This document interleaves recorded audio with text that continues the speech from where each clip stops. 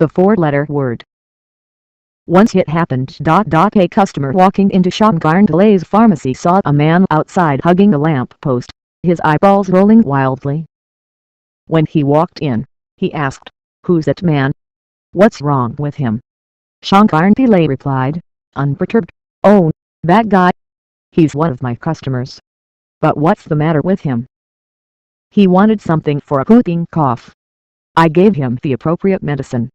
"What did you give him?" "A box of laxatives. I made him take it right here." "Laxatives for a whooping cough? Why on earth would you give him that? Oh come on, you saw him. You think he dares to cough anymore?" Shankarndale's box of laxatives is emblematic of the type of solution being peddled all over the world today for those in search of well-being. It is the fundamental reason the term guru has become a four-letter word. Unfortunately, we have forgotten the real meaning of the word.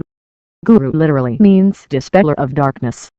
The function of the guru, contrary to popular belief, is not to teach, indoctrinate, or convert. The guru is here to throw light on dimensions beyond your sensory perceptions and your psychological drama, dimensions that you are currently unable to perceive. The guru is here, fundamentally, to throw light on the very nature of your existence.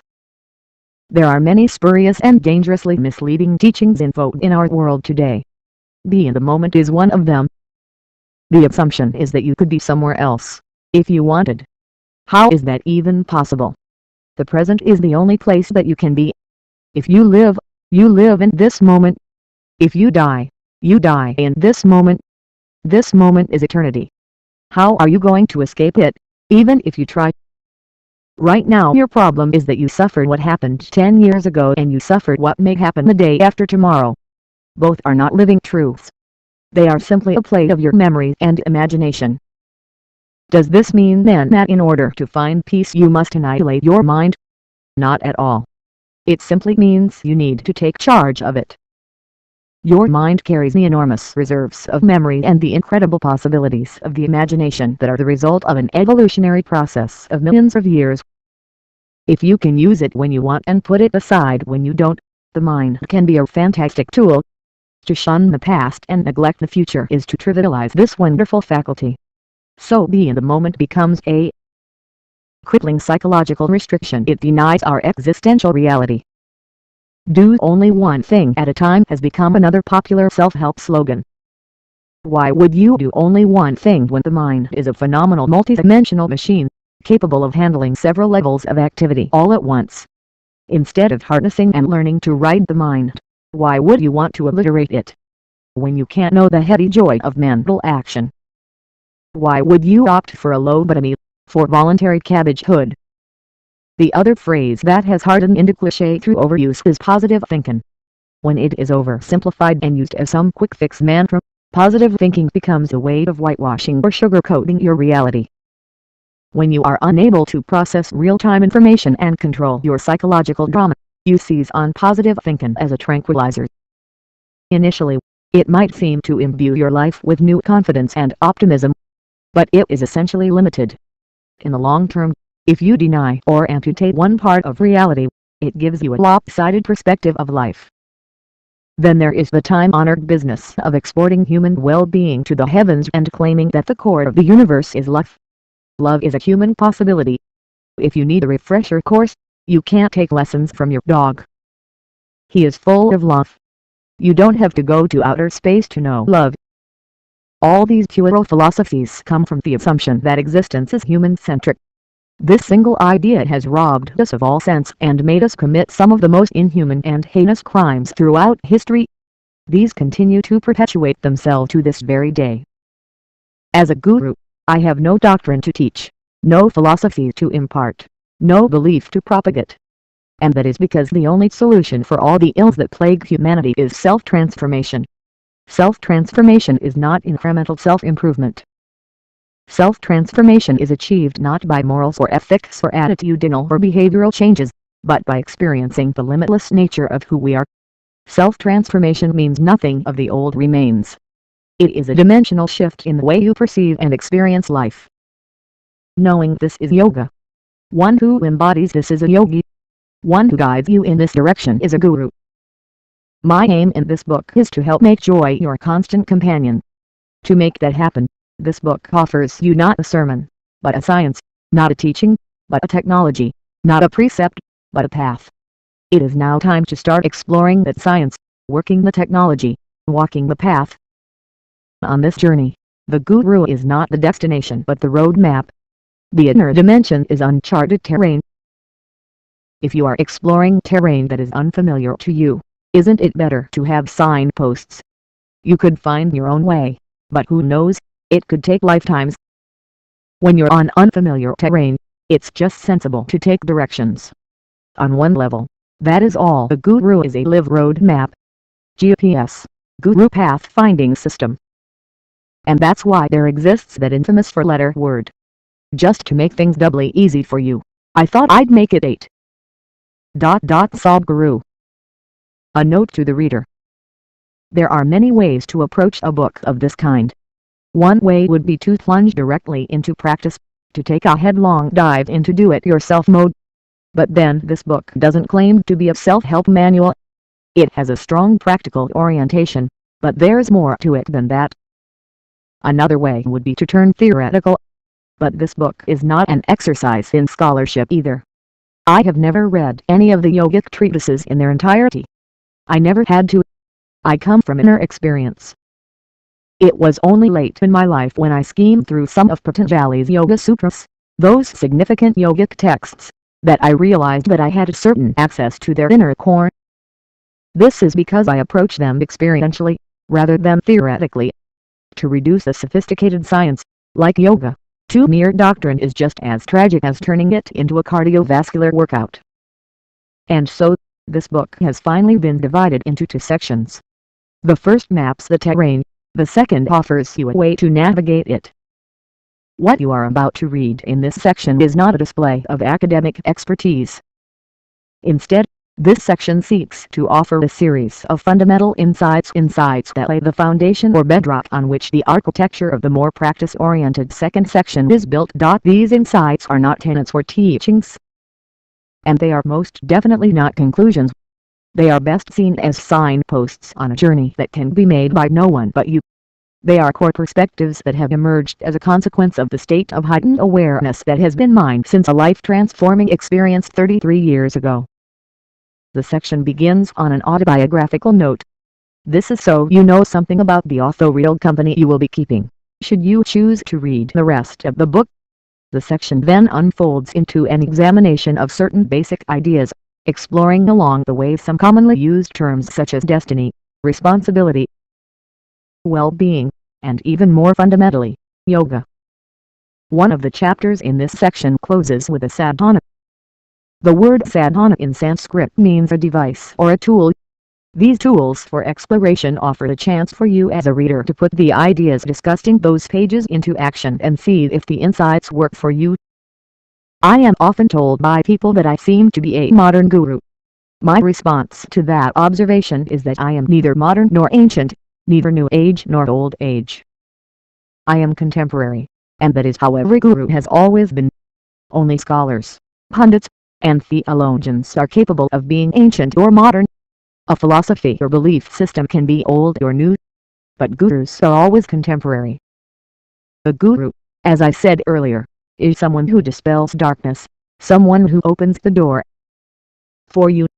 If I promise to open the door for you tomorrow or I opened it for someone else yesterday, it is of no relevance.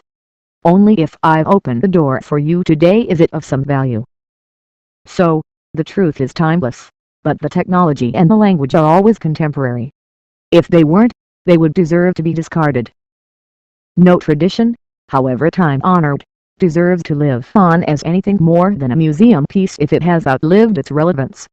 So, while I will be exploring an ancient technology in this book, it is also a technology that is flawlessly state-of-the-art.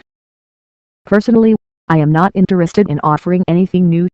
I am only interested in what is true. But I hope that the following section will offer you some moments when the two converge. For at those junctures when the conditions are right, when an insight is articulated from a place of inner clarity, and when it meets the reader at the right moment of receptivity, an age-old truth turns explosively alchemical. All of a sudden, it is fresh, alive, radiantly new, as if uttered and heard for the very first time in history. Then I was a man. I only went up the hill as I had time to kill, but I did all that was me and mine. With me and mine gone, lost all my will and skill, here I am, an empty vessel enslaved to the divine will and infinite skill. In the city of Mysore, there is a tradition. If you have something to do, you go up Chamundi Hill. And if you have nothing to do, you go up Chamundi Hill. If you fall in love, you go up Chamundi Hill. And if you fall out of love, you have to go up Chamundi Hill. One afternoon, I had nothing to do, and I had recently fallen out of love, so I went up Chamundi Hill. I parked my motorcycle and sat on an outcrop of rock about 2/3 of the way uphill. This was my contemplation rock. It had been for some time now. The purple berry tree and a stunted canyon had put down tenacious roots into a deep fissure in the rock surface. A panoramic view of the city unfolded before me. Until that moment, in my experience, my body and mind was me and the world was out there. But suddenly I did not know what was me and what was not me. My eyes were still open. But the air that I was breathing, the rock on which I was sitting, the very atmosphere around, everything had become me. I was everything that was. I was conscious, but I had lost my senses. The discriminatory nature of the senses simply did not exist anymore. The more I say, the crazier it will sound, because what was happening was indescribable. What was me was literally everywhere. Everything was exploding beyond defined boundaries. Everything was exploding into everything else. It was a dimensionless unity of absolute perfection. My life is just that moment, gracefully enduring. When I returned to my normal senses, it felt as if just 10 minutes had elapsed. But a glance at my watch told me that it was 7:30 in the evening. 4.5 hours had passed. My eyes were open, the sun had set, and it was dark. I was fully aware, but what I had considered to be myself until that moment had completely disappeared. I have never been the teary kind. And yet, here I was, at the age of 25, on a rock on Chamundi Hill, so ecstatically crazy that the tears were flowing and my entire shirt was wet! Being peaceful and happy had never been an issue for me. I had lived my life the way I wanted. I had grown up in the 60s, the era of the Beatles and blue jeans, read my share of European philosophy and literature, Dostoevsky, Camus, Kafka, and the like.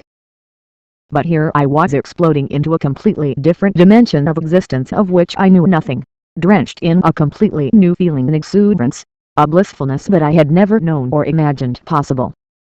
When I applied my skeptical mind to this, the only thing my mind could tell me was that maybe I was going off my rocker. Still, it was so beautiful that I knew that I didn't want to lose it. I have never quite been able to describe what happened that afternoon. Perhaps the best way to put it is that I went up and didn't come down. I never have. I was born in Mysore, the pretty princely town in southern India, an erstwhile capital, known for its palaces and gardens. My father was a physician, my mother a homemaker. I was the youngest of 4 siblings. School bored me. I found sitting through class impossible because I could see that the teachers were talking about something that did not mean anything to their lives. Every day, as a 4-year-old, I instructed my housekeeper, who accompanied me to school in the morning, to drop me off at the gates and not enter the building. As soon as she left, I would dart to the nearby canyon, which exploded with an incredible variety of life. I started accumulating the vast personal zoo of insects, tadpoles, and snakes in bottles obtained from my father's medicine cabinet. After a few months, when my parents discovered that I hadn't been attending school, however, they seemed singularly unimpressed by my biological explorations. My expeditions to the canyon were dismissed as messing about in a rainwater drain. Thwarted, as I often was, by what I regarded as a dull and unimaginative adult world, I simply turned my attention elsewhere and found something else to do. In later years, I preferred to spend my days roaming the forest, catching snakes, fishing, trekking, and climbing trees. I would often climb to the topmost branch of a big tree, with my lunchbox and water bottle. The swaying motion of the branches would transport me to a trance-like state, where I was asleep but wide awake at the same time. I would lose all sense of time on this tree. I would be perched there from 9 o'clock in the morning to 4:30 in the evening when the bell rang and school was done. Much later, I realized that unknowingly I was becoming meditative at this stage in my life. Later, when I first instructed people into meditations, it was always swaying meditations. Of course, I hadn't even heard of the word meditation at this point. I simply liked the way the tree swayed me into a state beyond sleep and wakefulness. I found the classroom dull, but I was interested in everything else: the way the world is made, the physical terrain of the land, the way people live. I used to take my bicycle along the mud roads in the countryside, riding a minimum of 35 kilometers a day. By the time I came home, I'd be caked with layers of mud and dust. I particularly enjoyed making mental maps of the terrain I'd traveled. I could just close my eyes when I was alone and redraw the entire landscape that I'd seen that afternoon: every single rock, every outcrop, every single tree. I was fascinated by the different seasons, the way the land changes when it is plowed, when the crops start germinating. That is what drew me to the work of Thomas Hardy, his descriptions of the English landscape, which go on for pages on end. I was doing the same in my head with the world around me. Even today it is like a video in my head. If I want, I can replay the whole thing, those years and years of all that I observed, with vivid clarity. I was a die-hard skeptic. Even at the age of 5, when my family went to the temple, I had questions, lots of them. Who is God? Where is He? Up there. Where is up? A couple of years later, I had even more questions. In school, they said the planet was round. But if the planet was round, how did one know which way was up? No one ever managed to answer these questions, so I never entered the temple. This meant they were compelled to leave me in the custody of the footwear attendant outside. The attendant held me by the arm in a vice-like grip, pulling and tugging me around with him as he did his business. He knew that if he looked the other way, I'd be gone. Later in my life, I couldn't help noticing that people coming out of restaurants always had more joyful faces than those coming out of temples. That intrigued me. And yet, while I was a skeptic, I never identified with that label either. I had lots of questions about everything, but never felt the need to draw any conclusions. I realized very early that I knew nothing about anything. That meant I ended up paying enormous attention to everything around me. If someone gave me a glass of water, I stared at it endlessly. If I picked up a leaf, I stared at it endlessly too. I stared at the darkness all night. If I looked at a parable, the image would rotate intermittently in my mind, so I would know its every grain, its every angle. I also saw that language was no more than a conspiracy devised by human beings. If someone spoke, I realized they were only making sounds, and I was making up the meanings. So, I stopped making up meanings and the sounds became very amusing. I could see patterns spewing out of their mouths. If I kept staring, the person would just disintegrate and turn into a block of energy. Then all that was left was patterns. In this state of absolute borderless ignorance, just about anything could hold my attention. My dear father, being a physician, began to think I needed psychiatric evaluation. In his words, "This boy is staring unblinkingly at something all the time. He's lost it." It has always seemed to me odd that the world does not realize the immensity of a state of I do not know.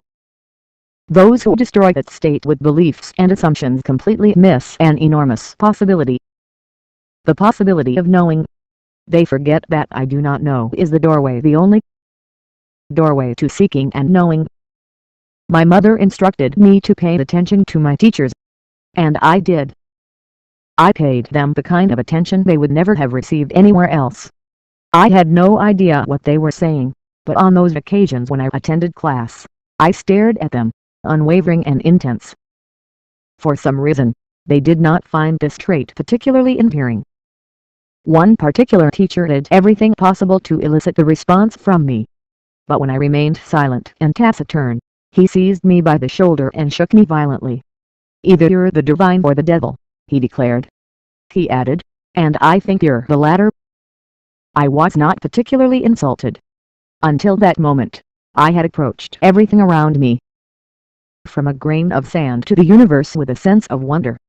But there had always been one certainty in this complex web of questions, and that was me.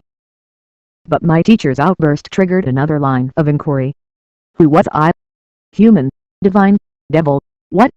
I tried to stare at myself to find out. It didn't work. So, I closed my eyes and tried to find out. Minutes turned to hours, and I continued to sit, eyes closed.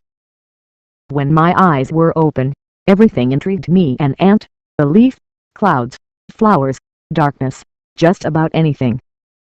But to my amazement, I found that with my eyes closed, there was even more that grabbed my attention: the way the body pulses, the way different organs function, the various channels along which one's inner energy moves, the manner in which the anatomy is aligned, the fact that boundaries are limited to the external world.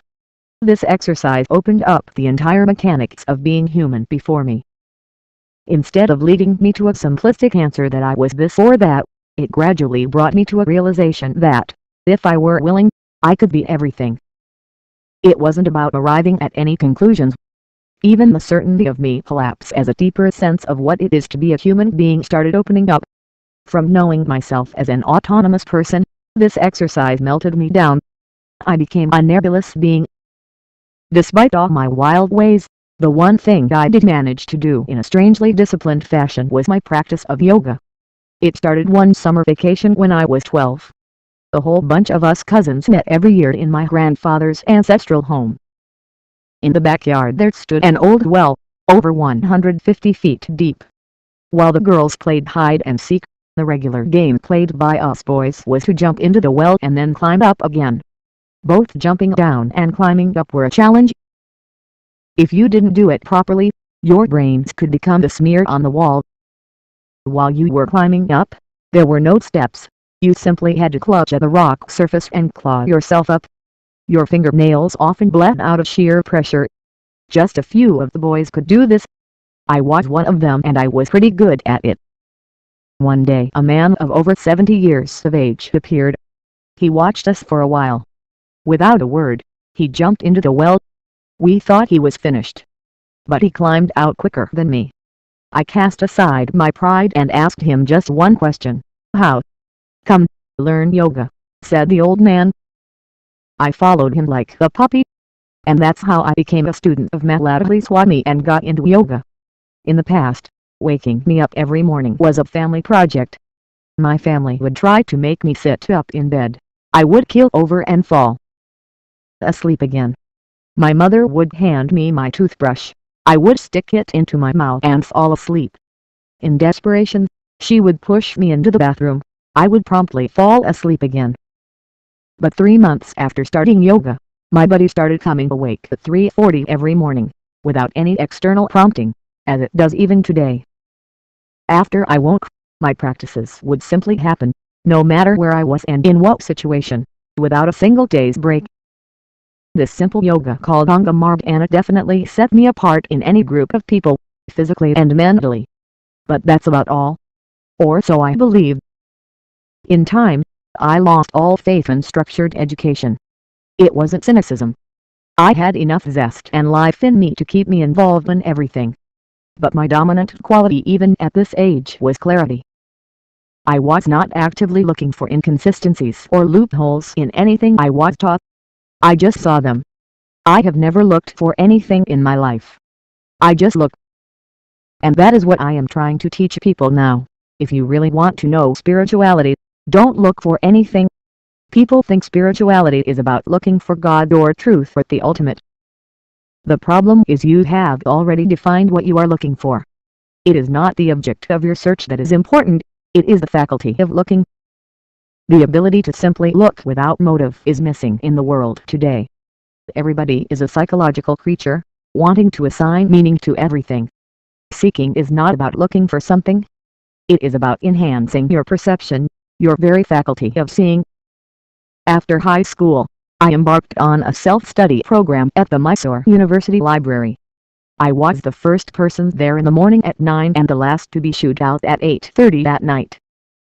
Between breakfast and dinner, my only sustenance was books. Although I was always ravenous, I skipped lunch for a whole year. I read widely, from Homer to popular mechanics, Kafka to Kalidasa, Dante to Deathness to Madness. I emerged from that 1 year more knowledgeable, but with more questions than ever before. My mother's tears compelled me to enroll grudgingly in Mysore University as a student of English literature. But I continued to carry a cloud of a billion questions, like a dark halo around me, all the time. Neither the library nor my professors could dispel it. Once again I spent most of my time outside the classroom rather than in it. I found that all that was happening in class was the dictation of notes, and I was definitely not planning to be a stenographer. I once asked a lecturer to give me her notes so I could photocopy them. It would save her the trouble of dictation and me the trouble of attending. Finally, I made a deal with all the teachers. On each day of the month, they would mark me present in class. On the last day of the month the attendance was registered. That day I would enter and just make sure they were keeping up their end of the bargain. A group of us started meeting under a huge banyan tree on the campus grounds. Someone named it the Banyan Tree Club and the label stuck. The club had a motto, "We do it for the fun of it." We would assemble under the tree on our motorcycles, and talk for hours on a variety of subjects from how to make our motorcycles go faster than they did to how to make the world a better place. Of course, we would never get off our motorcycles at any point. That would have been sacrilege. By the time I was done with university, I had ridden all over the country. Initially, I traveled South India on my bicycle. Later I crisscrossed the entire country on my motorcycle. Then it was natural to cross the national borders. But when I reached the India-Nepal frontier, I was told that my motorcycle registration and driving license weren't enough. I needed more papers. After that, it became my dream to somehow earn enough money to travel the world on my motorcycle. It wasn't just wanderlust. The truth is I was restless. I wanted to know something. I didn't know what and I didn't know where I needed to go to get it. But in my innermost being, I knew I wanted more. I never considered myself particularly impulsive. I was just life-oriented.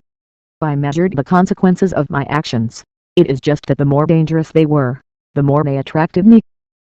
Someone once told me my guardian angel must be very good and perpetually working overtime. There was always in me a longing to test the border, to cross the edge. What and why were never questions for me. How was the only question. When I look back now, I realize that I never thought about what I wanted to become in life. I only thought about how I wanted to live my life. And I knew that the how could only be determined within me and by me. There was a big boom in poultry farming at the time. I wanted to make some money to finance my desire for unrestrained, purposeless travel. So I got into it. My father said, "What am I going to tell people? That my son is rearing chickens." But I built my poultry farm and I built it single-handedly, from scratch. The business took off. The profits started rolling in. I devoted 4 hours every morning to the business. The rest of the day was spent reading and writing poetry, swimming in the well, meditating, daydreaming on a huge banyan tree. Success made me adventurous. My father was always lamenting that everyone else's sons had become engineers, industrialists, joined the civil service, or gone to America. And everywhere everyone I met, my friends, relatives, my old school and college teachers said, "Oh, we thought you'd make something of your life, but you are just wasting it." I took on the challenge. In partnership with a civil engineer friend, I entered the construction business. In 5 years, we became a major construction company, among the leading private contractors in Mysore. My father was incredulous and delighted. I was exuberant and sure-footed, adrenaline charged and itching for a challenge. When everything you do is a success, you tend to start believing that the planets revolve around you, not the sun. And that was the kind of young man I was that fateful afternoon of September 1982 when I decided to get on my check motorcycle and ride up Chamundi Hill. I had no clue then that my life would never be the same again. Later, when I tried to talk to my friends about what had happened that day up on the mountain, all they could ask was, "Did you drink something? Did you pop something?" They were even more clueless than I was of this new dimension that had suddenly exploded into my life. Even before I had begun to process what it meant, the experience returned. It was a week later. I was sitting at the dinner table with my family. I thought it lasted 2 minutes, but it was 7 hours. I was sitting right there, fully aware, except that the me I knew as myself was not there anymore. Everything else was. And time flipped. I remember various members of my family tapping me on the shoulder, asking me what happened, urging me to eat my meal. I simply raised my hand and asked them to leave. They were accustomed to my strange ways by then. They left me alone. It was almost 4:15 in the morning when I returned to my normal senses. The experience began to happen more frequently. When it occurred, I neither ate nor slept for hours on end. I simply sat rooted to a single spot. On one occasion, the experience lasted for up to 13 days. I happened to be in a village when it began, this state of overwhelming and indescribable stillness and ecstasy. The villagers gathered around me and started whispering to each other, "Oh, he must be in samadhi." India, being the country it is, there was a traditional understanding of spirituality to which they were aware that I, with my blue denim-wrapped brain, had no clue about. When I emerged from that state, someone wanted to put a garland around me. Another wanted to touch my feet. It was crazy. I could not believe anyone would want to do this to me. On another day, I was having lunch. I put a morsel of food in my mouth, and suddenly, it exploded. At that moment, I was able to experience the miraculous alchemy of human digestion, the process by which an external substance, a piece of the planet, was becoming a part of me. We all know this intellectually, that a part of the planet nourishes us, and our bodies, in turn, one day return to nourish the very same earth that once sustained us. But when the knowledge dawned experientially, it altered my fundamental perspective of who I was. My relationship with everything around me, including the planet, went through a dimensional shift. I grew aware of that extraordinary intelligence within each of us that is capable of transforming a piece of bread or an apple into the human body in a single afternoon. Not a small feat. As I began consciously touching that intelligence, which is the source of creation, seemingly inexplicable events started occurring around me. Things that I touched were transformed in some way or the other. People would look at me and burst into tears. Many claimed that they were relieved of conditions of physical and mental suffering just by looking at me. I found myself healed in a matter of hours of conditions that would have taken me months to get out of through normal medical care. However, I gave all of this little importance. This ability to transform my external and internal reality quite dramatically has continued within me and around me to this very day. It is not something I have ever tried consciously to achieve. It is just that once one is in touch with this deeper dimension of intelligence, which is the very basis of our existence here, life turns quite naturally miraculous.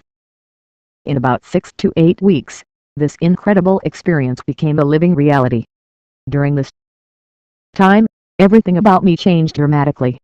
My physical appearance, the shape of my eyes, my gait, my voice, the very alignment of my body began changing so drastically that people around me started to notice as well. What was happening inside me was even more phenomenal. Within 6 weeks, a huge flood of memories descended, literally, lifetimes of memories. I was now aware of a million different things happening inside me in a single moment. It was like a kaleidoscope. My logical mind told me none of this could be true. What I was seeing inside myself was clearer than daylight. But I secretly hoped it was false. I had always seen myself as a smart young man. Suddenly I appeared to be a clueless young fool, and that bewilderment was something I could not come to terms with. But I found to my chagrin that everything my memory was telling me was true. Until this time, I had completely refused to accept anything in my life that did not fit into a rational and logical framework. Slowly, I began to realize that it is life that is the ultimate intelligence. Human intellect is mere smartness that ensures survival. But true intelligence is just life, and that which is the source of life. Nothing else. The world has been told that the divine is love, that the divine is compassion. But if you pay attention to creation, you realize that the divine, or whatever is the source of creation, is, above all, the highest intelligence that you can imagine. Instead of trying to tap into this all-powerful intelligence that pulsates within each of us, we opt to use our logical intellect, which is useful in certain situations, but essentially limited. I also began to experience a heightened sensitivity to the feelings of others. Sometimes just the sight of an unknown person on the street in a state of grief could make me weep. I could not believe the states of misery that human beings were capable of enduring when here I was, simply bursting with ecstasy for no reason at all. It took a while for me to realize that what was happening to me was something spiritual. I began to understand that what the sacred traditions and scriptures had extolled as the ultimate experience was happening to me, that I was experiencing, in fact, the most beautiful thing that can happen to a human being. Moment to moment every cell in my body was exploding with nameless ecstasies. Right now people glorify childhood because a child can laugh and be happy for no reason at all. But I saw that it is possible to be ecstatic in one's adulthood as well. It is possible for every human being because all we can ever experience happens from within us. I began to realize that the physical transformation in my appearance was actually a realignment of my entire inner constitution. I had been practicing a basic set of physical postures, or hatha yoga, since I was 12 years old. Those 13 odd years of yoga bore fruit at this time.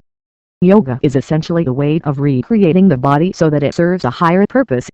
The human body can function as a piece of flesh and blood or as the very source of creation. There is a whole technology for transforming the human into the divine. The human spine isn't just a bad arrangement of bones, it is the very axis of the universe. It just depends on how you reorganize your system. In my case, from being a physically intense person, I learned to carry my body as if it were not there at all. My physicality became very relaxed. Earlier, all that intensity was in my body. People could feel that if I entered a room, it meant action. But now I learned to carry my body differently. And that is when I realized that this experience I had had was really yoga. This experience of union with existence, of oneness with all life, of boundlessness was yoga. The simple set of yogic postures, or asanas, I'd been practicing daily was about physical fitness, or so I thought. But after that experience on Chamundi Hill, I realized that what I was doing was actually a process that could deliver me to a dimension far beyond the physical. And that is why I tell people, even if you get into yoga for the wrong reasons, it still works. There is something within every human being that dislikes boundaries, that is longing to become boundless. Human nature is such that we always yearn to be something more than what we are right now. No matter how much we achieve, we still want to be something more. If we just looked at this closely, we would realize that this longing is not for more, this longing is for all. We are all seeking to become infinite. The only problem is that we are seeking it in installments. Imagine that you were locked up in a cubicle of 5 feet by 5 feet. However comfortable it is, you would long to be free of it. The next day, if you were released into a larger cubicle of 10 feet by 10 feet, you would feel great for a while, but soon the same longing to break that boundary would return. It does not matter how large a boundary we set, the moment you become conscious of it, the longing to break it is instinctive. In the East, this longing has been culturally recognized as the highest goal of all human activity and endeavor. Freedom or moksha is seen as the natural longing in every human being and our ultimate destination. It is just because we are unconscious of it that we seek to fulfill it in installments, whether through the acquisition of power, money, love, or knowledge, or through that other great pastime of today, shopping. The moment I realized that human desire was not for any particular thing, but just to expand illimitably, a certain clarity rose within me. When I saw that everyone is capable of this, it felt natural to want to share it. My whole aim since then has been to somehow rub this experience off on other people, to awaken them to the fact that this state of joy, of freedom, of limitlessness cannot be denied to them unless they stand in the way of the natural effervescence of life. This condition of ecstatic well-being that has been mine since that afternoon on Chamundi Hill is neither a distant possibility nor a pipe dream. It is a living reality for those who are willing. It is the birthright of every human being. Everything you have done in your life so far has been in pursuit of a single thing. Whether you sought a career, started a business, made money, or built a family, it was always because you wanted just one simple thing: joy. But somewhere along the way, life got complicated. If you had been born as any other creature on this planet, it would have been very simple. Your needs would have just been physical. A full stomach would have been equivalent to a great day. Take a look at your dog or your cat. The moment their stomach is full, they are quite peaceful. But when you come into this world as a human being, things change. An empty stomach is one problem, hunger. But a full stomach, 100 problems. When our survival is in question, it is a big issue in our lives. But the moment it is taken care of, it doesn't seem to mean anything. Somehow, for a human being, life doesn't seem to end with survival. Life begins with survival. Today, as a generation of people, our survival process is better organized than ever before. You can go to a supermarket and buy everything you need for the entire year. You can do it without even stepping out of your home. Never before in the history of humanity is such a thing been possible. Things that even royalty could not afford 100 years ago are accessible to the average citizen. We are the most comfortable generation to have ever lived on this planet. The rub is that we are definitely not the most joyful, or the most loving, or the most peaceful. Why is this so? We have tried our best to fix the outside environment. If we fix it anymore, there will be no planet left. But we are still no happier than our ancestors 1,000 years ago. If it is not working, isn't it time to look at what's wrong? How can we continue to do something that has not worked for 1,000 years? How much longer are we going to live with blueprints that clearly haven't delivered their promise? It is time for a paradigm shift. Let us start with a single question: what do we consider to be a state of well-being? Very simply, well-being is just a deep sense of pleasantness within. If your body feels pleasant, we call this health. If it becomes very pleasant, we call this pleasure. If your mind becomes pleasant, we call this peace. If it becomes very pleasant, we call this joy. If your emotions become pleasant, we call this love.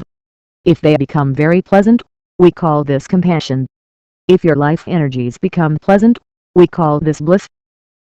If they become very pleasant, we call this ecstasy. This is all that you are seeking: pleasantness within and without. When pleasantness is within, it is termed peace, joy, happiness. When your surroundings become pleasant, it gets branded success. If you're not interested in any of this and want to go to heaven, what are you seeking? Just otherworldly success. So, essentially all human experience is only a question of pleasantness and unpleasantness in varying degrees. But how many times in your life have you lived an entire day blissfully without a single moment of anxiety, agitation, irritation, or stress? How many times have you lived in utter and absolute pleasantness for 24 hours? When was the last time it happened to you? The amazing thing is that for most people on this planet, not a single day has happened exactly the way they want it. Of course, there is no one who has not experienced joy, peace, even bliss, but it is always fleeting. They are unable to sustain it. They manage to get there, but it keeps collapsing. And nothing earth-shattering needs to happen for it to collapse. The simplest things throw people off balance, out of kilter. It is like this.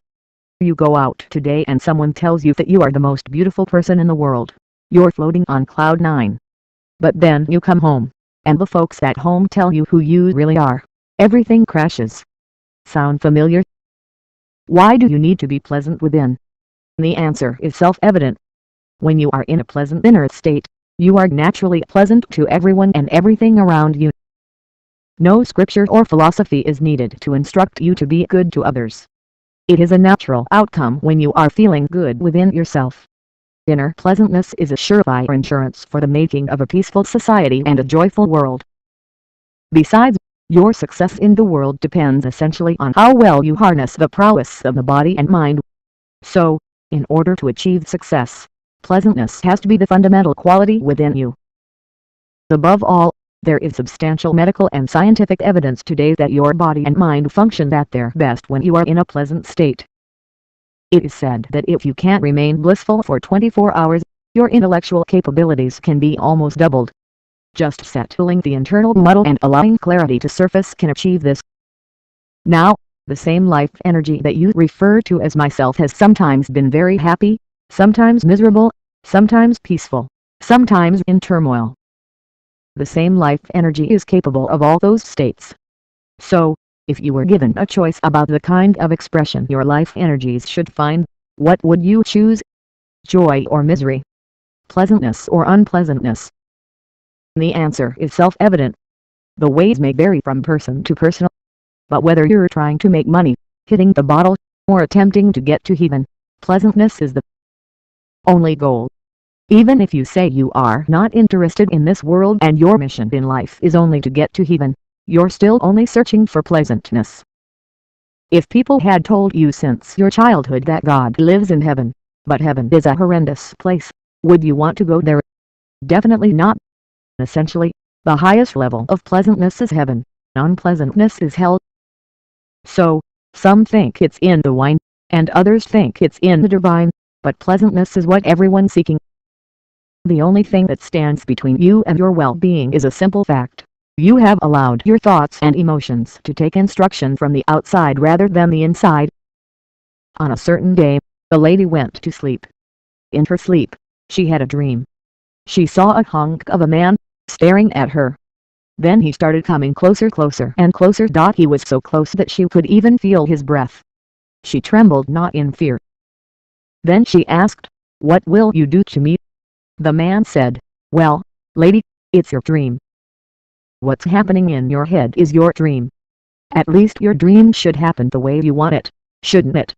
Even if the world doesn't happen the way you want it, at least your thoughts and emotions should happen the way you want them to. Right now, these aren't taking instructions from you because you are handling the whole human mechanism accidentally. The human mechanism is the most sophisticated physical form on the planet. You are the greatest piece of technology, but the problem is you don't know where the keyboard is. It's like you're handling a supercomputer with a pickaxe and a wrench. As a result, the simple life process is taking a toll upon humanity.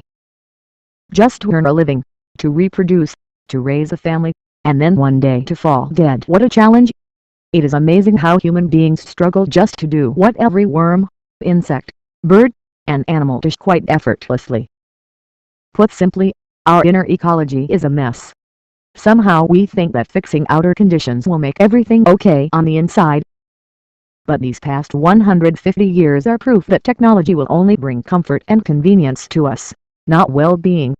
We need to understand that unless we do the right things will not happen to us. This is true not just of the outside world, but also the inside. On a certain day, a bull and a pheasant were grazing on a field.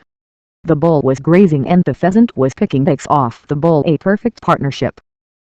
Looking at the huge tree at the edge of the field, the pheasant said, "Alas, there was a time I could fly to the topmost branch of the tree. Now I do not have enough strength in my wing to even get to the first branch." The bull said nonchalantly, "Just eat a little bit of my dung every day, and watch what happens. Within 2 weeks, you'll get to the top." The pheasant said, "Oh come on, that's rubbish. What kind of nonsense is that?" The bull said, "Try it and see. The whole of humanity is onto it." Very hesitantly, the pheasant started pecking. And lo, on the very first day, he reached the first branch. Within a fortnight, he had reached the topmost branch. He sat there, just beginning to enjoy the scenery. The old farmer, rocking on his rocking chair, saw a fat old pheasant on top of the tree. He pulled out his shotgun and shot the bird off the tree. Moral of the story: bullshit may get you to the top, but it never lets you stay there. So, you can bullshit yourself into all kinds of emotional states. You can somehow crank up some well-being for yourself, but the problem is, it doesn't last. The weather could bring it down. The stock market could make it come crashing down. And even if it does not collapse, living in anticipation that it might is bad enough. The impending possibility that it will fall apart one day is torture, often worse than the actual disaster. So, as long as your inner life is enslaved to external situations, it will remain a precarious condition. There is no other way for it to be. What then is the way out? The way out is a very simple change in direction. You just need to see that the source and basis of your experience is within you. Human experience may be stimulated or catalyzed by external situations, but the source is within.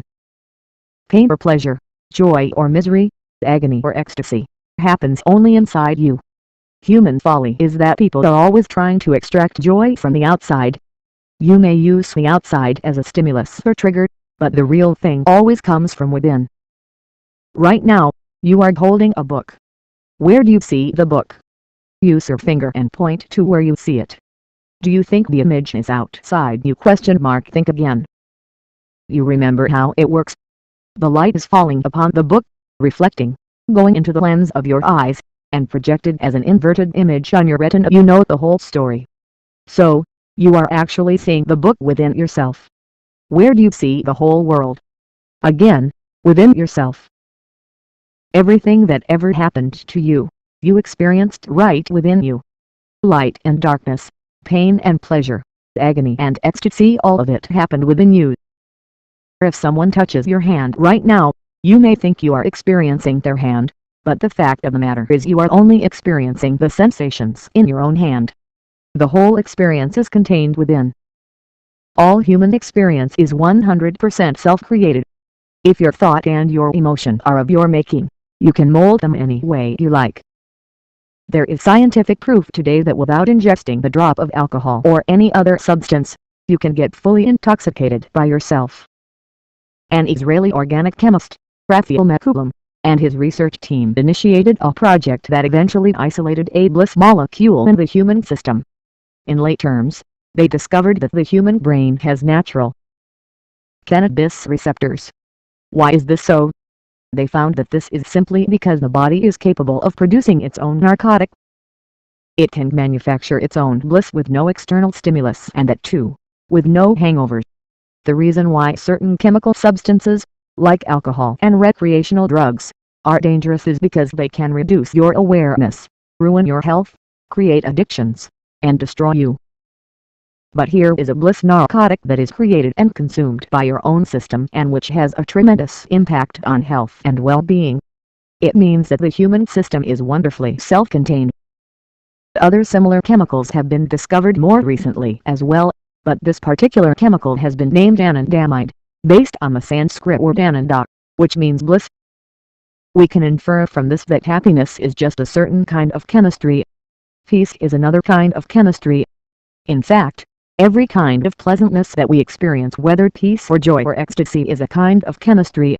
The yogic system has always known this.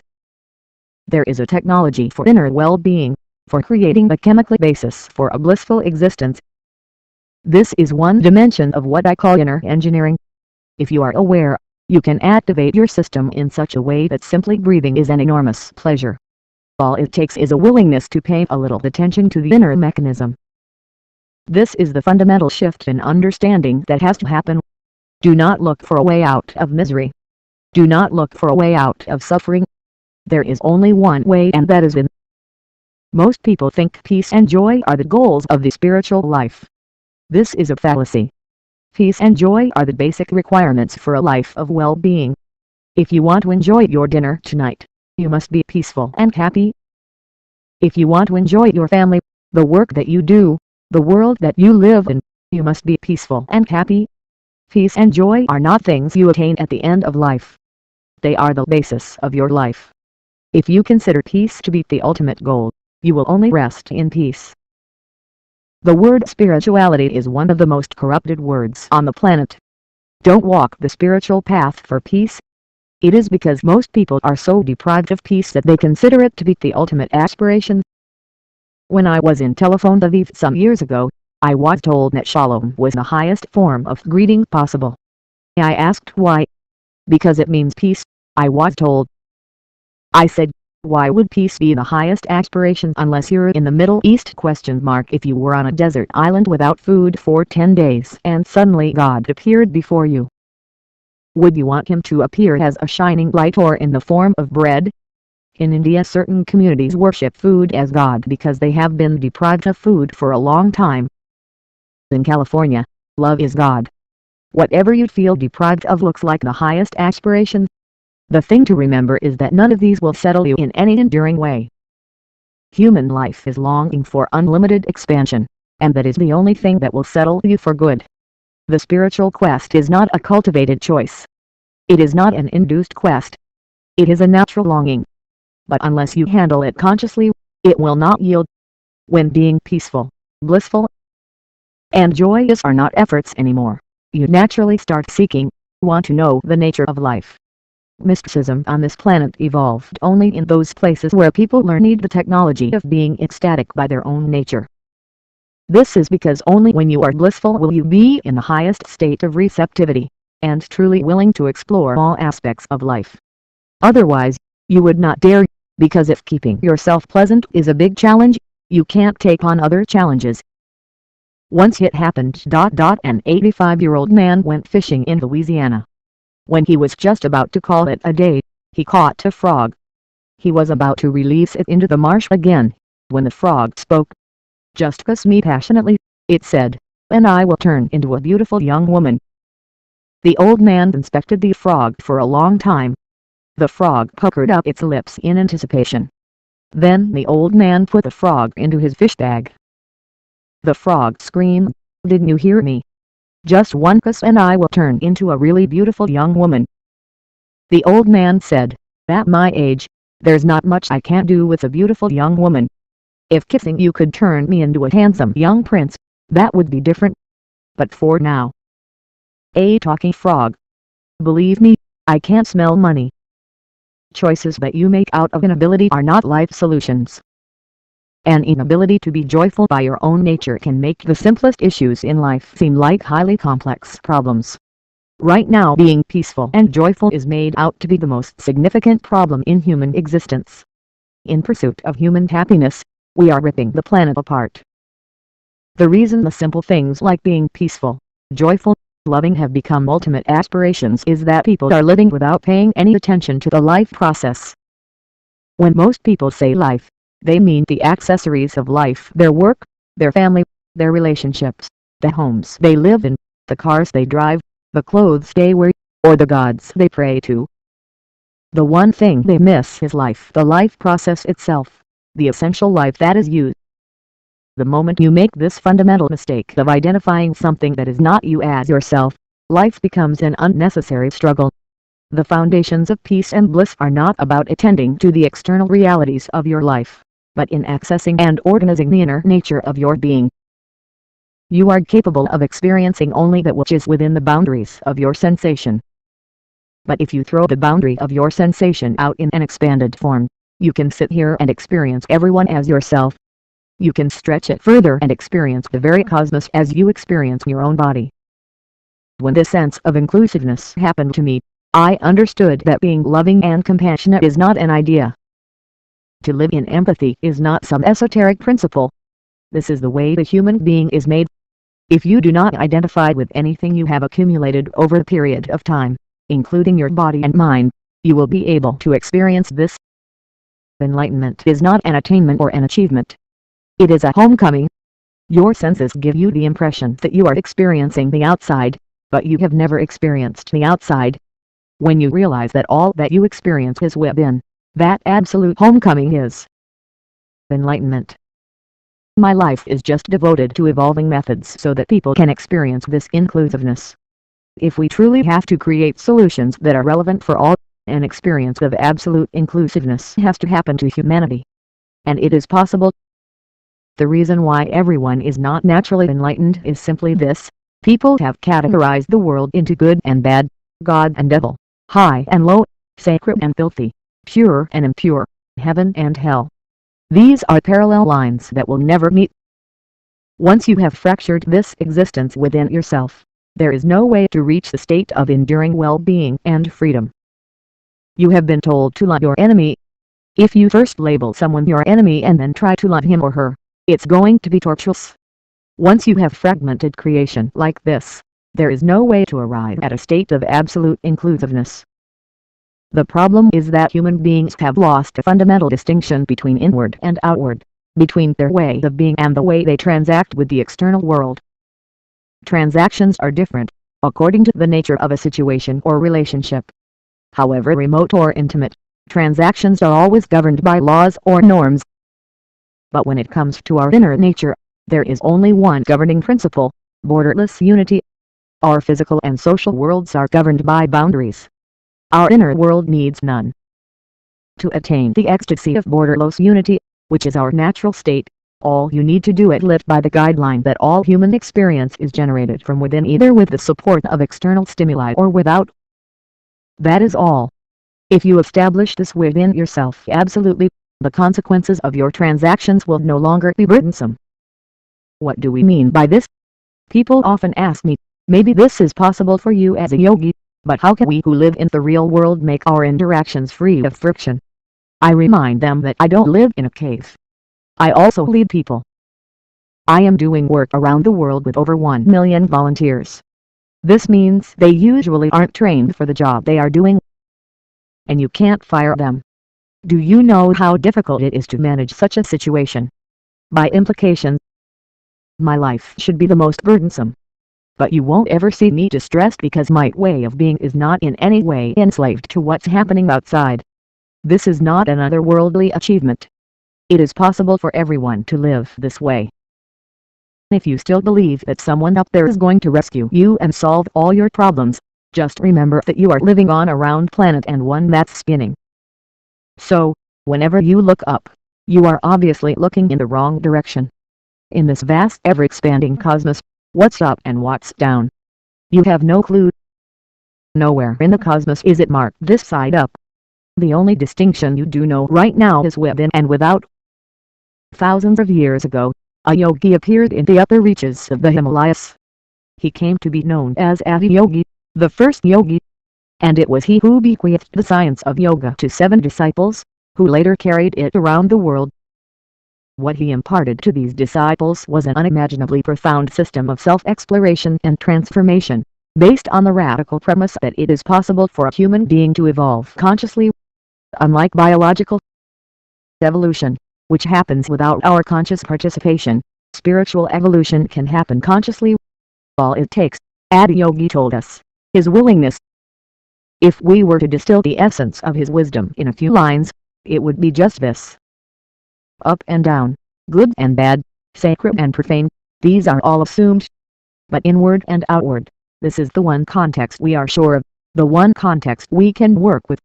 This is Adi Yogi's most significant contribution to humankind, and it is a profound and enduring one. The only way out is in. Once it happened. Someone came looking for the Isha Yoga Center in southern India. They came to a nearby village and asked a local boy, "How far is the Isha Yoga Center?" The boy scratched his head and said, 24,996 miles. The man was aghast. "What? That far?" The boy said, "Yes, the way you're going. But if you turn around, it's just 4 miles. If you go outward, it is an endless journey. If you turn inward, it is just 1 moment.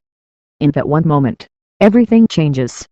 In that 1 moment, you are not in pursuit of joy anymore.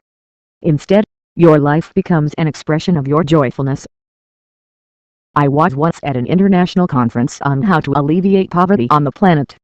There were several eminent participants in positions of public responsibility, including a generous sprinkling of Nobel laureates. At one point, a participant said, "Why are we trying to solve these problems? Isn't all this divine will?"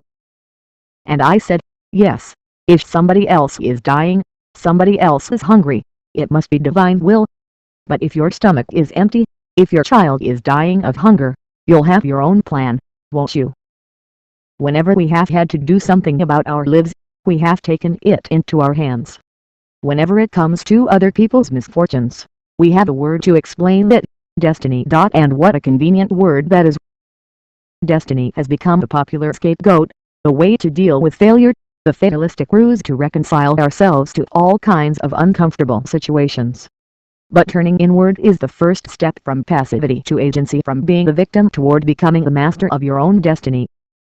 The variety of diseases that people believed to be God's will until 100 years ago are in our hands today.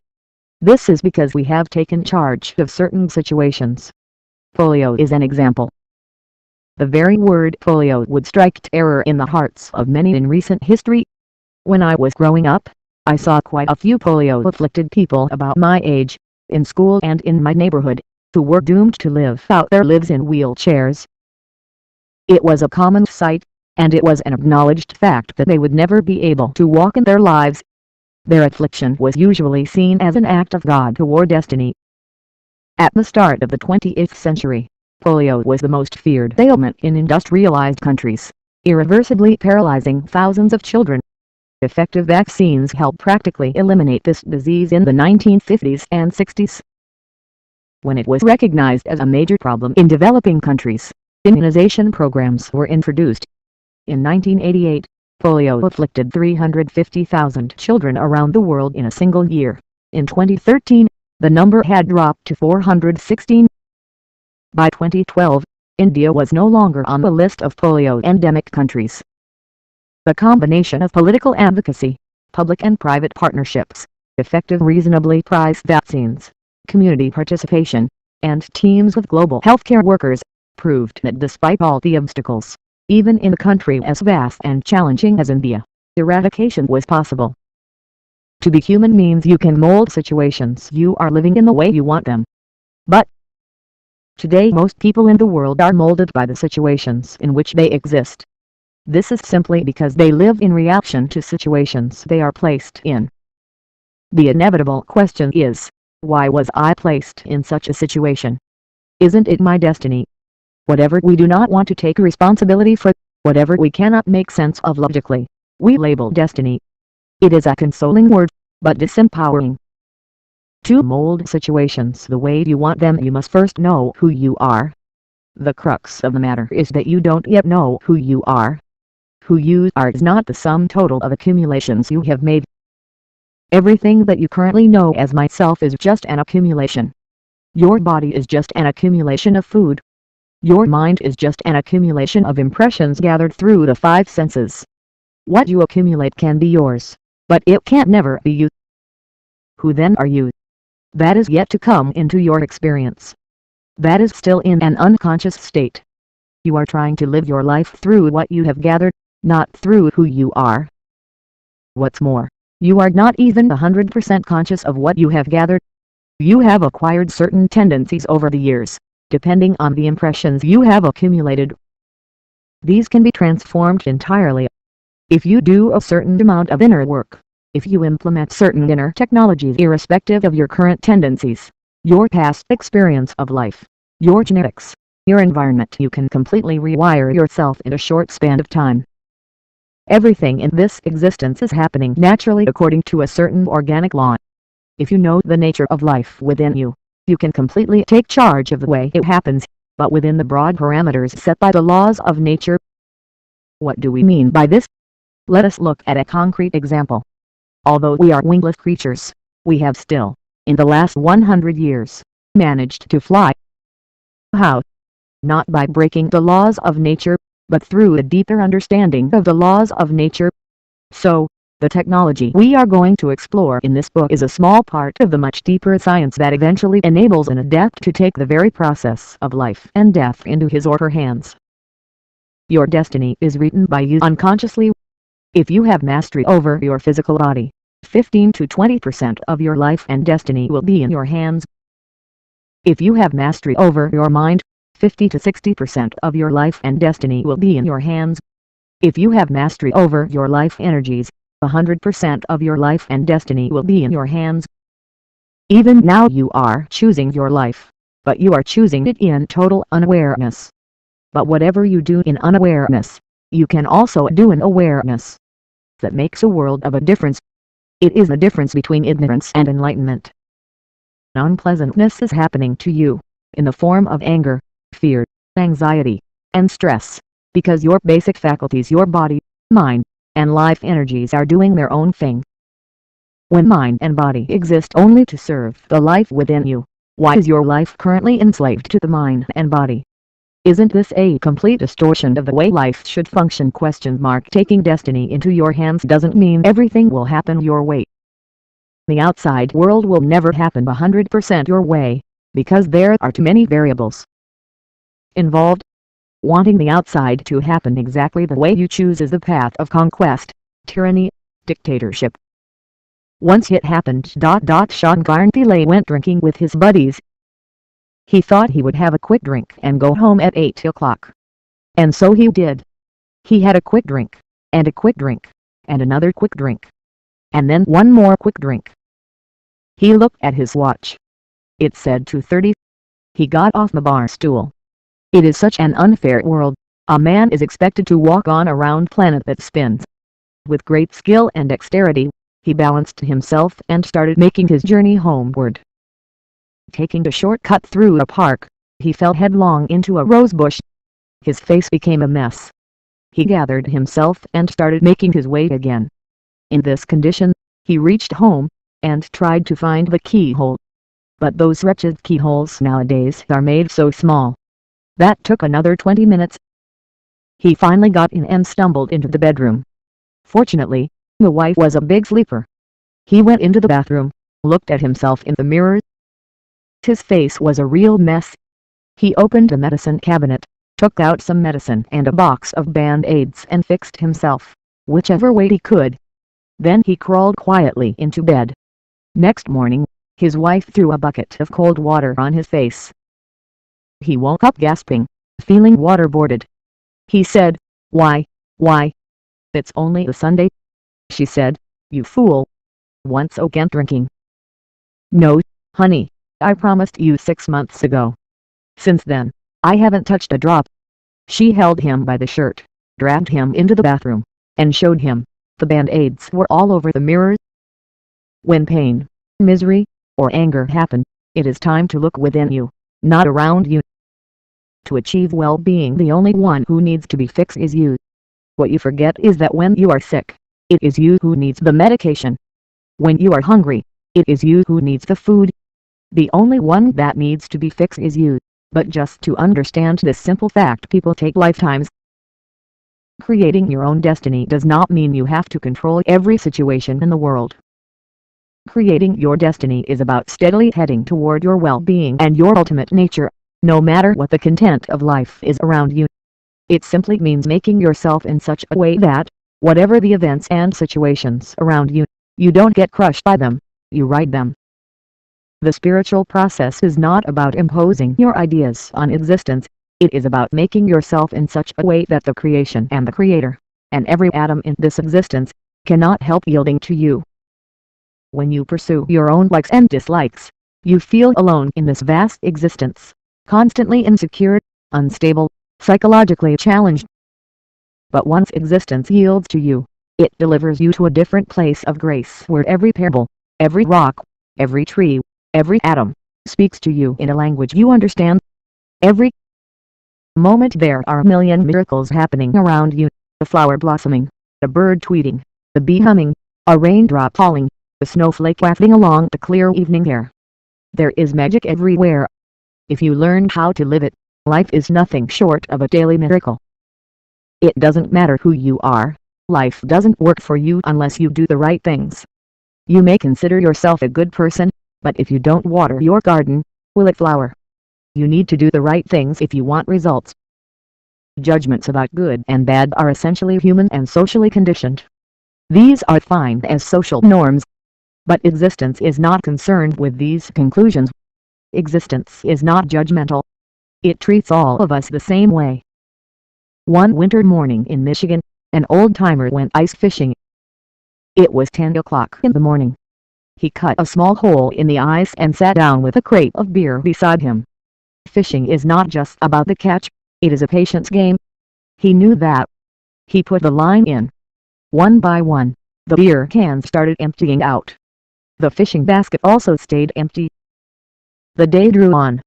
At 4 o'clock in the afternoon, his basket was still empty. So was his crate of beer. A young boy came along. He was carrying a big boom box that played deafening heavy metal music. He cut a hole in the ice nearby, and sat down to fish. his music still blaring.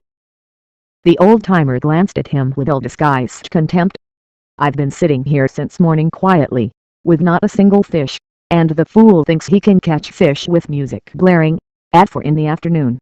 No fool like a young fool." To his amazement, within 10 minutes, the boy landed a huge trout. The old man dismissed it as a lucky break and continued fishing. 10 minutes later the boy caught one more big trout. Now the old man could ignore it no longer. He stared at the boy, dumbfounded. And just then, to his utter disbelief, the boy landed one more huge trout. The old-timer cast his pride aside and walked slowly over to the boy. "What is the secret?" he asked. "I've been sitting here the whole day and my basket is empty. You already have 3 huge trout." "What's going on?" ? The boy said, "Ruthenium rum." The old man put his hand to his ear and asked, "What?" The boy turned down the stereo and said, "Ruthenium rum." The old man was perplexed. "I don't understand the word you're saying." The boy spat a blob of something into his hand and said, "You have to keep the worms warm.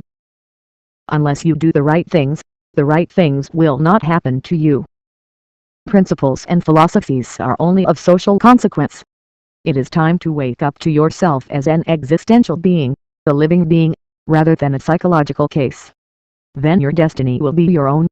100% your own. This is not an idle promise. It is a guarantee." Once it happened. An argument arose one evening between a husband and wife. The argument was over the burning question, who should close the front door today? Not a simple question. And not a laughing matter. These are very serious issues in domestic situations. Who should close the door today? Who should switch off the garden lights this evening? Who should take the dog for a walk? These are questions that can drive couples to divorce. The argument grew more and more heated. The wife decided, every day, it is I who in the end accepts defeat. Today, I am not going to give in. The husband also grew equally determined. She pushes me around all the time. I am not going to give in to this woman today, no matter what. It was one of those grand rows. Now, every home has its own system of resolving these arguments. In this family, when confronted by an impasse, both husband and wife would sit silently. The person who uttered the first word would have to go and close the door. The two sat in stony silence. Minutes ticked on. In 2 hours, dinner was on the table. If the husband said he wanted to eat, he would have to close the door. If the wife proposed dinner, she would have to close the door. Midnight. They were still sitting. A few rogues were passing by on the street. They saw the doors of the house open, lights on, no party, nothing. Everything was quiet. They wanted to see what was going on, so they looked into the sitting room. They saw 2 people sitting there, steadfastly silent. The rogues looked at the silent couple. They were a little surprised. They decided to take a chance. They helped themselves to a few valuables in the sitting room. The 2 people said nothing. The rogues grew amused. Emboldened, they sat at the dining table and served themselves dinner. The couple sat heroically silent. The rogues were hugely tickled. What the hell was happening here? They grew bolder still. One of them kissed the wife. Still, the couple didn't utter the word. The one who spoke would have to close the door. The stakes were too high. Neither could risk it. Now the rogues got a bit spooked. They decided it was time to leave this strange household. But before they left, they wanted to leave their mark. They decided to shave off the husband's mustache. One of them approached him, razor in hand. Then the husband finally spoke. He said, "Okay, damn it, I'll close the door." Perhaps the scenarios are different, but are there not situations in your life that hinge on a similar question? Who's responsible? Who is responsible? It's a big question. Let's put the question more precisely. Who is responsible for the way you are right now? Your genes. Your father. Your mother. Your wife. Your husband. Your teacher.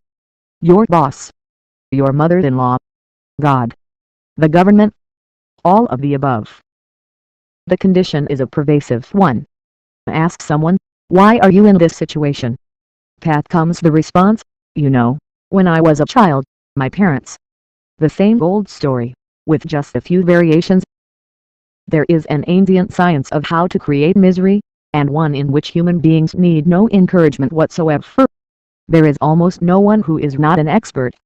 Passing the buck is what you do in 100 different ways each day. You have collectively refined the old blame game into a fine art. The quality of our lives is determined by our ability to respond to the varied complex situations that we encounter. If the ability to respond with intelligence, competence, and sensitivity is compromised by a compulsive or reactive approach, we are enslaved by the situation.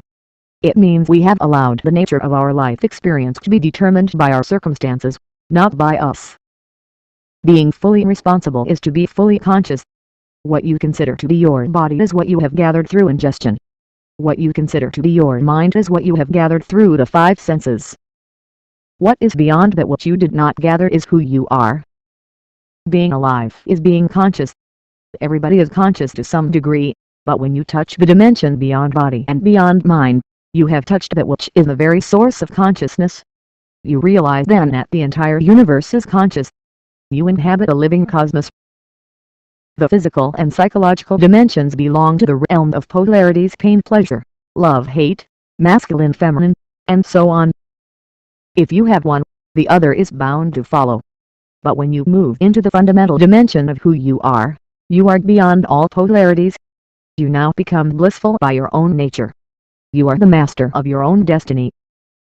It is time to reclaim for ourselves the extraordinary transformative power of this single word, responsibility. Apply it to your life, and watch the magic unfold. Let us settle what we mean by the word, at the start. Responsibility is a much misunderstood term.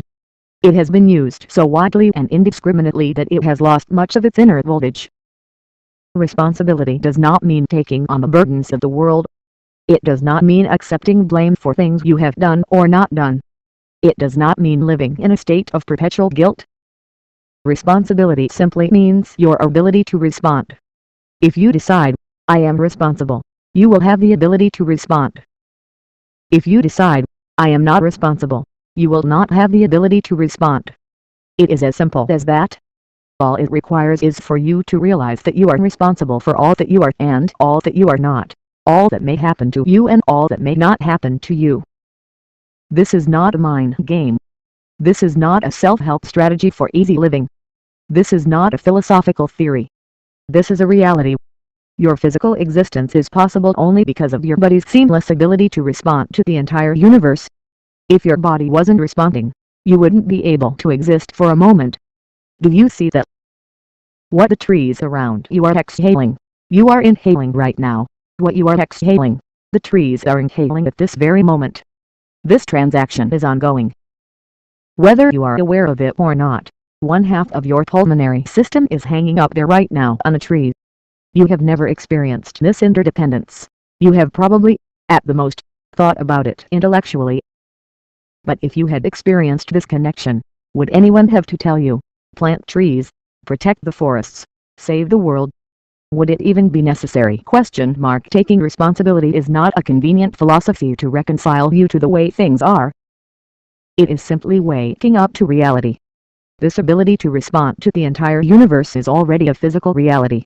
It is only your thoughts and emotions that need to become conscious of the fact.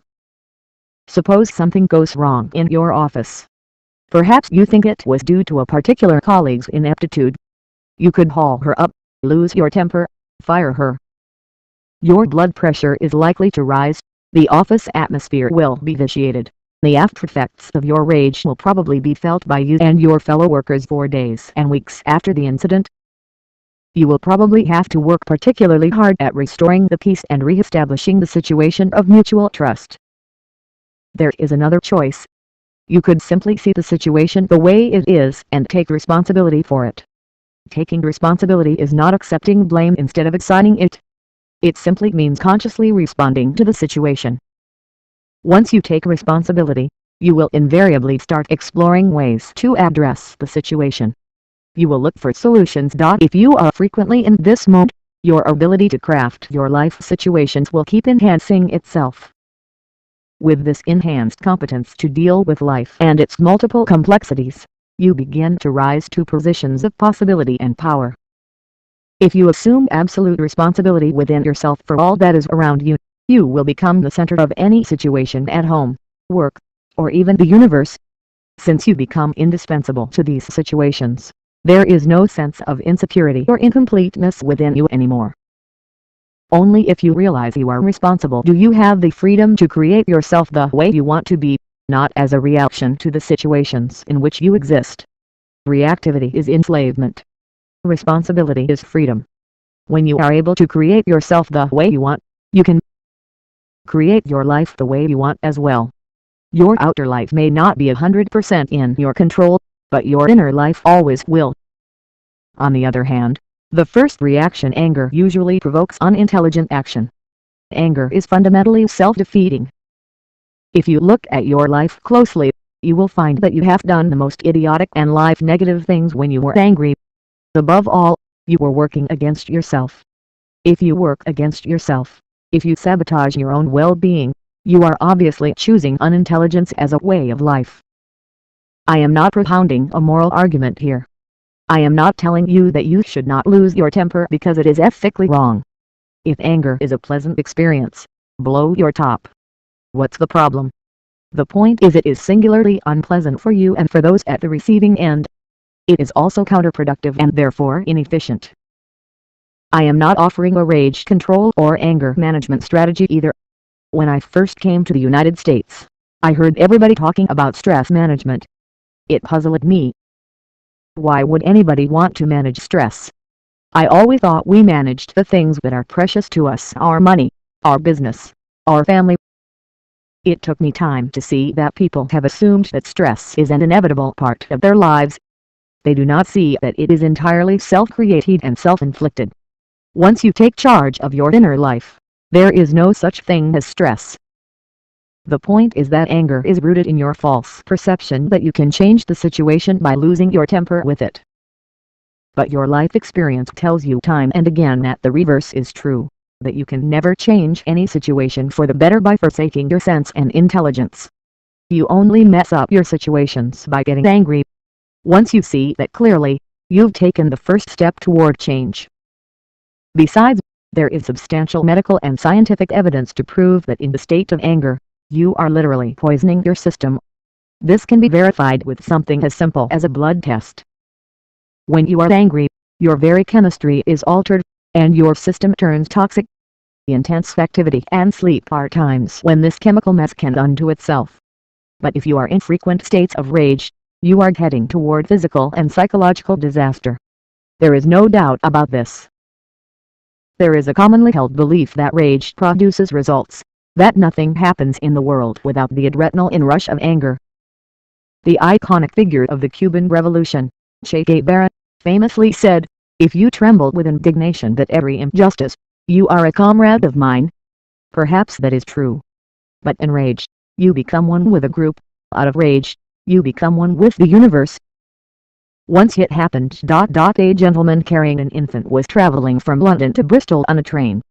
Another gentleman entered the compartment, dumped his 2 huge suitcases, and sat beside the first. As you know, Englishmen don't immediately speak to each other. So, the first gentleman waited very politely for a while. Then he turned to the second passenger and said, "Looking at your suitcases, I presume you are a salesperson." "I am also one." The gentleman said, "Yes, I am a salesman." Another genteel pause. Then the first passenger asked, "What do you sell?" The other replied, "I sell helical gears." Another decorous silence. Then he asked the first gentleman, "And what do you sell?" He said, "I sell condoms." Shocked, the second gentleman said, "You sell condoms and you are taking your son with you on your business. Is that appropriate?" "This is not my son," replied the first passenger. "It's a complaint from Bristol." Human beings are in a perennial state of complaint. They carry their complaints with them like a badge of their identity. There are many who live their lives lamenting that life has been particularly unfair to them. They cite instances of all the terrible things that have befallen them, the chances they never got, the many injustices they have suffered. Maybe it is even true. What most people forget is that the past exists within each one of us only as memory. Memory has no objective existence. It is not existential, it is purely psychological. If you retain your ability to respond, your memory of the past will become an empowering process. But if you are in a compulsive cycle of reactivity, memory distorts your perception of the present, and your thoughts, emotions, and actions become disproportionate to the stimulus. The choice is always before you, to respond consciously to the present, or to react compulsively to it. There is a vast difference between the two, and it can make the world of a difference. If terrible things have happened to you, you ought to have grown wise. If the worst possible events have befallen you, you should be the wisest of the lot. But instead of growing wise, most people become wounded. In a state of conscious response, it is possible to use every life situation, however ugly, as an opportunity for growth. But if you habitually think, I am the way I am because of someone else, you are using life situations merely as an opportunity for self-destruction or stagnation. I once heard a moving account of a woman who used one of the most horrific life situations to transform herself into a beautiful being. In the beginning of the Second World War, a bunch of Nazi soldiers broke into a house in Austria. They took the adults away separately, and the two children, a 13-year-old girl and an 8-year-old boy, were taken to a railway station. As they waited along with other children for the train to arrive, the boys started a game. Oblivious to what lay in store, they started playing, as children are wont to do. A cargo train arrived and the soldiers started packing everyone into it. Once they were in, the little girl noticed that her brother had forgotten to bring his shoes. It was an Austrian winter, a bitter one. Without shoes, you could lose your feet. The girl lost her temper. She shook her kid brother, boxed his ears, and abused him. You idiot! Don't we have enough trouble on our hands? We don't know where our parents are, we don't know where we're going. And now you go and lose your shoes. What am I supposed to do with you? At the next station, the boys and girls were separated. And that is the last that the brother and sister ever saw of each other. About 3.5 years later, the girl came out of the concentration camp. She discovered she was the only one alive in her family. Everyone else had vanished, including her brother. All that remained was a memory of the harsh words she had uttered the last time she had seen him alive. That was when she made a life-changing decision. It doesn't matter who I meet, I will never speak to them in a manner that I regret later, because this meeting could be my last. She could have spent her life in defeat and remorse, but she made this simple decision, which transformed her life phenomenally. She went on to live a rich and fulfilled life. The most horrific things in life can be a source of nourishment if you accept, I am responsible for the way I am now. It is possible to transform the greatest adversity into a stepping stone for personal growth. If you take 100% responsibility for the way you are now, a brighter tomorrow is a possibility. But if you take no responsibility for the present, if you blame your parents, your friend, your husband, your girlfriend, your colleagues for the way you are, you have forsaken your future even before it comes. You come into this world with nothing and you go empty-handed. The wealth of life lies only in how you have allowed its experiences to enrich you. Filth can blossom into the fragrance of a flower. Manure can't transform itself into the sweetness of a mango. No adversity is an impediment if you are in a state of conscious response. No matter what the nature of the situation you are in, it can only enhance your experience of life, if you allow it to. Resentment, anger, jealousy, pain, hurt, and depression are poisons that you drink but expect someone else to die. Life does not work that way.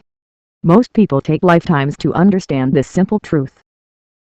Now that we have established what responsibility is, it is time to look at what it is not. Let us start by clearing up a few fundamental misconceptions. For one, many believe that taking responsibility compromises their freedom. This seems to be logically true, on a simplistic level. Existentially, it is completely off the mark. Let us consider a concrete scenario. Your pen falls off the table. If you see you are responsible for it, you have several choices before you. You could simply bend down and pick it up. If you are unable to do that, you could ask someone to help. Or if you aren't inclined to act on it right now, you might pick it up later. You have a variety of options. If, on the other hand, you don't take responsibility for it, what can you do? Nothing. Which is freedom? To have choices or to have none? Your logical mind tells you, give up all responsibility and you will be free. But in your experience of life, the more you are able to respond to everything around you, the freer you are. The logical and experiential dimensions of life work in diametrically opposite ways. Logic is not without its uses, but these help only to handle the material aspects of life. If you handle your entire life with logic alone, you will end up a mess. Secondly, people often confuse responsibility with reaction. We have already demonstrated earlier that there is a world of difference between the two. The first is born in awareness, the second in unawareness. The first is born in consciousness, the second in unconsciousness. The first is freedom, the second enslavement. It is time to make yet another distinction. Responsibility is not reaction, but it is not action either. Responsibility and action belong to different dimensions. The ability to respond gives you the freedom to act. It also gives you the freedom not to act. It puts you in the driver's seat of your life. It empowers you to decide the nature and volume of action you want to undertake. Responsibility is not compulsive action, it offers you the choice of action. Can you act upon everything in the world today? No, but you can respond to everything in the world today. Action has to be judiciously performed, depending on a careful analysis of resources, strength, capability, energy, age, situation. Your ability to act is always limited, but there are no limitations on your ability to respond. If you are willing, you can respond to just about anything. Just because you are responsible for your children, are you able to do everything for them? If you did everything for them, you would mess up their lives. Your sense of responsibility makes you do certain things for them and not do others. So, responsibility does not mean unbridled action. Far from it. How, you may ask, are you responsible for the violence and injustice in the world? How are you responsible for the war and the bloodshed, the atrocities against the marginal and the underprivileged, all over the world? Certainly you are not to blame for any of it. But the moment you become conscious of any of these events, you do respond either in concern, love, care, hate, anger, indignation, or even action. It is just that this is often an unconscious reaction rather than a conscious response. If you make this ability to respond into a willing process, that marks the birth of a tremendous new possibility within you. Your inner genius begins to flower. Can you then respond to the moon? You can. Your body and life energies certainly do. When entire oceans rise in response to the cycles of the moon, do you think the water content in your own system doesn't rise as well? Maybe you aren't an astronaut, maybe you can never walk on the moon. But you can respond to the moon. In fact, you already do. You can just choose to do it willingly, consciously. And that brings us to the fourth misconception. Many think responsibility means capability. Wrong again. When it comes to action, capability could play a role. But when it comes to response, it is just a question of willingness. If you see someone dying on the street, are you responsible? If you are willing to respond, you will explore various options. If you are a doctor, you will try direct intervention. If you are not, you may call 911. Or if all this is being done by someone else, you will at least have concern in your heart. But if you are not responsible, you will just sit there like a stone watching someone die before your eyes. Your ability to respond is the way you are. Only your ability to act is connected with the outside world. Responsibility is not about talking, thinking, or doing. Responsibility is about being. That's the way life is, not an independent, self-contained bubble but a moment-to-moment dialogue with the universe. You don't have to work at making it that way. You just have to see it the way it is. Let us deepen the exploration. If responsibility is responsibility, the capacity to be responsive to situations, let me ask you another question. Is your ability to respond limited or limitless? Are you capable of responding to a plant? You are. To a stranger on the street, you are. To the moon, you are. To the sun, to the stars, you are. To the whole cosmos, you are. In fact, as we have seen, every subatomic particle in your body is responding in a limitless way to the great dance of energies that is the cosmos. The only reason you are not experiencing the life process in all its majesty and profundity is your current state of mental resistance.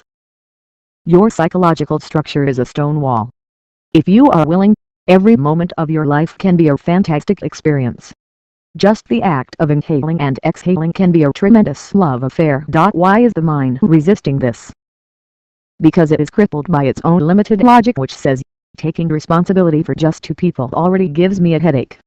If I take responsibility for the whole world, what will happen? I'll crack up. Through millions of years of evolution, nature has caged you within certain boundaries. This is the human predicament. But this imprisonment is only on the level of biology. On the level of human consciousness, you are like a bird in a cage without a door. What a tragic irony. It is only out of long years of habit that you are refusing to fly free. Life has left everything open for you. Existence has not blocked anything for anyone. If you are willing, you can access the whole universe. Someone said, knock and it shall open. You don't even have to knock, because there is no door. It is open. You just have to walk through, that's all. This is the sole purpose of the spiritual process. The life and work of every spiritual guide, across history and across culture, has been just this, to point out that the cage door does not exist.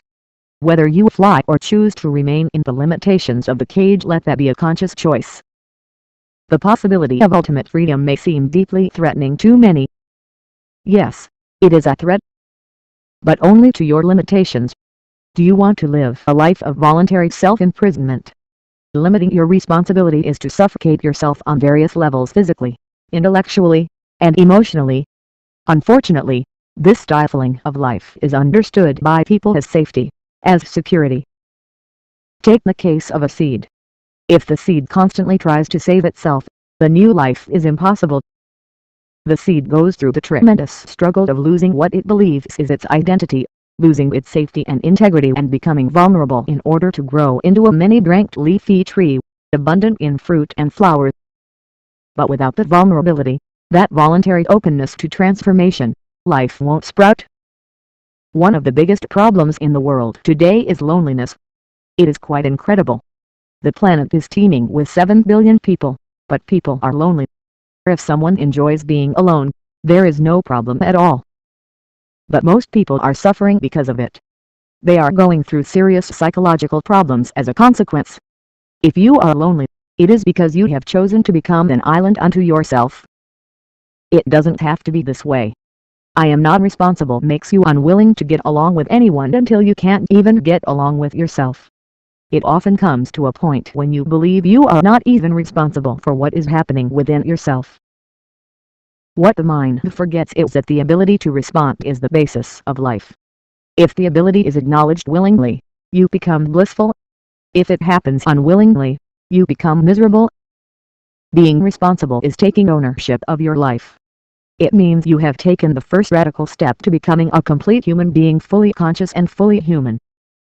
In taking responsibility and beginning the journey toward conscious living, you are putting an end to the age-old patterns of assigning blame outward or heavenward. You have begun the greatest adventure life has to offer, the voyage inward. This notion of responsibility, as you might have noticed, seems to lead us seamlessly to another word, remarkably similar in its implications, the word we know well. Perhaps much too well. A much used, much abused four-letter word. Love. You know the teachings, of course. All over the world, people have been told that love is the ultimate, love is supreme, love is divine, that we must love our neighbors, and so on. All wonderful teachings. But when you try to become loving, it is difficult and often ends up seeming pretentious. Have you noticed this? It seems easier to not love at all than to try to become loving. But to be loving is simply this, the willingness to respond freely and openly. Right now, it may be limited to 1 or 2 people in your lives. But it is possible to extend this ability to embrace the entire world. Does it mean going out into the streets and hugging everyone? No. That would be crazy, not to mention irresponsible. As we have said, responsibility is not about action, but a way of being. Love is not something you do, it is just the way you are. Right now, you have left one window in your life open for a few people. You did that because somewhere you understood that if you closed that window, you'd go mad. Your only options would be insanity or suicide. But there is another way to approach this. Does it mean opening another window? Or opening the door? Here's a more effective option. Why don't you just demolish the wall? Love has nothing to do with someone else. It is all about you. It is a way of being. It essentially means you have brought sweetness into your emotion. If a loved one travels to another country, would you still be able to love them? You would. If a loved one passed away, would you still be able to love them? You would. Even if a loved one is not physically with you anymore, you are still capable of being loving. So, what is love then? It is just your own quality. You are only using the other person as a key to open up what is already within you. Why are you fumbling with keys when there is no lock, when there is no door, when there is no wall? You create illusory walls and doors and then create illusory keys and then you fumble with the keys. And once you find the key, you are terrified of losing it. For most people, love is initially a joy, but after a while it becomes an anxiety. Why? Because this key has legs and a will of its own. You can't keep it in your pocket or hang it around your neck. When you try to do that, two lives are heading straight for disaster! Once your joy is on self-start rather than push-start, you have upgraded your technology. You are no longer enslaved to an external source, whether a person or a situation. You are now capable of being loving and blissful without doing anything in particular, just sitting here, no matter how anyone in the outside world behaves. Once you experience this inner freedom, you will never experience insecurity in your life again. And anyway, when you are a truly blissful human being, everyone will naturally want to be around you.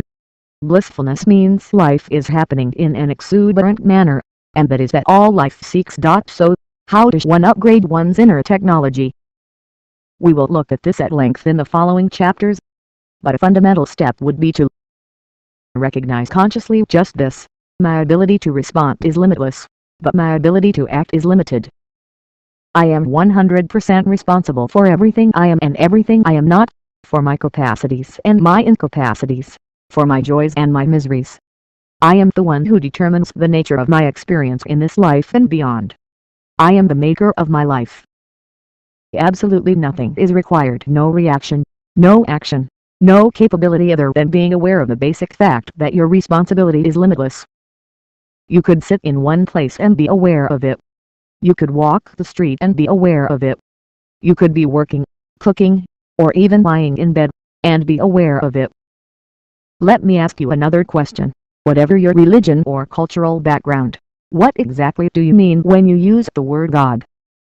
The forms, the names, the ideas are varied. But essentially, when you say God, you mean that which is responsible for everything in the universe. Suppose God said, "I will not be responsible for you." He is most definitely fired. The very word God signifies limitless responsibility. So, responsibility is not a teaching in civics. It is the simplest and easiest way for you to express your own divinity.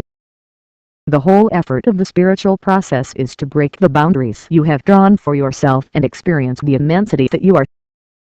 The aim is to unshackle yourself from the limited identity you have forged as a result of your own ignorance, and live the way the Creator made you, utterly blissful and infinitely responsible. After my experience on Chamundi Hill, one thing became clear to me. In life, there is no this and that, there is only this and this. This means everything is here and now. The access for everything is here and now. And it lies only in one's ability to respond, in one's ability to experience and express the divine. There is no yes and no. There is just yes and yes. The choice is yours.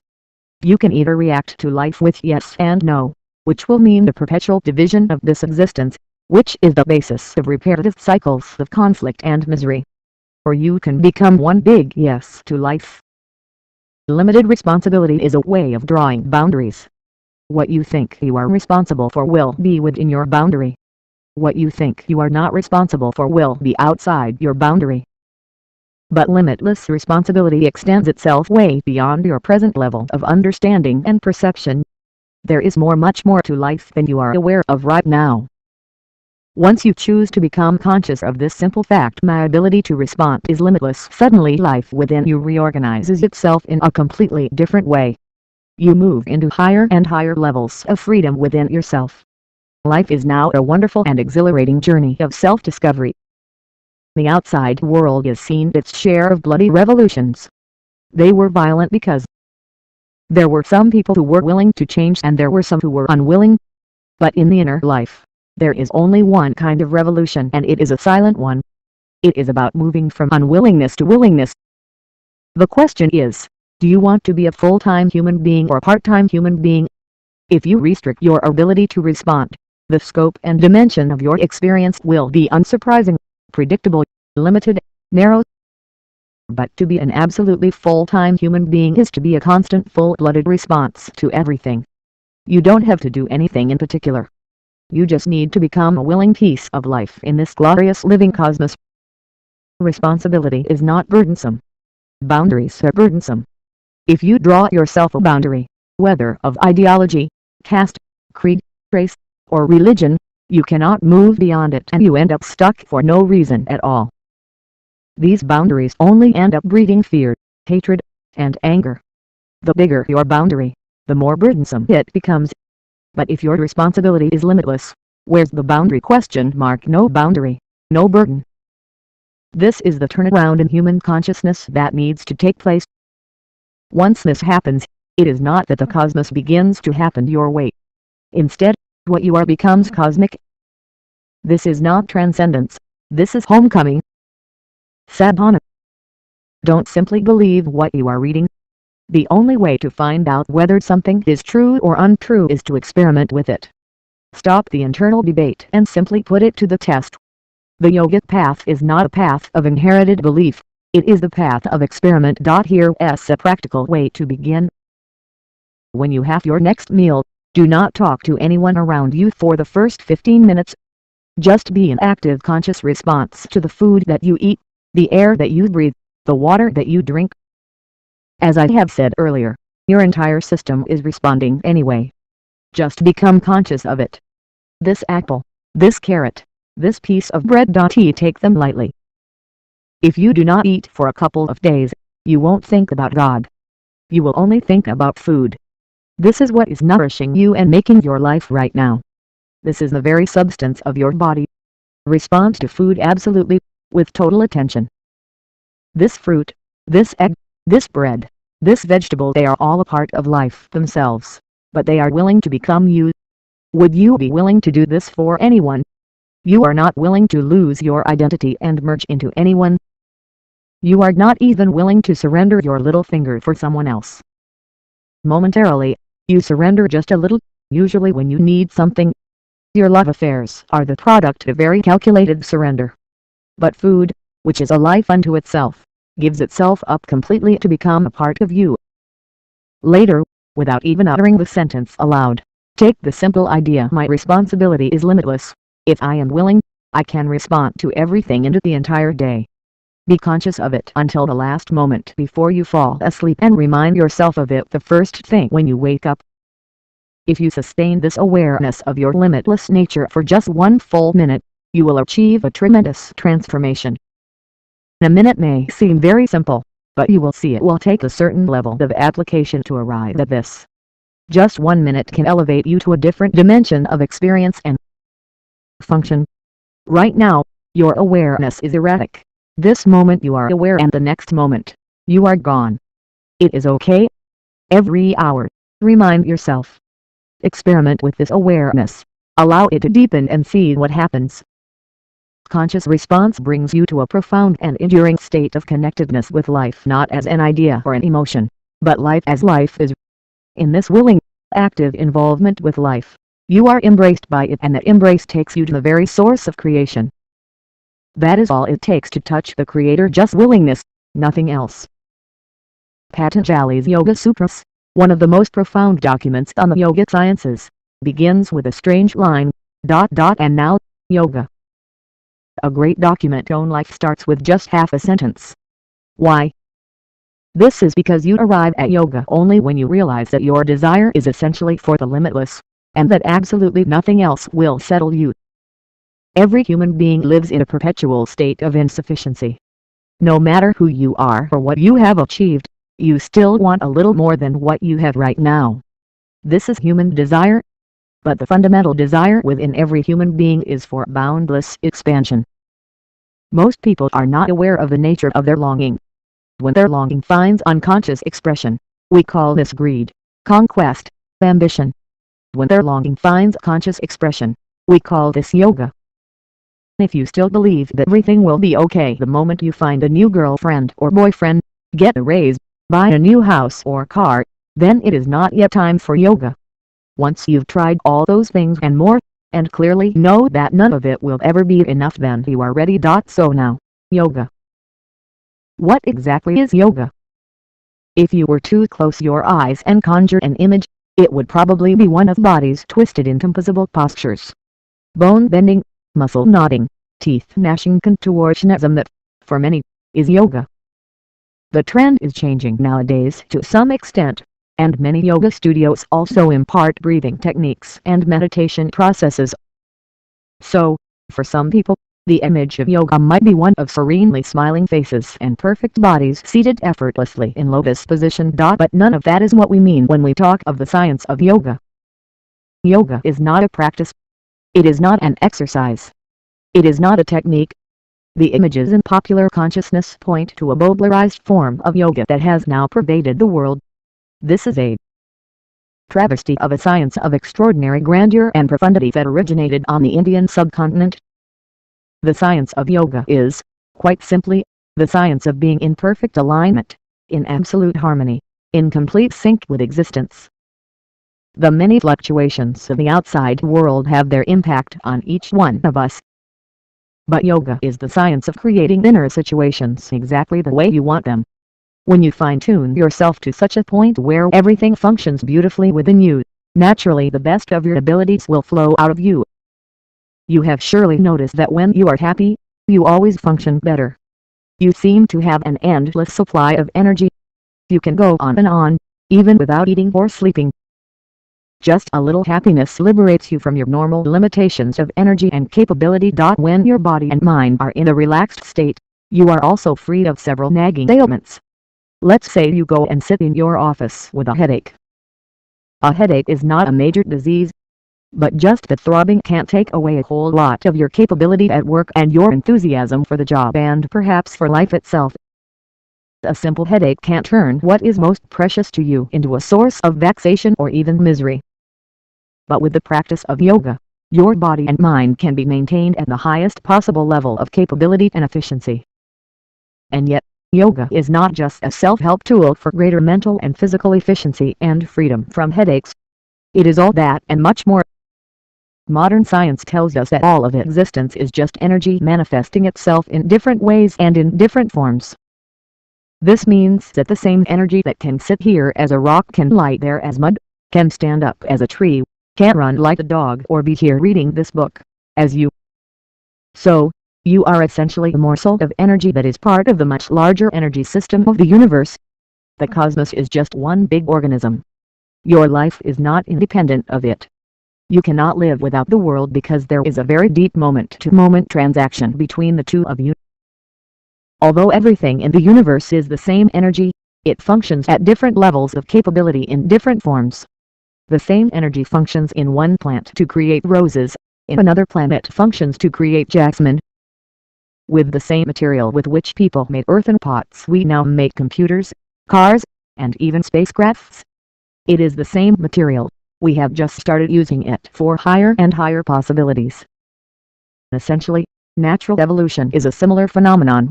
From the same material of this planet, what an incredible journey has been made, from an amoeba to a human being. It is the same with our inner energies. Yoga is the technology of upgrading, activating, and refining these inner energies for the highest possibilities. Suddenly, your capabilities reach a level of brilliance that you never imagined possible.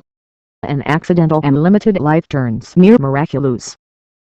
But yoga performs an even deeper function than ensuring well-being at body, mind, and energy levels. Literally, yoga means union. When you are in yoga, it means that in your experience, everything has become one. This is the essence of the science. This is also its deepest aim. What is this union? What unites with what? Right now, you are aware of someone called me and someone called the other.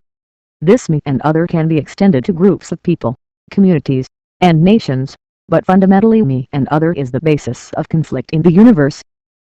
The whole point of yoga is to bring you to an experience wherein, if you sit here, there is no such thing as you and me. It is all me or all you. Any process that helps you to reach this union is yoga. How can this union be achieved? There are several ways. But let us start at the beginning with our ideas of what constitutes an individual. If I were to start telling you things you did not know, you would have a choice, to believe or disbelieve me. Either way, you have only concretized your assumptions, whether positive or negative. This will only take you into flights of fanciful imagination. But the whole process of yoga is to take you, step by step, and stage by stage, from the known into the unknown. It is 100% empirical science. It does not ask you to take anything on trust. It urges you to experiment every step of the way. So, first let us look at what exactly you understand by the word myself. Right now, in your understanding, this you is constituted by your body, your mind, and your energies. Your energies may not be in your experience currently, but you know them by inference. If your body and mind function as they do, there must be some kind of energy empowering them. These three realities, body, mind, energy, are what you know. They are also what you can work with.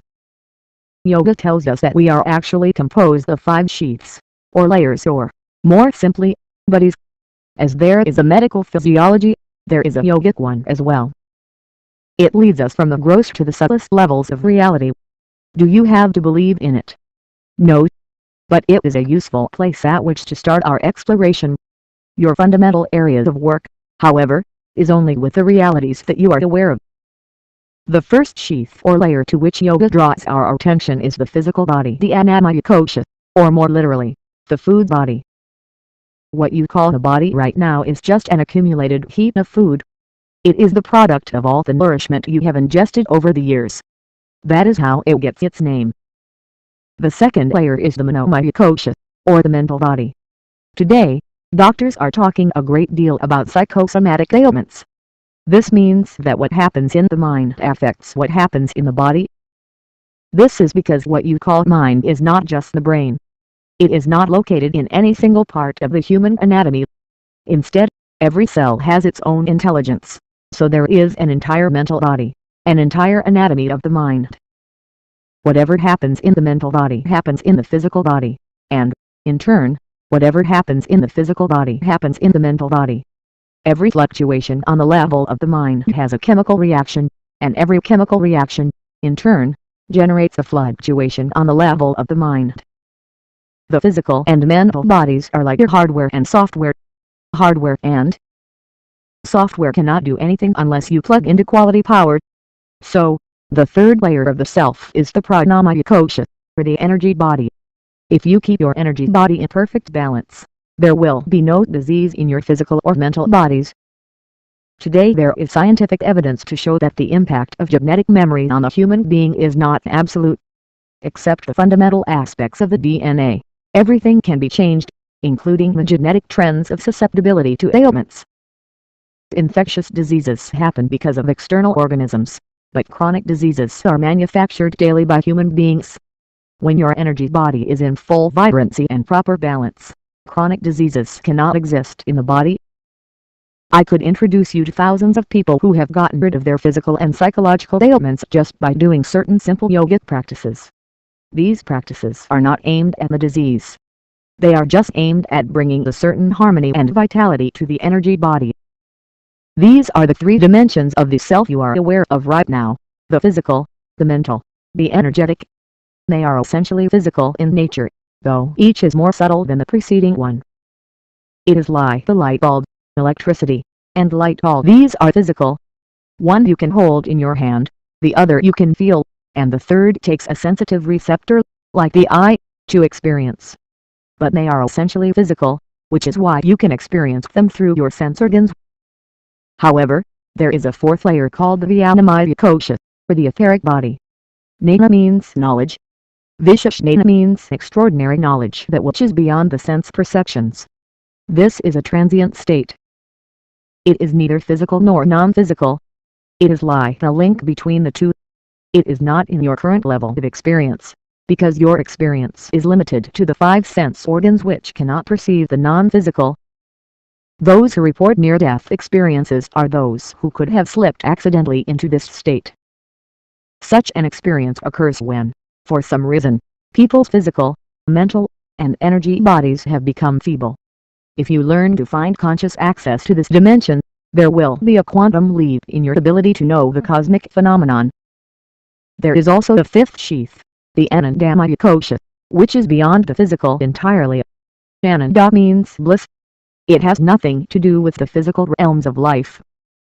The dimension that is beyond the physical cannot be described or even defined, so yoga talks about it only in terms of experience.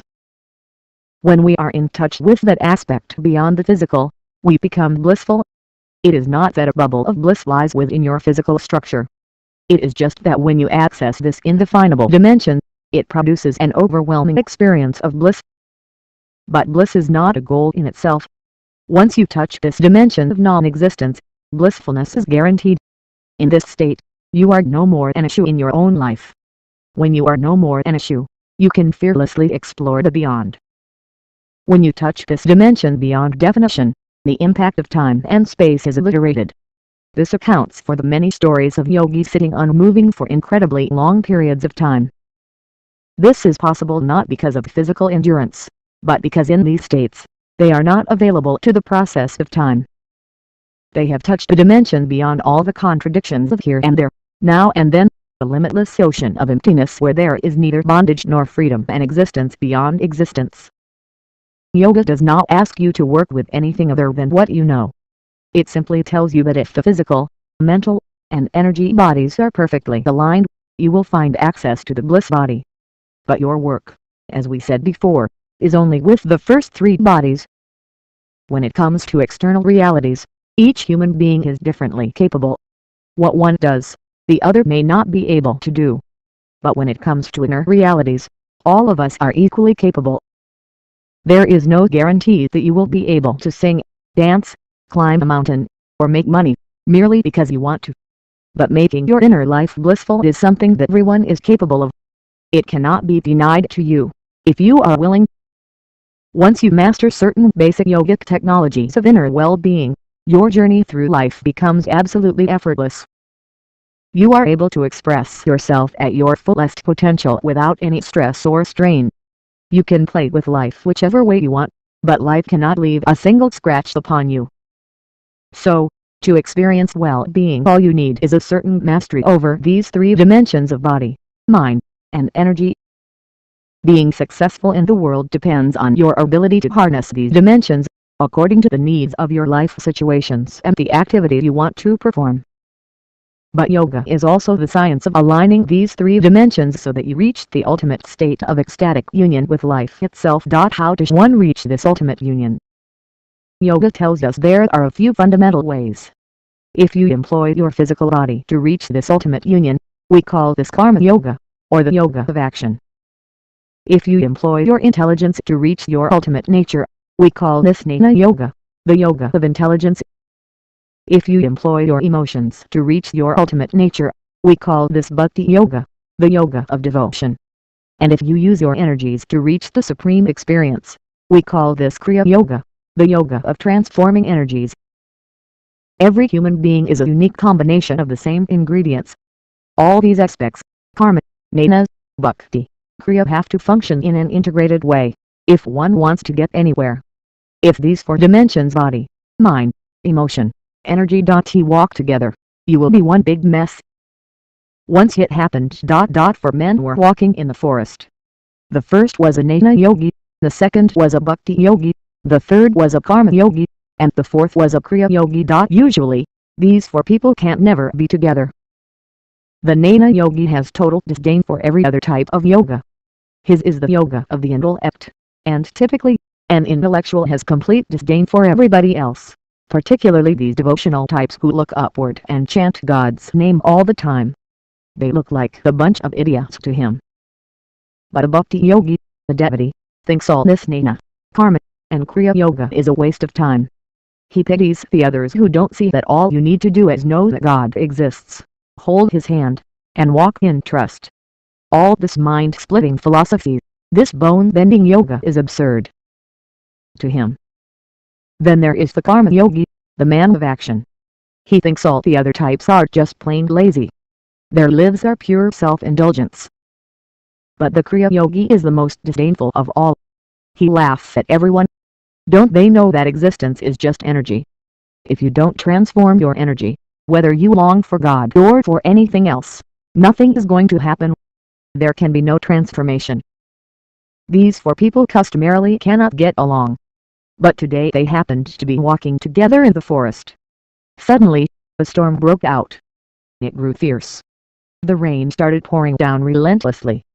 Drenched to the skin, the four yogis started running, looking desperately for shelter. The Bhakti Yogi, the devotion man, said, "There's an ancient temple in this direction. Let's go there." They ran in that direction. They came to an ancient temple. All the walls had crumbled long ago, just the roof and four columns remained. They rushed into the temple not out of any love for God, but just to escape the rain. There was a deity in the center. They ran toward it. The rain started lashing from every direction. There was no other place to go, so they moved closer and closer. Finally, there was no alternative. They just sat down and embraced the idol. The moment these four people hugged the idol, suddenly God appeared.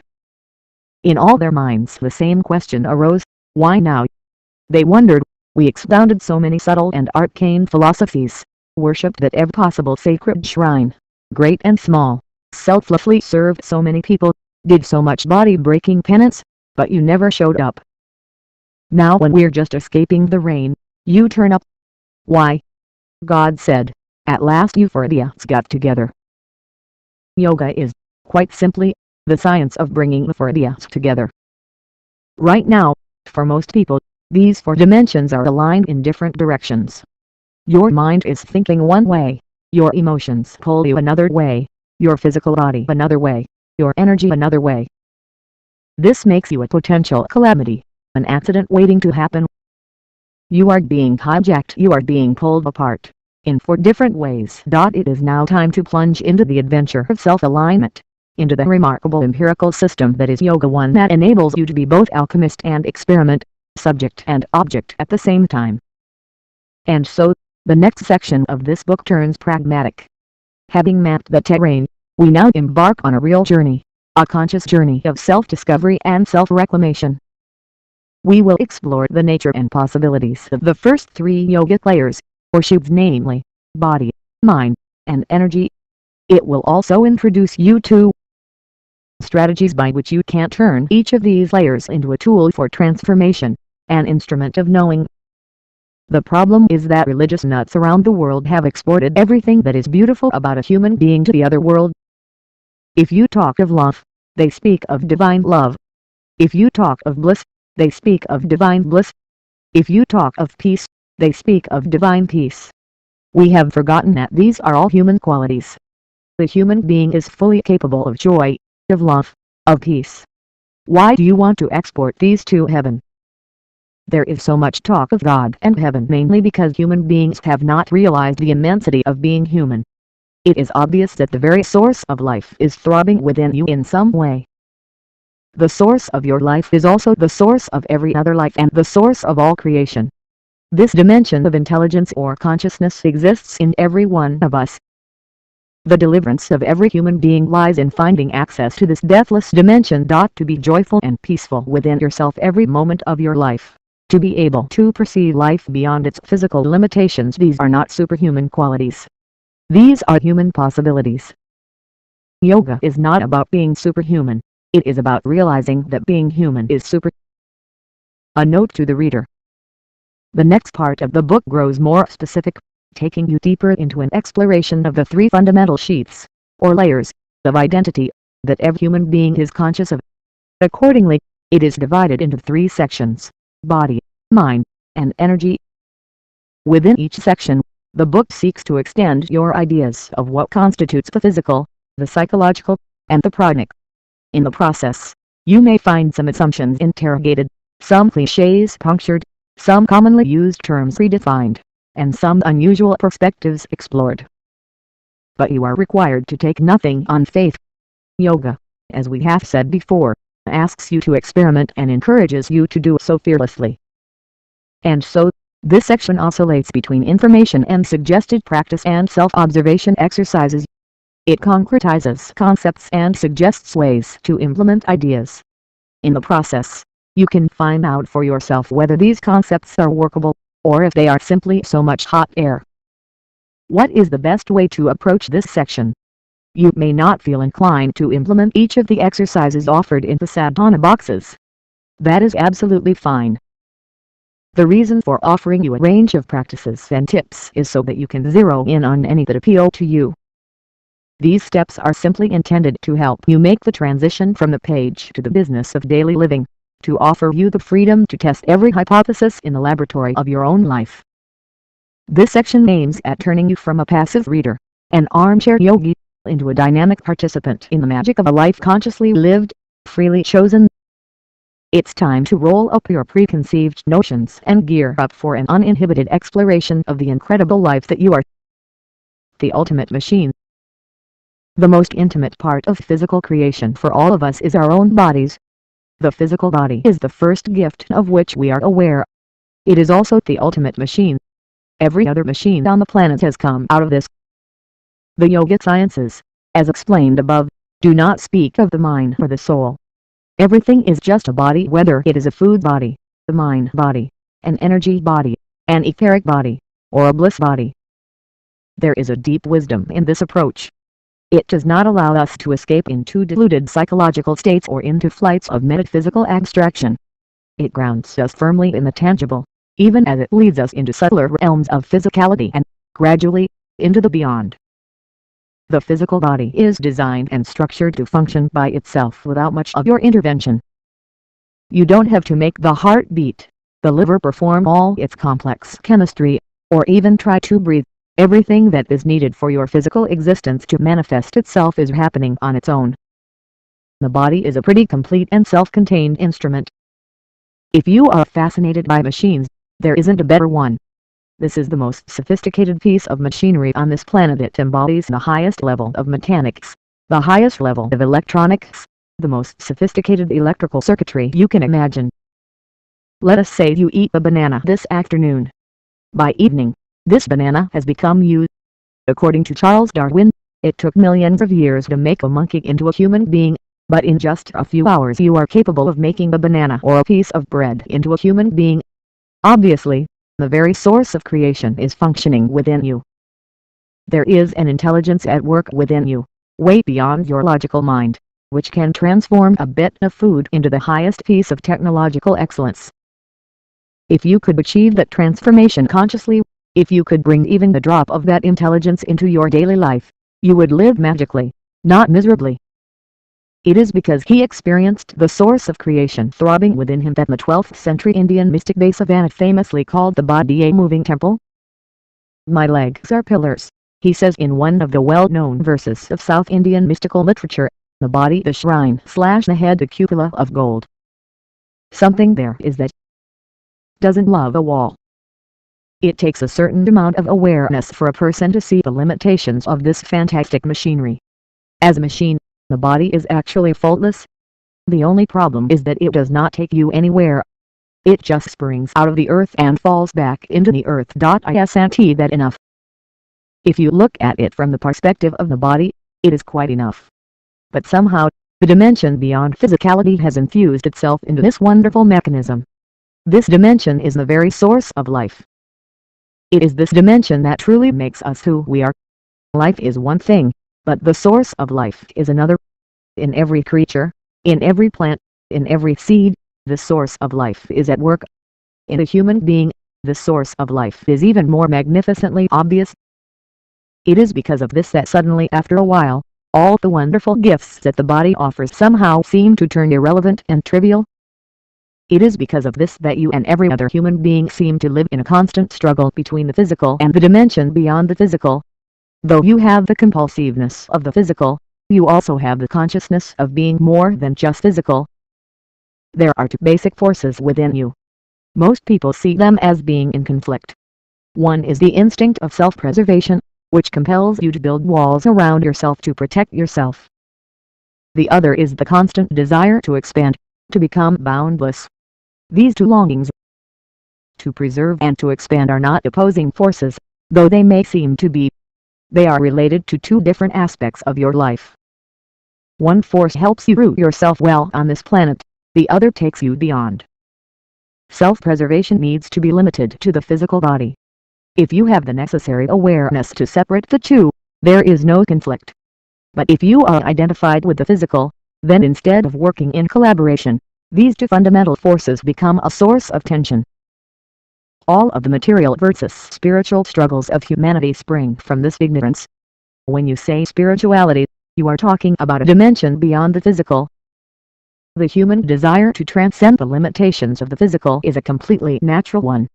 To journey from the boundary-based individual body to the boundless source of creation, this is the very basis of the spiritual process.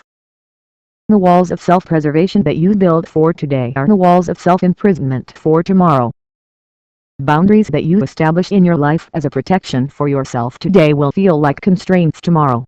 Robert Frost captured a deep truth when he wrote, "Something there is that doesn't love a wall." Because your self-preservation instinct keeps telling you, unless you have walls you are not safe, unconsciously you keep building them. Later, you struggle with them. This is an endless cycle. But creation is not unwilling to open to you the doors to the beyond. It is not creation's unwillingness that you are struggling with. You are struggling with the walls of resistance that you have built around yourself. That is why yogic system does not talk about God. It does not talk about the soul or heaven. Such talk invariably makes people hallucinatory. Yoga talks only about the barriers that you have set up, because this resistance is all that needs to be attended to. The Creator is not looking for your attention. The ropes that bind you and the walls that block you, these are 100% of your making. And these are all you need to unknow and dismantle. You have no work with existence. You only have work with the existence that you have created. If I were to use an analogy, I would juxtapose gravity and grace. Gravity is related in a way to the fundamental instinct of self-preservation in a human being. We are rooted to the planet right now because of gravity. We have a body today only because of gravity. Gravity is trying to hold you down, whereas grace is a force that is trying to lift you up. If you are released from the physical forces of existence, then grace bursts forth in your life. As gravity is active, grace too is constantly active. It is just that you have to make yourself available to it. With gravity you have no choice, you are available to it, anyway. If you are strongly identified with the physical, gravity is all that you will know. But with grace, you have to make yourself receptive. Whatever kind of spiritual practice you do, ultimately, you are just working toward making yourself available to grace. When you are available to grace, suddenly, you seem to function like magic. Suppose you were the only one who could ride a bicycle, you would begin to seem magical to everyone else. It is the same with grace. Others might think you are magic, but you know you are just beginning to become receptive to a new dimension of life. This possibility is available to everybody. Sadhana. You may have noticed this about yourself. When you are feeling pleasant, you want to expand. When you are fearful, you want to contract. Try this. Sit for a few minutes in front of a plant or tree. Remind yourself that you are inhaling what the tree is exhaling, and exhaling what the tree is inhaling. Even if you are not yet experientially aware of it, establish a psychological connection with the plant. You could repeat this several times a day. After a few days, you will start connecting with everything around you differently. you won't limit yourself to a tree. Using this simple process, we at the Isha Yoga Center have unleashed an environmental initiative in the South Indian state of Tamil Nadu, under which 21 million trees have been planted since 2004. We spent several years planting trees in people's minds, which is the most difficult terrain. Now transplanting those onto land happens that much more effortlessly. Life sense, knowing life beyond the senses. How does the human body make sense of the world? What is its source of knowing? The answer is obvious, through the five senses. Whatever you know of the world or yourself is information you have gathered only through the five sense organs by seeing, hearing, smelling, tasting, and touching. If these sense organs fold up, you would know neither the world nor yourself. When you sleep every night, suddenly the people around you disappear, the world disappears, and even you disappear. You are still alive. Everybody around you is alive. But in your experience everything evaporates, because these five sense organs have gone into shutdown mode. The sense organs are limited. They can perceive only that which is physical. If your perception is limited to the five senses, naturally the scope of your life will be restricted to the physical. Additionally, the senses perceive everything only in relation to something else. If I touch a metal object and it feels cool to my fingers, it is simply because my body temperature is warmer. Suppose I lower my temperature and touch it, it would feel warm to me. The sense perceptions are absolutely wonderful instruments for human survival. They are turned on at the moment of your birth because they are essential to your survival in the outside world. But if you are seeking something more than survival, they are not enough.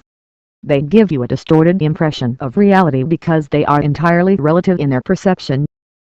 If you are really interested in knowing life in all its depth and dimension, it is imperative that you look inward, not out. Why? Because the essential nature of life does not lie in the physical or psychological expression of body and mind, but in their source. However, looking inward doesn't happen easily. It takes work, because you don't yet have the perceptual mechanisms to look within. The human predicament is just this: the very seat of your experience is within you, but your perception is entirely outward bound. This is why there is such a big disconnect between within and without. You can see what is outside you, but you cannot see what is inside you. Even if someone whispers, you can hear it, but there is so much activity happening in the body that is beyond your ability to hear. If even an ant crawls upon your skin, you can sense it right away, but there is so much blood flowing within you that you cannot feel.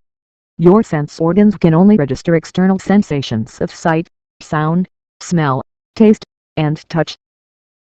But the source of all experience is within you. An experience may be triggered by an external stimulus, but its origin is always internal, and there are times when the same experience can be generated even without an external trigger. Yoga is fundamentally aimed at enhancing your experience beyond the five senses. There is a dimension beyond your five sense perceptions. You can call that dimension whatever you please. You can call it self, if you choose.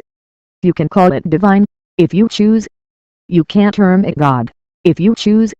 The terminology is entirely up to you. And even if you are not in quest of the divine or the self, enhancing your perception can play a vital role in assuring a fundamental level of well-being. Whatever you are, doctor, policeman, engineer, artist, homemaker, or student, fundamentally, it is your quality of perception that determines how effective and successful you are and how much you can do on this planet. The expansion of your sense perception beyond its present boundaries can achieve phenomenal results, bringing a completely new and seemingly magical dimension to your life. The common questions are: is it very difficult to enhance my perception? Do I have to withdraw to a Himalayan cave to turn inward? Not at all. This possibility does not come from sitting somewhere on top of a mountain. It is within you. The only reason it has been inaccessible is that you are either busy or preoccupied with what is happening outside, or far too engaged in your own psychological drama. It is just a lack of attention which has denied people the possibility of discovering what lies within. Turning inward does not have anything to do with thoughts, ideas, opinions, or philosophies. It has nothing to do with the psychological activity of your mind. Enhancing your perception means enhancing your ability to receive life, just as it is. If you are willing to dedicate just a few minutes of your life to this every day, you would see the change. The simple process of paying a little bit of attention to your inner nature will transform the quality of your life in remarkable ways. Sadhana. Start by paying attention to everything you think of as yourself just before you fall asleep. Your thoughts, your emotions, your hair, your skin, your clothes, your makeup. Note that none of this is you.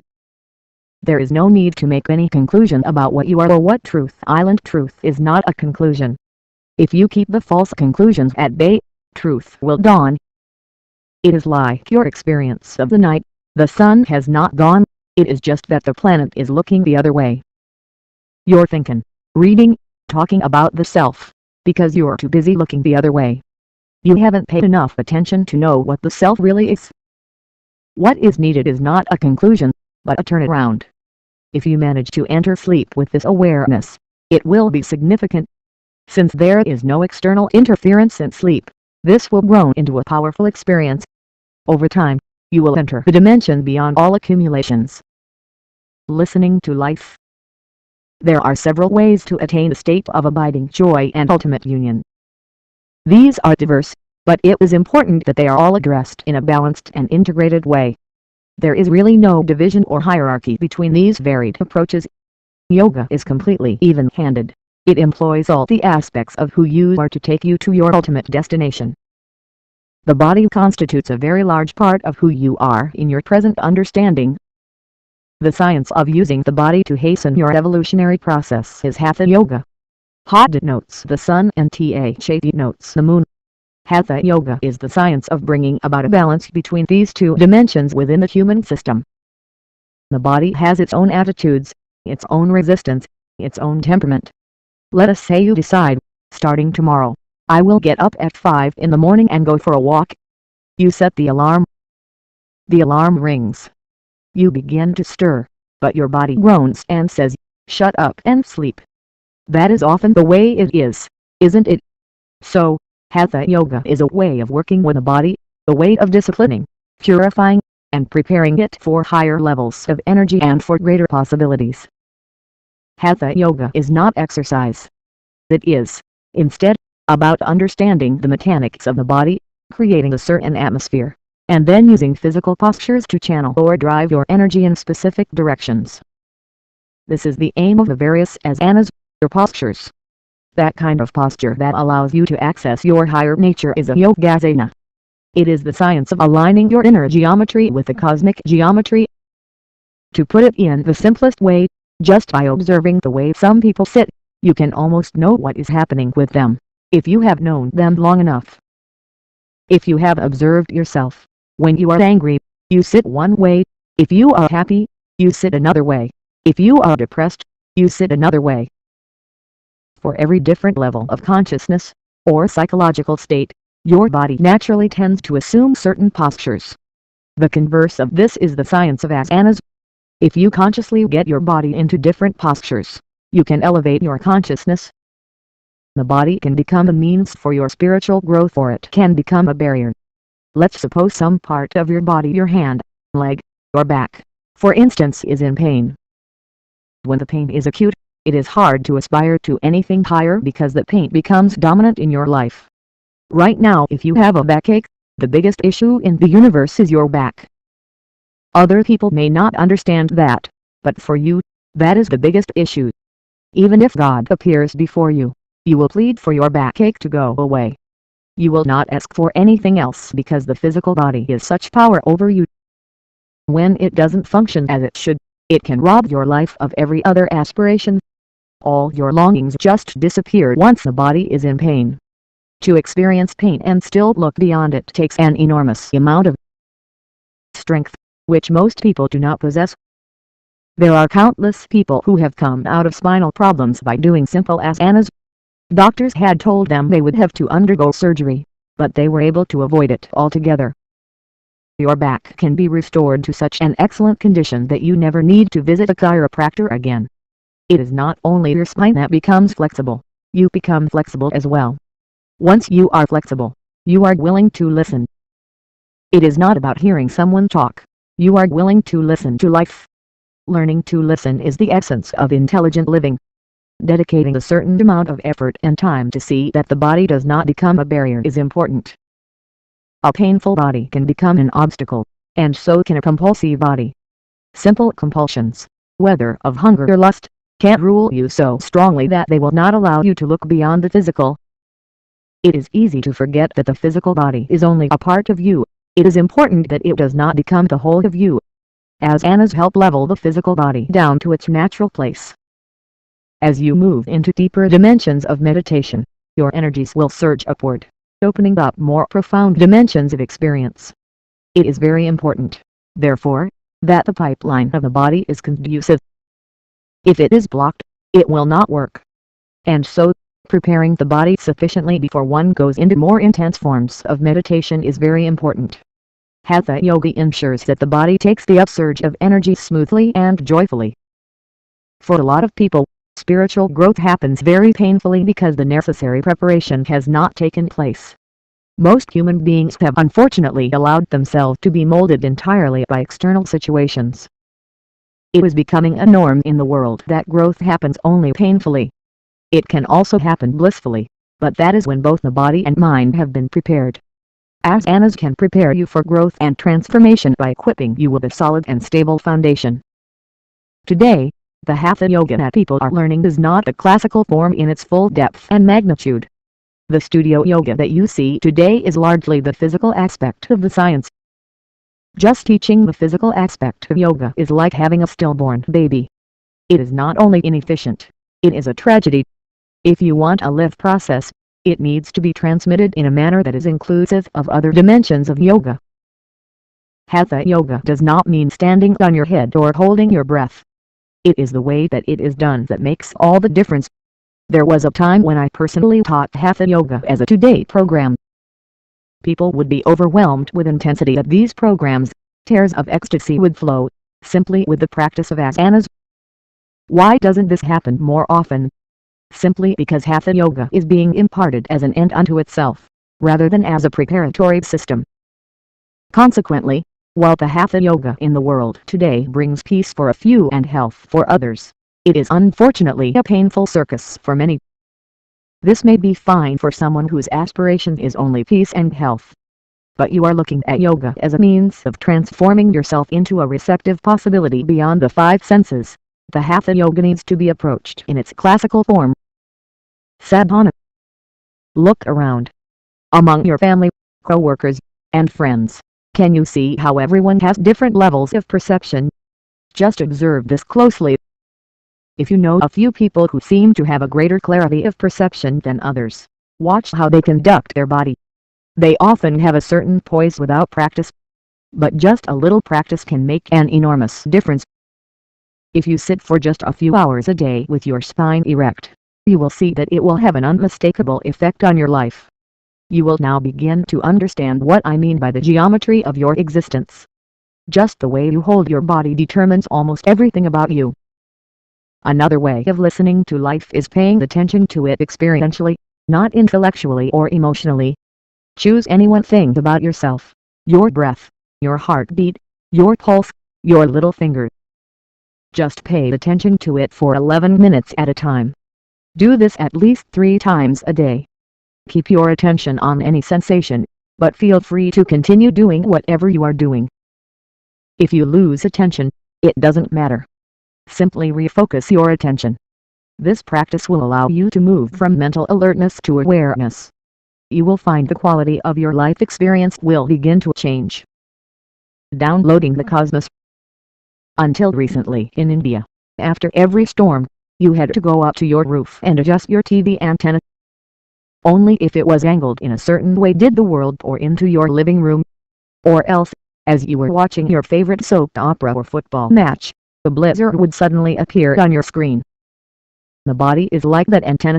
If you hold it in the right position, it becomes receptive to all there is in existence. If you hold it another way, you will remain absolutely ignorant of everything beyond the 5 senses. Here is another analogy. Your body is like a barometer. If you know how to read it, it can tell you everything about you and the world around you. The body never lies. So in yoga, we learn to trust the body. We transform the physical body from a series of compulsions of flesh, blood, and hormones into a conscious process, the powerful instrument of perception and knowing. If you know how to read the body, it can tell you your potential, your limitations, even your past, present, and future. That is why the fundamental yoga starts with the physical body. It is as simple as this. The more you know about your telephone or any other gadget, the better you can use it. A few years ago, the cell phone companies conducted a survey, and found that 97% of the people were using only 7% of a phone's capabilities. I am not talking about the smartphone here, but the dumb one. Even with that simple gizmo, people were using only 7%. Now, as we have already said, this body of yours is the ultimate machine, the perfect state-of-the-art gadget. What percentage of this machine do you think you are employing? Well below 1%. To conduct your life in the material world, to ensure your survival, you do not need even 1% of the body's capabilities. We are doing all kinds of trivial things with it because right now our whole perception of life is limited to the physical nature of existence. But your body is capable of perceiving the whole universe. If you prepare it properly, it can grasp everything in this existence, because all that happens to this existence is happening, in some way, to this body. All physical creation is fundamentally the certain perfection of geometry. Without geometry, no physical form is possible. If we get the geometry of the human body right, it becomes capable of reflecting the larger geometry of the cosmos within, and making the cosmic available for our experience. In other words, the human body is capable of downloading the entire cosmos. Sadhana. Sit in any comfortable posture, with your spine erect, and if necessary, supported. Remain still. Allow your attention to slowly grow still as well. Do this for 5 to 7 minutes a day. You will notice that your breath will slow down. What is the significance of slowing down the human breath? Is it just some respiratory yogic acrobatics? No, it is not. The human being breathes 12 to 15 times per minute, normally. If your breath settles down to 12, you will know the waves of the Earth's atmosphere. If it reduces to 9, you will know the language of the other creatures on this planet. If it reduces to 6, you will know the very language of the Earth. If it reduces to 3, you will know the language of the source of creation. This is not about increasing your aerobic capacity, nor is it about forcefully depriving yourself of breath. The combination of hatha yoga and an advanced yogic practice called the kriya will gradually increase your lung capacity, but above all, will help you achieve the certain alignment, the certain ease, so that your system evolves to a state of stability where there is no static, no crackle. It just perceives everything. The intensity of inactivity. Logically, somebody who never put effort into anything should be the master of effortlessness. But it is not so. If you want to know effortlessness, you need to know effort. When you reach the peak of effort, you become effortless. Only a person who knows what it is to work understands rest. Paradoxically, those who are always resting know no rest, they only sink into dullness and lethargy. This is the way of life. For the Russian ballet dancer Nijinsky, his entire life was dance. There were moments when he would leap to heights that seemed humanly impossible. Even if one's muscles are at peak performance, there is still a limit to how high one can jump. But in some moments he would seem to transcend even that limit. People often asked him, "How do you manage this?" He said, "There is no way I can ever do it." When Nijinsky is not there, only then it happens. When someone is constantly giving 100%, the point comes when one surpasses all limits and reaches total effortlessness. Effortlessness does not mean becoming a couch potato. It means transcending the need for physical action. Only when you are able to stretch to your utmost and sustain the peak of effort do you reach this. There are some people nowadays who declare that they would like to opt for Zen as a spiritual path because they think it means doing nothing. In fact, Zen involves tremendous activity because it is not divorced from life in any way. For example, a Zen monk may take weeks to simply arrange pebbles in a Zen garden. In performing such activity, You reach a state of non-doing, where you transcend the experience of being a doer. It is in such states that you have a taste of the beyond. If you achieve such states through intense activity, as Nijinsky and many others have, those moments will always be cherished as magical. But if you arrive at the same state through the intensity of inactivity, then it is a yogic posture, and it is a state that can be sustained longer. The very essence of dhyana, or meditativeness, is that you push yourself to the highest possible intensity where, after some time, there is no effort. Now meditation will not be an act, but a natural consequence of the intensity that has been achieved. You can simply be. It is in these absolutely non-compulsive states of existence that the necessary atmosphere is set for the blossoming of an individual into a cosmic possibility. If we, as societies and individuals, continue to allow every moment to pass by without setting the atmosphere for such a flowering, we have squandered a tremendous possibility. There is so much infantile talk about heaven and its pleasures only because the immensity of being human has not been explored. If your humanity overflows, divinity will follow and serve you. It has no other choice. Morsel of the earth. Your physical body, as yoga reminds us, is annamaya kosha, or a food body, just a heap of the nourishment you ingest. The food that you consume is, in turn, just the earth. You are a small outcrop of this planet prancing around and claiming to be an autonomous entity.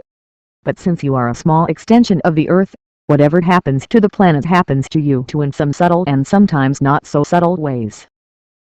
This planet is part of a larger body that we call the solar system. What happens to that system affects the planet. This solar system is part of a larger body we call the universe. Maybe it is beyond your perception right now, but because your physical form is just a fragment of the planet, everything that is happening to any part of the universe is also in some way happening to you. As incredible as it sounds, if you maintain your physical body in a certain way, you will become aware of subtle changes that happen in the planet and the cosmos. Once you become sensitive to it, your whole body feels everything happening around you. If you spend more time and pay attention to the ways of the earth, this sensitivity will increase dramatically. I lived on a farm for a few years. There was a man in the local village who was hard of hearing. His name was Chickapouta. Because he could barely hear, he could not respond to people, so they thought he was an idiot. He was rejected by the village and made an object of ridicule. I employed him as my man on the farm. He was a nice companion to have because I wasn't particularly interested in talking, and he could not talk because he could not hear. So, no problem. Those were the days before tractors. Life on the farm was all about bullocks and plows. One day, suddenly, at 4 o'clock in the morning, I saw him preparing the plow. I asked him, "What's happening?" He said, "I am getting ready to plow, sir." I said, "But what will you plow?" "There is no rain." He said, "It will rain today." I looked up. It was an absolutely clear sky. I said, "What nonsense! Where is the rain?" He said, "No, sir, it will rain." And it did. I sat up for days and nights after this. Why couldn't I feel what this man could feel? I sat, holding my hand in different positions, trying to feel the moisture, the temperature, trying to read the sky. I read all kinds of books on meteorology, but it felt like I was up against a wall. But then, with careful observation of my own body and what was around me, I discovered the most fundamental mistake that most of us make, the fact that we view the ingredients which constitute our body, like earth, water, air, and food, as commodities and not as an organic part of the life process. After persevering for about 18 months, I understood. And now if I say it is going to rain, 95% of the time it will. This is not astrology or magic, but a surmise based on the minute observation of a completely different level of the human system and its ongoing transaction with the planet, the air, and everything around. If it is to rain today, some change will happen in your body. Most urban dwellers cannot feel it, but many rural people all over the world do sense this. Most insects, birds, and animals can feel it. The tree for sure knows it. Recognizing these small changes in the planetary system, the ancients tried to make use of them not just for their own well-being, but for transcendence. The magnetic equator of the planet flows through India. A few thousand years ago, yogis pinpointed the exact location of the magnetic equator and built a whole string of temples along this area for very specific reasons. One of the most famous temples is the South Indian temple of Chidambaram, which was set up for those who sought ultimate spiritual union. At the time of its construction, it was located exactly on the magnetic equator. Many spiritual seekers gathered in Chidambaram over the centuries at those times when the planet was in a certain position. In this temple, a shrine was consecrated by Patanjali, the father of yoga, to Shunya, which literally translates into emptiness or no thing. This is not mere symbolism. At the magnetic equator there is no pull toward north or south, there is 0 degree of magnetic plane, and this promotes a certain balance and equanimity in the life of the spiritual seeker.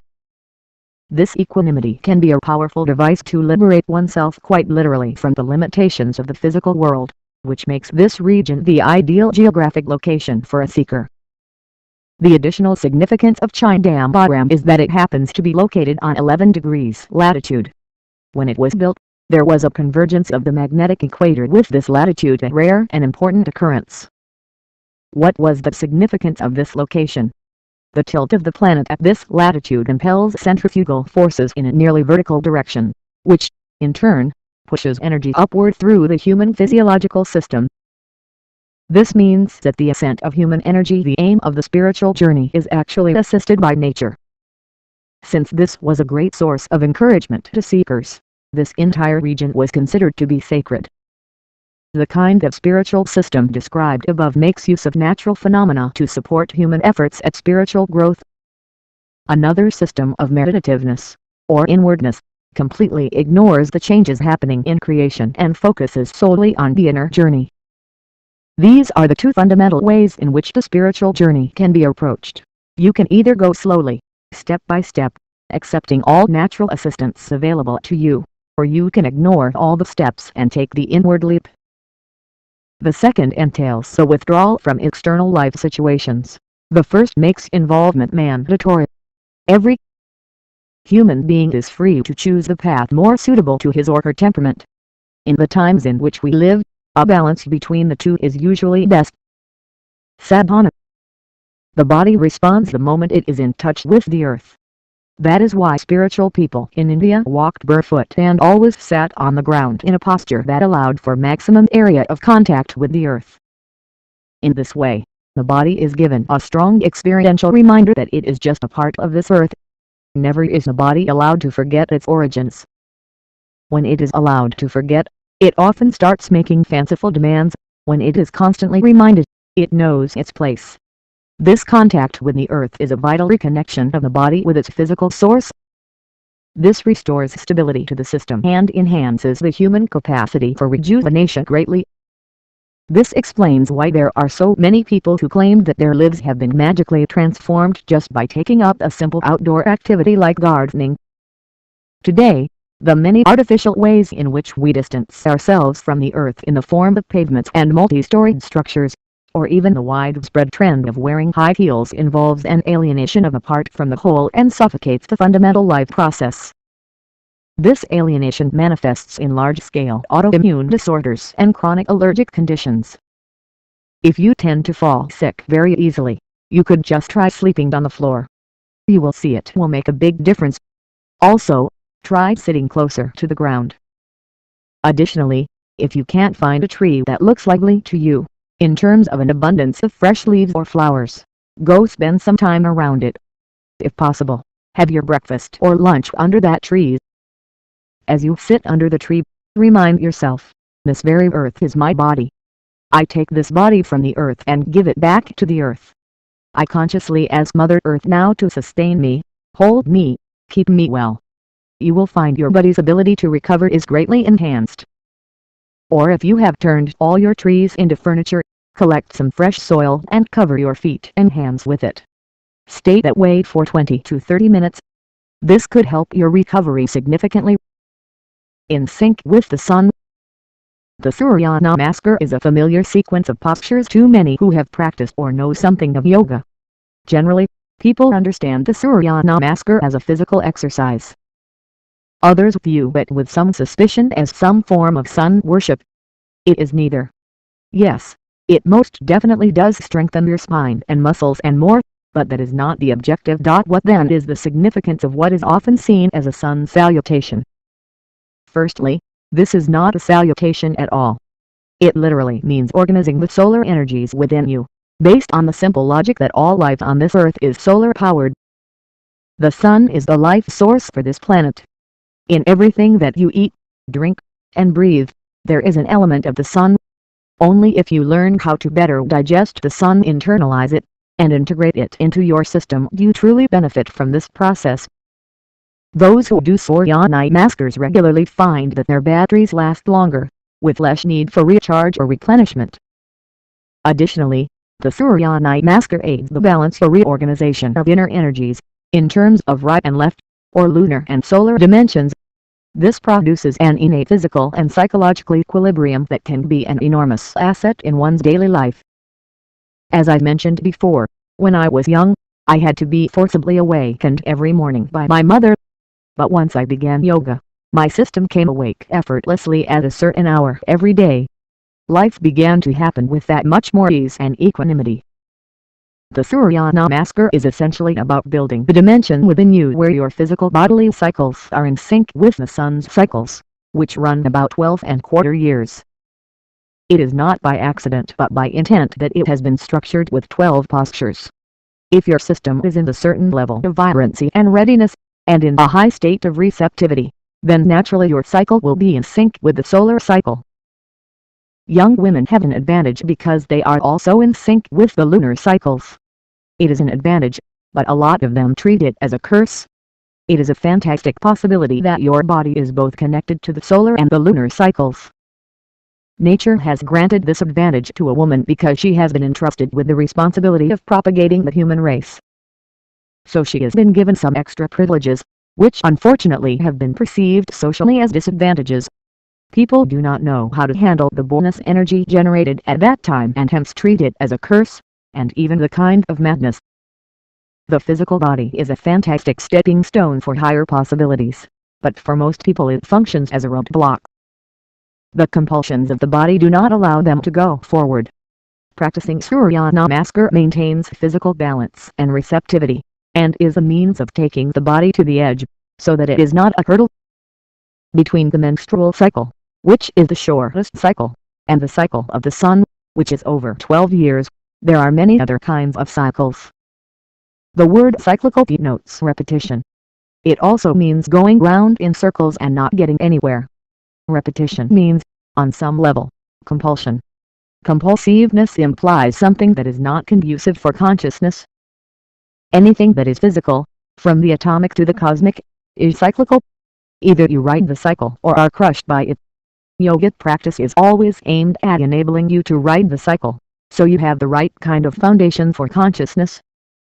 It must be remembered that the repetitive nature of cyclical movements or systems, which we traditionally refer to as samsara, offers the necessary stability for the making of life. If everything was random, it would not be possible to house a steady life-making machine. For the solar system and for the individual, being rooted in cyclical nature gives a certain firmness and steadiness to life. The very nature of the physical world is cyclical. But once life has reached the level of evolution that human beings have attained, it is natural to aspire not just to stability, but to transcendence. Now, it is left to individual human beings either to remain trapped in the cyclical, or to use these cycles for physical well-being, or finally to go beyond the cyclical entirely. If you are compulsive, you will see that situations, experiences, thoughts, and emotions in your life will be in cycles. They keep coming back to you once every 6 or 18 months, 3 years, or 6 years, depending on your degree of compulsiveness. If you just look back on your life, you will notice this. If they come once every 12 years, that means your system is in a high state of receptivity and balance. The Surya Namaskar is an important process to enable that to happen. On a rudimentary level, it is a complete workout for the physical system, a comprehensive exercise form without any need for equipment. But above all, it is an important tool that empowers human beings to break free from the compulsive patterns of their lives. There are variations of this practice, depending on an individual's aspirations. Someone who seeks muscular fitness can practice a basic process that is known as Surya Shakti. Through practice, if one attains a certain level of stability and mastery over the system, one could be introduced to a more powerful and spiritually significant process called the Surya Kriya. While the Surya Namaskar is about balancing the two dimensions of sun and moon within the human system, the Surya Kriya is about connecting these two fundamental divisions for further spiritual growth. The legendary Yogi Raghavendra, the yoga teacher I met as a boy, led a life that would be considered superhuman by conventional standards. He was known as Maladakali Swami because he hailed from the village of Maladakali, which is in the southwestern Indian state of Karnataka. He was known to do 1,008 Surya Namaskars a day. Later, after he was 90 years of age, he brought the number down to 108. That was his spiritual practice. In addition to being a yoga master, he was a wonderful Ayurvedic doctor. He was one of the few Nati Vedya's traditional physicians who diagnose your ailment by feeling your pulse. He would not only tell you what disease you had today, but could predict what ailment was likely to afflict you in the next 10 to 15 years, and would teach the requisite remedial practices. One day in the week, he would be available in his ashram as an Ayurvedic doctor. Wherever he was, he would travel back to the ashram on Sunday evening to be there on Monday morning. If he sat down at 4 o'clock in the morning, he was there right through the day till 7 or 8 o'clock in the evening. Volunteers would come in shifts to help him, but he himself sat through the whole day. For every patient who came, he had a joke to tell. People would forget they had come for treatment. It was less like a doctor-patient interaction and more of a festival. This happened when he was about 83 years of age. One Sunday, late at night, he was at the railway station about 46 miles from his ashram. He was with two companions, and they discovered that there was a railway strike. This meant no trains and no other means of transport. His commitment to his work was such that he left his two companions on the platform and just ran 46 miles overnight on the railway tracks. At 4 o'clock in the morning he was at the ashram, ready to treat his patients. People at the ashram did not even realize that he had come running. Only when his other two friends reached there did they tell the others what Swamiji had done. That is how incredibly he lived. He lived up to the age of 106 and taught yoga until his dying day. Elemental mischief. Life is a game of just 5 ingredients. Even a pizza requires more ingredients. But in yoga both the human body and the cosmos are based on the magic of only 5 elements: earth, water, fire, air, and ether. Such a staggeringly complex phenomenon and just 5 variables. Not surprisingly, those who attained self-realization have often termed life a cosmic joke. Once, when I was driving after midnight, I approached a mountain. As I drove toward it, I saw that almost half the mountain was ablaze. I am not known to shy away from danger, so I continued to drive. But I was cautious, because I knew I was in a car full of flammable fuel and I had my little girl in the back seat. It was misty, and the farther I drove up the mountain, the fire always seemed to be a little farther away. Then I realized that although all the terrain that I saw from down below looked like it was on fire, as I drove into it, there was nothing at all. When I reached the actual site of the fire, I saw that a truck had broken down. The driver and couple of others had built a small fire for themselves because of the cold. As the mist reached dew point, the million droplets in the air, each one acting as a prism, created such a phenomenal illusion that a little fire seemed like a major conflagration. From down below, it looked like the whole mountain was aflame. That incident left me astounded. Creation is just like that, hugely magnified. Those who have looked within themselves closely and attentively realized there was no need to look at the macro version. The entire cosmos is just a magnified projection of a little occurrence happening within you, the play of 5 elements. This is all it takes to make a throbbing full-fledged human being! Maybe your desire is individual or maybe it is universal. But whether you want to realize the full potential of this human mechanism or merge with the larger cosmic mechanism, you need a certain measure of mastery over these 5 elements. Without this you know neither the pleasure of being an individual nor the bliss of uniting with the cosmic. Whether your physical body is a stepping stone or a hurdle on your path to well-being, essentially depends on how you are able to manage these 5. If they do not cooperate with each other, nothing significant ever happens to you. But with their cooperation, your life, from the basic to the highest aspects, suddenly becomes a tremendous possibility. The body is like a doorway. If you are always facing closed doors, then for you a door means a deterrent. If doors are always opening up for you, then for you a door means a possibility. They say how long a minute is essentially depends on which side of the bathroom door you are. Those inside say, "Just a minute, I'm coming." That 1 minute, for the person outside, is an eternity. Every spiritual practice in the world is related in some way with organizing these 5 elements. The most fundamental practice in the yogic system is Buddha Shuddhi, the cleansing of the elements in the physical system so that they work in harmony. All yogic practices are essentially derived from the cleansing of these elements. The basis of individual existence is actually memory, which penetrates deep into these 5 elements. Cleansing the elements of the compulsive tendencies that percolate into the individual as a result of mental, genetic, evolutionary, and karmic memories helps bring the sense of absolute harmony between the individual and the cosmos. When you achieve a level of expertise in your yogic practice, you approach what is called Buddha Siddhi, or mastery over the elements. With this mastery, life opens up its bounty to you. Health, well-being, clarity, enlightenment, none of these can be denied to you anymore. So whether you experience life as a great possibility or a great barrier simply depends on the extent to which these 5 elements cooperate with you. Freedom and bondage both are determined by these 5 elements. The very existence that traps you also sustains you. This is the paradox of the life process. Love and hate, freedom and entrapment, life and death are all encapsulated in each other. If they were separate, there would be no problem, you could deal with them. The problem is, they are inextricable. If you try to avoid life, you only end up avoiding death. In ancient India, there were courtesans who were masters in the art of seduction. They wore elaborate jewelry that seemed impossible to remove. The whole body was covered in ornaments. If you had to take them off one by one, it would take a long time.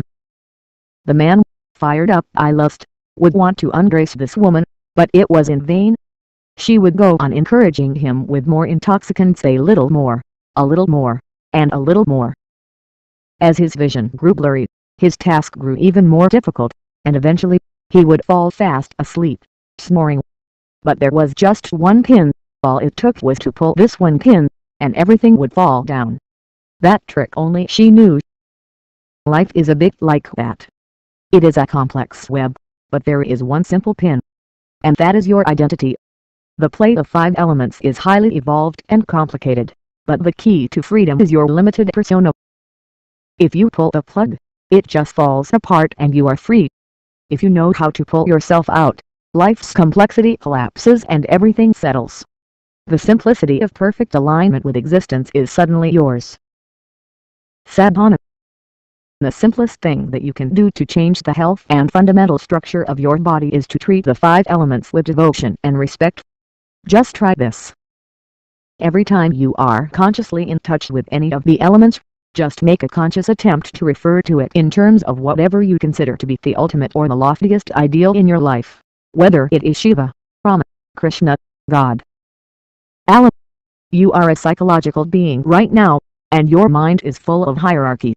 This process will settle the hierarchy.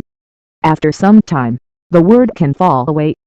But you instantly see the change as the number of truly conscious moments in your life increases. The air that you breathe, the food that you eat, the water that you drink, the land that you walk upon, and the very space that holds you, every one of them offers you a divine possibility. Enshrining the elements. In southern India, 5 major temples were built for each of the 5 elements. These temples were created not for worship but to facilitate a specific type of spiritual practice. To cleanse the water element, you would go to a particular temple and do one kind of practice.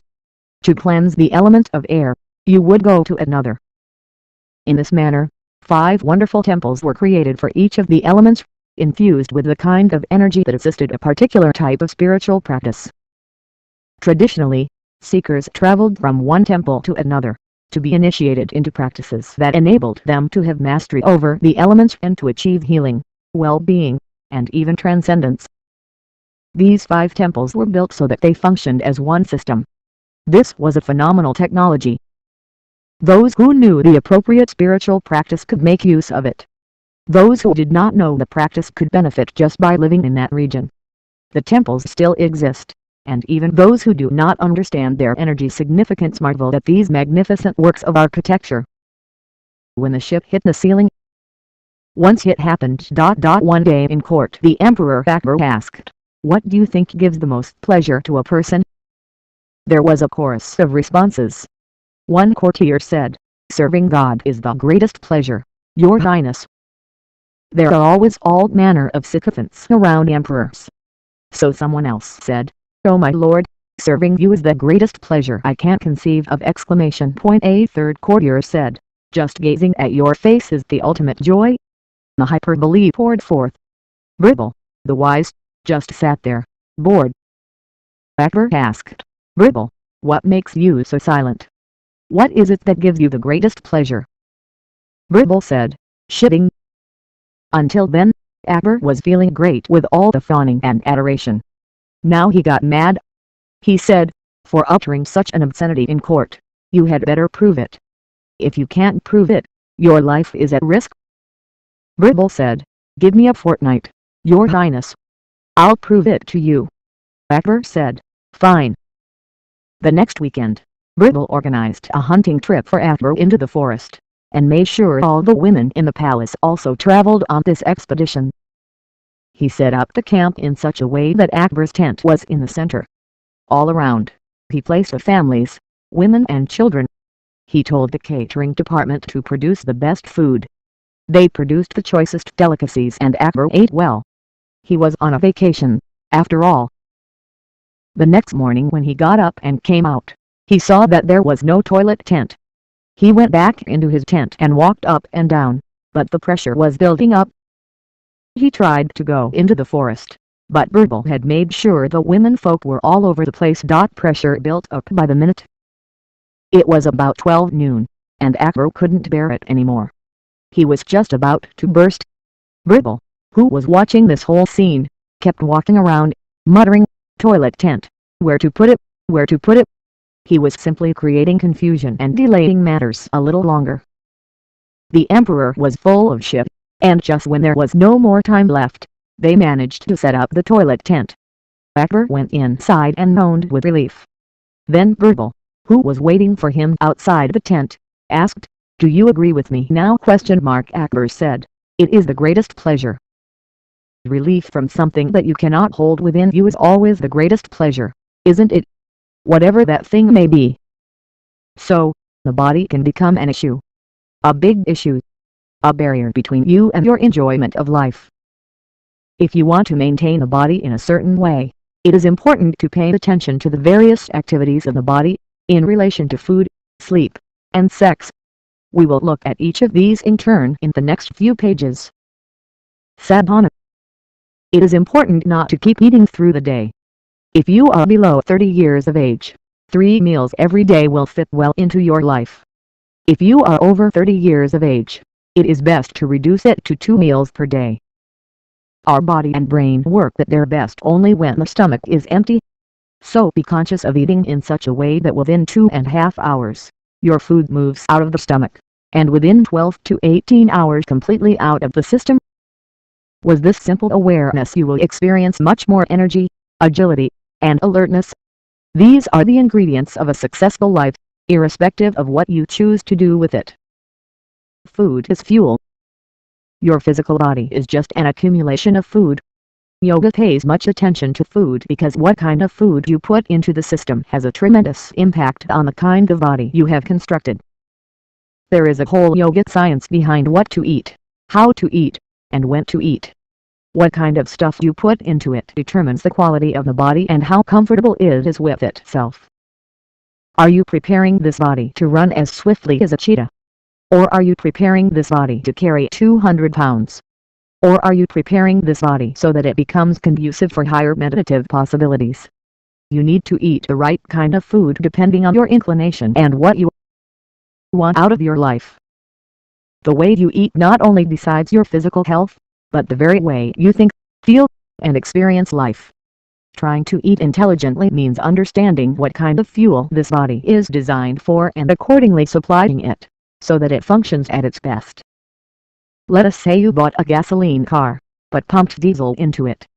It might still move around, but it would not function at its optimal capacity, and its lifespan would also be substantially reduced.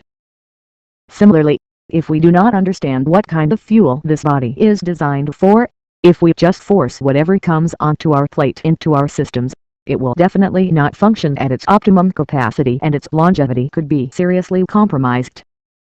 The compatibility of the fuel and the machine is of great importance if you are seeking the certain caliber of service. What kind of food is the human system really designed for? If you eat certain foods, the body becomes happy. If you eat certain other foods, the body turns dull and lethargic, and your sleep quota increases. If you sleep for 8 hours a day, and you live 100 years, you have spent 1/3 of your life sleeping. Another 30 to 40% is spent on food, toilet, and other ablutions. There is very little time left for life! You eat food for energy, but if you eat a big meal, do you feel energetic or lethargic?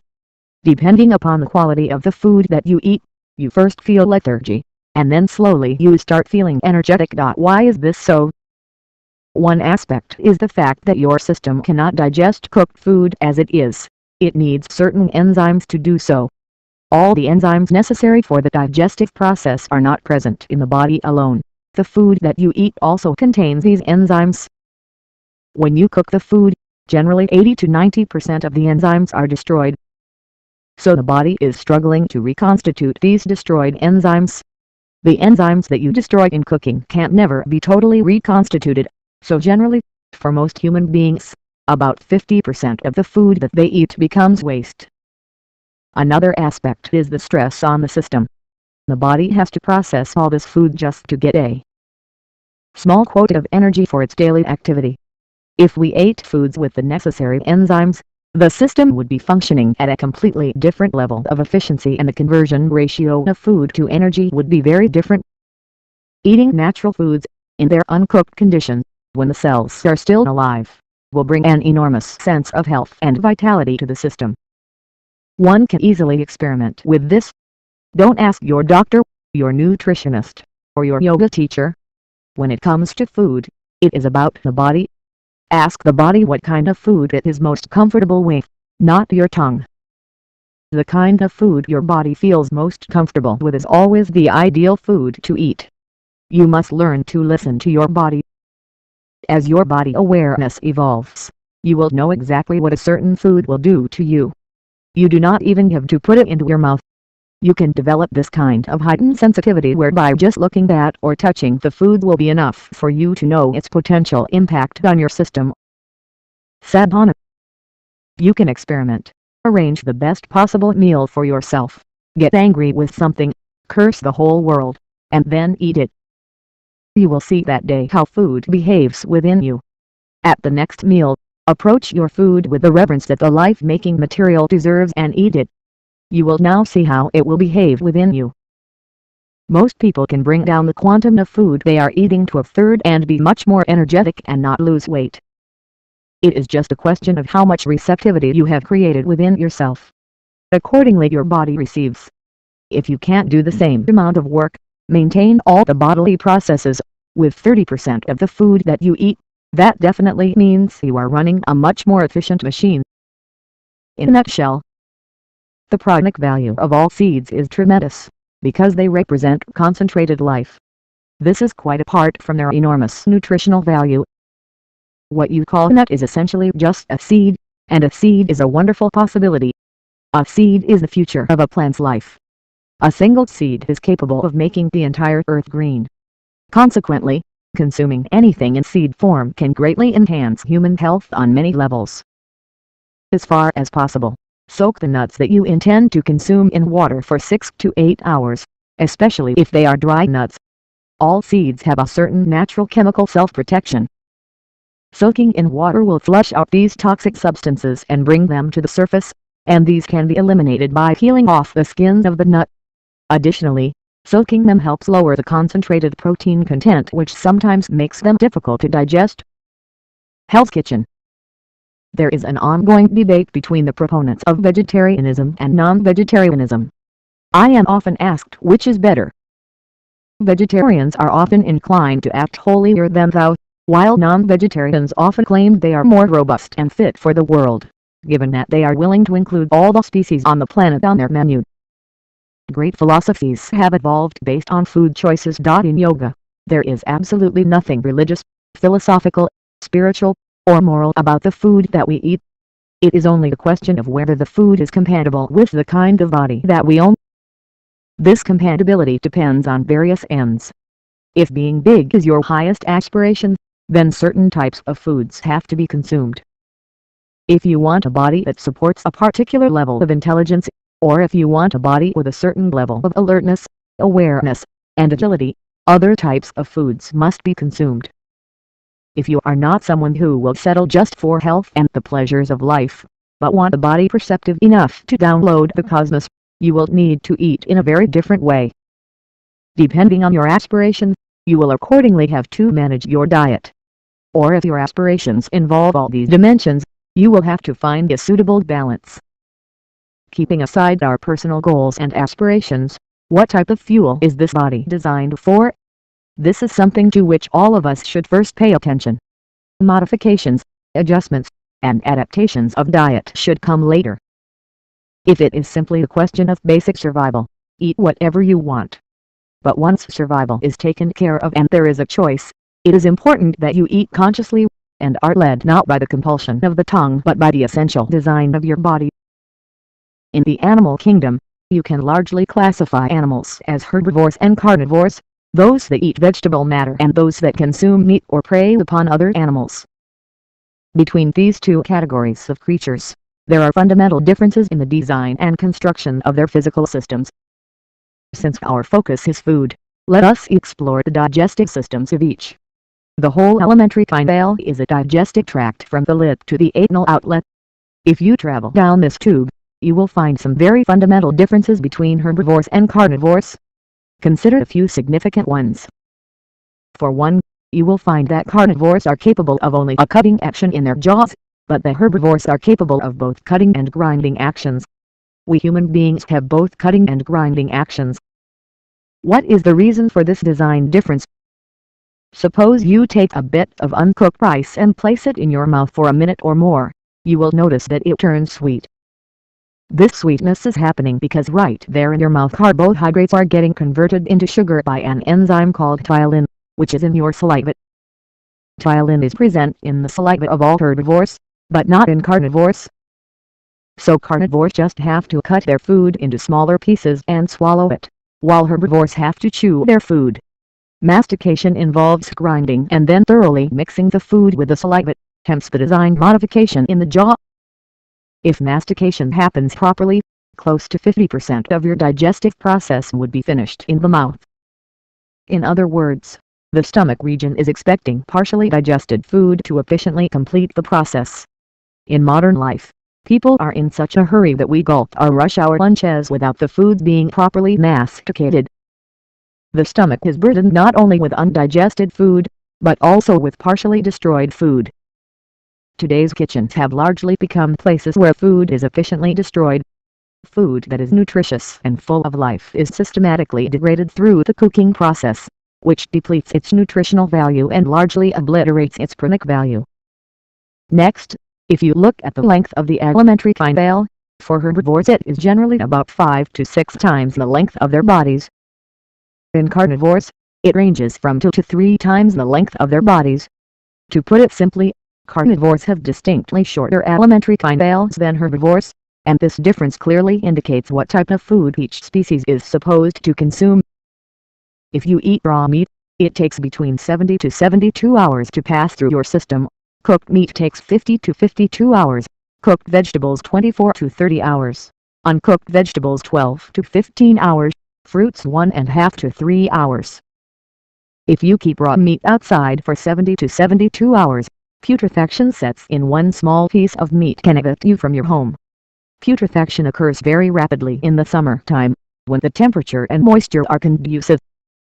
Your stomach is always the tropical place, and if meat stays there for up to 72 hours, the level of putrefaction is very high. This essentially means there is excessive bacterial activity, and your body must expend a lot of energy to contain the bacterial level, so that it does not cross the line that separates health from illness. If you visit a friend who is sick in the hospital, you would surely not take him a pizza or a steak. You are most likely to take him fruit. If you happen to be in the wild, what would be the first thing you would eat? Definitely fruit.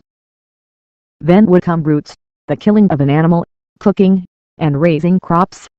Fruit is the most easily digestible food, and all human beings know this instinctively. Most carnivorous animals do not eat every day, definitely not 3 times a day. They know the food they eat moves very slowly through their tracts. The tiger is said to eat once every 6 to 8 days. He is agile and prowls when he is hungry, eats a hefty meal of 55 pounds of meat at once, and then generally sleeps or ambles around lazily. The cobra eats 60% of its own body weight in a single meal, and eats only once every 12 to 15 days. The pygmies from the Central African region used to hunt elephants, eat their organs and meat raw, and drink the blood fresh. They say they would sleep after this kind of meal for over 40 hours at a stretch.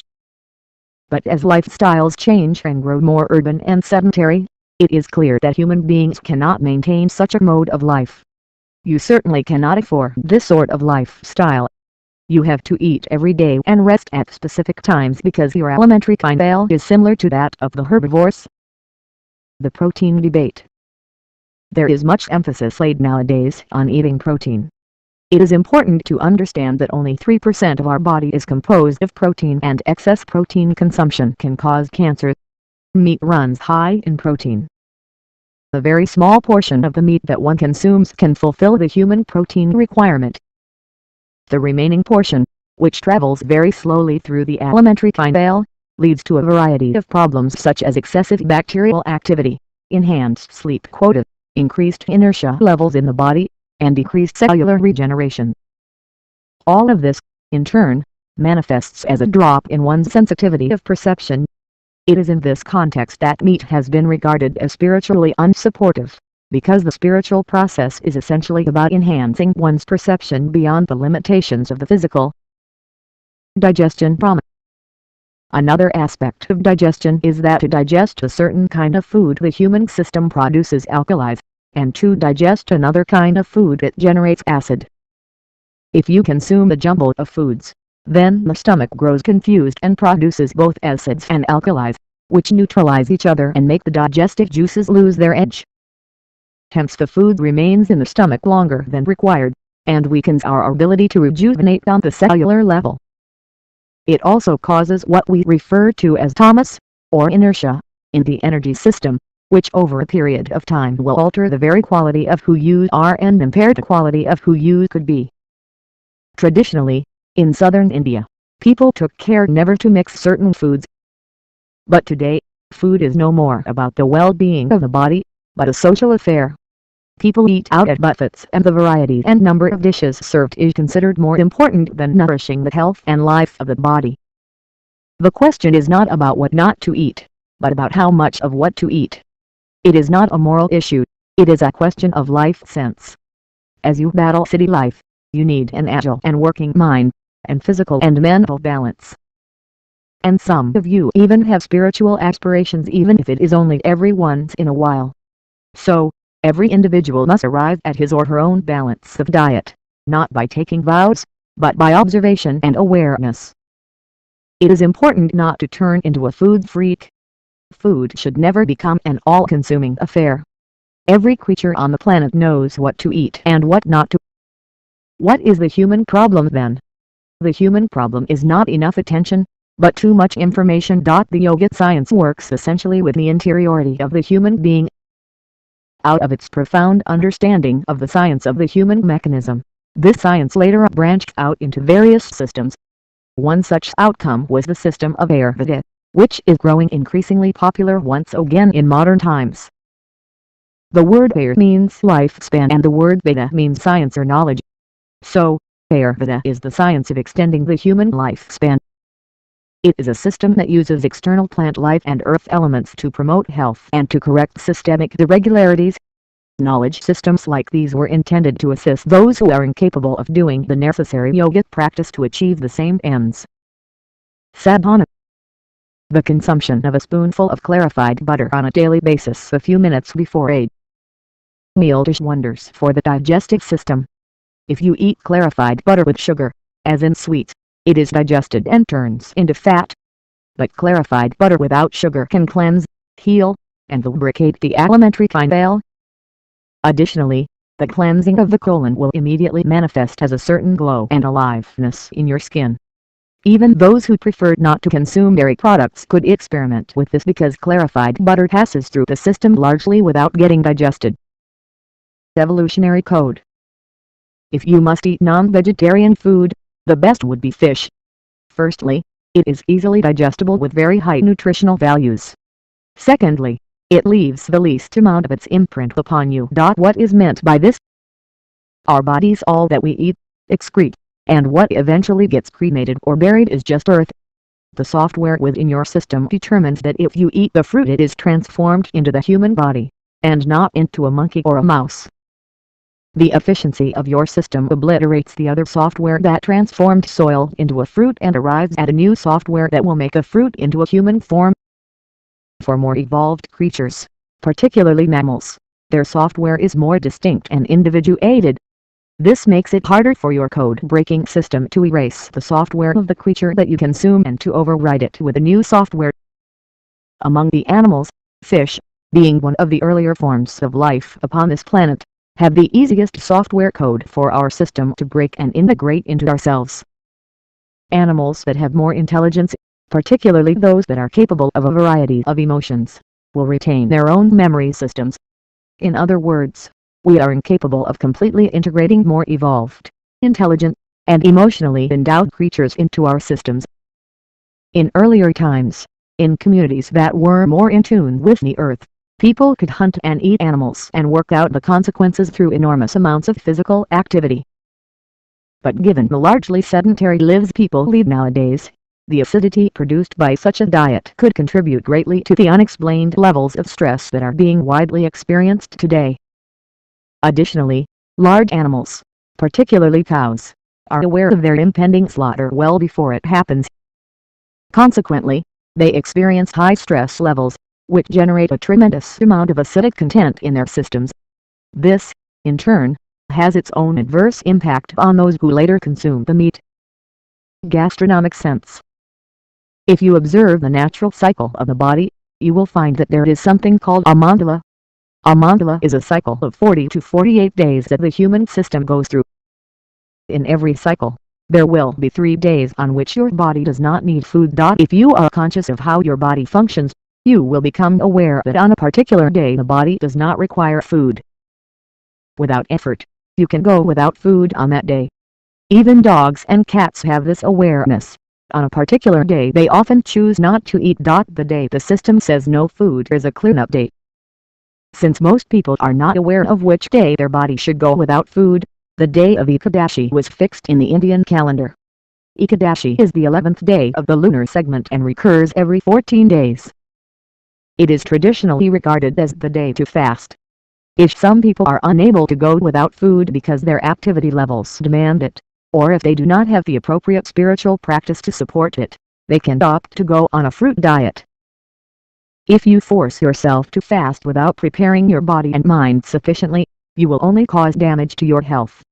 But if your body, mind, and energy are properly prepared with the necessary practices, then fasting can be of much benefit to you.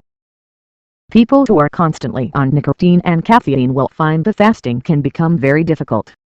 So before fasting, prepare the body by consuming the right kind of nourishment, particularly high water content foods like fruits and vegetables. It may not be a good thing for everybody to fast, but it has many benefits if it is done with proper understanding. The entire aim and endeavor of yoga is to open up the cocoon of the physical body to the larger sensory body where you experience everything as a part of you. Fasting is an extension of this logic. It is a way of nourishing yourself without any active ingestion.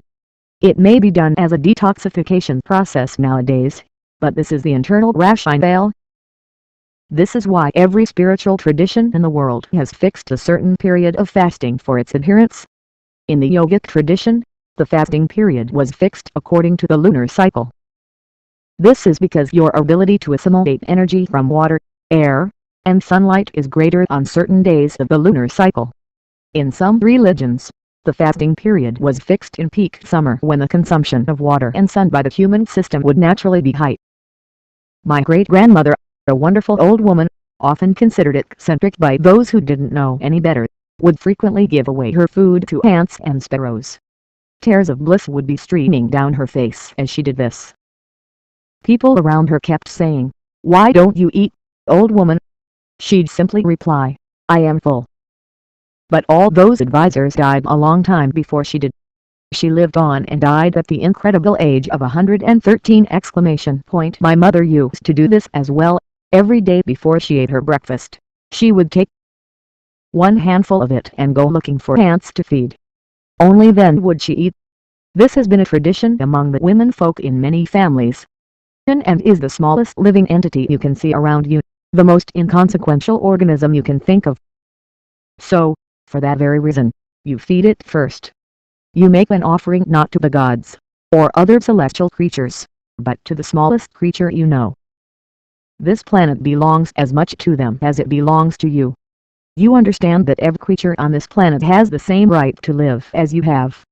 This awareness can help create a conducive atmosphere, mentally and physically, for consciousness to grow. Just a simple act like this loosens you from your identification with the physical body. As you become less of a body, your awareness of the other dimensions of who you are naturally becomes enhanced. When you are very hungry, all your body wants to do is eat. Just wait for 2 minutes, you will find that it will make a big difference. When you are very hungry, you are the body. Give it a little space and suddenly you are not just the body. Gautama the Buddha went to the extent of saying, when you are badly in need of food, if you give away your food to somebody else, you will become stronger. I am not going that far with you. I am only saying, just wait a few minutes. It will definitely leave you stronger. If you are very compulsive about food, it is good to miss one meal consciously. Try doing this on a day when you are particularly hungry and some of your favorite dishes are being cooked. Try skipping the meal. This is not to torture yourself. This is just to become free from the torture chamber that your body can very easily become. What kind of food you eat, how much you eat, how you eat, turning it from a compulsive pattern into a conscious process, this is the essence of fasting. Sadhana. Just experiment. Start with 25% natural, uncooked, or live food, fruit or vegetables, today, and slowly push it up to 100% in about 4 or 5 days. Stay there for a day or two, and again cut it down by 10% and in another 5 days you will reach 50% raw food, 50% cooked food. This is ideal for most people who wish to be active for 16 to 18 hours a day. Remember, if you eat cooked food, it may take you 15 minutes to eat a meal. If you eat raw food, you take a little more time to eat the same quantum of food, because you have to chew a little more. But the nature of the body is such that after 15 minutes the body will tell you that your meal is over. So people tend to eat much less and lose weight. All it takes is being a little more conscious of how much you are eating. Restlessness to restfulness. The fact that you sleep at night makes some difference between your mornings and evenings. What is making the difference is the level of relaxation that sleep brings. If you could remain relaxed while performing all the activity of the day, you would be about the same in the evening, in terms of energy and enthusiasm, as you were in the morning. If you wake up fresh, that is a good beginning, but slowly through the day, as your relaxation levels come down, you gradually start feeling stressed. Stress is not because of work. This is important to remember. Everybody thinks their job is stressful. No job is stressful. There are many jobs that could present challenging situations. There could be nasty bosses, insecure colleagues, emergency rooms, impossible deadlines, or you might even find yourself in the middle of a war zone. but these are not inherently stressful. It is our compulsive reaction to the situations in which we are placed that causes stress. Stress is a certain level of internal friction. One can easily lubricate the inner mechanism with some amount of inner work and awareness. So, it is your inability to handle your own system that is stressing you out. On some level, you do not know how to handle your body, mind, and emotions. That is the problem. How then do you keep your system free of stress so that you remain in the same level of enthusiasm, relaxation, and happiness, whether it is morning or evening? An average person's pulse rate on an empty stomach would be in the 70s or even 80s. For a person doing the right type of meditative practice, you will find that the pulse rate would range between the 30s and 40s. Even after a good lunch it would stay in the 50s. This is just one parameter that indicates the level of restfulness that your body is experiencing moment to moment. Restfulness essentially defines the replenishing and rejuvenating capability of the body. You cannot slow down your system at the cost of activity. What is necessary is to keep your system in such a way that activity does not take its toll upon it. Maybe physically you get exhausted, but it need not stress you in any way. If you are capable of being vibrantly active and still relaxed, then it is worthwhile. If you start certain simple practices of yoga, in 3 to 4 months' time, your pulse rate will drop at least 8 to 20 counts very easily. That means the body is running so much more efficiently and at a relaxed pace. What the body needs is not sleep but restfulness. If you keep the body very relaxed through the day, your sleep quota will go down naturally. If your work and taking a walk or exercising are also relaxation for you, your sleep quota will drop even further. Right now, people want to do everything the hard way. I see people walking in the park in a state of tension. Whether you walk or jog, why can't it be done easily, joyfully? This exercise may be causing more harm to you than well-being because you are going at it as if you're going into battle. Don't battle with life. You are not anti-life, you are life. Just get in tune with it and you will see that you will pass through it easily. Keeping yourself fit and well is not a battle.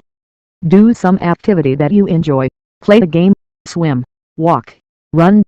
If you don't like to do anything except eat cheesecake all day, then you have a problem. Otherwise, there is no incompatibility between being active and relaxed at the same time. How much sleep does your body need? It depends on the level of physical activity you are engaged in. There is no need to fix the quota of either food or sleep. To program the calories you must consume and the number of hours you must sleep is a foolish way to handle life. Let the body decide how much it should eat today, not you. Today your activity levels are low, so you eat less. Tomorrow your activity is high, so you eat more. Similarly with sleep, when you feel sufficiently relaxed you come awake. The moment the body is rested it will wake up, whether it be at 3 or 4 or 8 o'clock. When it comes to food and sleep, your body is the best judge.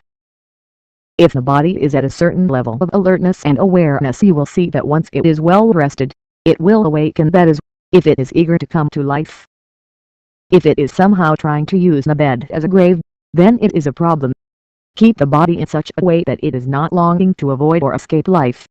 Maintain it in such a way that it is longing to come awake. Sadhana. If you sleep without a pillow or with a very low pillow, which doesn't allow the spine to get pinched, the neuronal regeneration of the brain and the cellular regeneration of the neurological system will be much better. If you sleep without a pillow, it is best to lie on your back in a supine position, rather than on your side. Lying in this position is referred to in yoga as shavasana. It enhances the purification and rejuvenation of the body, promotes the free flow of movement in the energy system, bringing relaxation and vitality. But there is no reason to get dogmatic about this. Carnal to cosmic. Existence is a dance between the unmanifest and the manifest. The moment there is a manifestation, there is duality, light and darkness, male and female, birth and death, and so on. Though unity is the basic fabric of creation, duality brings texture, design, and color to life. All the various manifestations that you see as life today are fundamentally rooted in duality. Because there are two, there are many. If there were only one, there would be no existence. Once there are two, the game of life begins. Once duality begins, sex begins. What we call sex is just two parts of this duality striving to become one. In the process of these dualities meeting, there are also certain functions that nature wants to fulfill, like procreation and the survival of the species. All duality is striving for unity because what was once one has manifested itself as two. Now there is a perpetual longing to become one. This longing to become one finds expression in many ways. When you are young and your intelligence is hijacked by your hormones, sex will be the way. When you are middle-aged and your intelligence is hijacked by your emotions, love is the way. When you are old and bereft of hormonal mischief, prayer is the way. But irrespective of age, when you transcend all this and seek the same union on a much higher level of awareness, then yoga is the way. If you are seeking oneness with the body, you need to remember that physical bodies will always remain two, no matter what you do. For a few moments, a sense of unity will happen, and then people fall apart. If divorce does not do it, death will.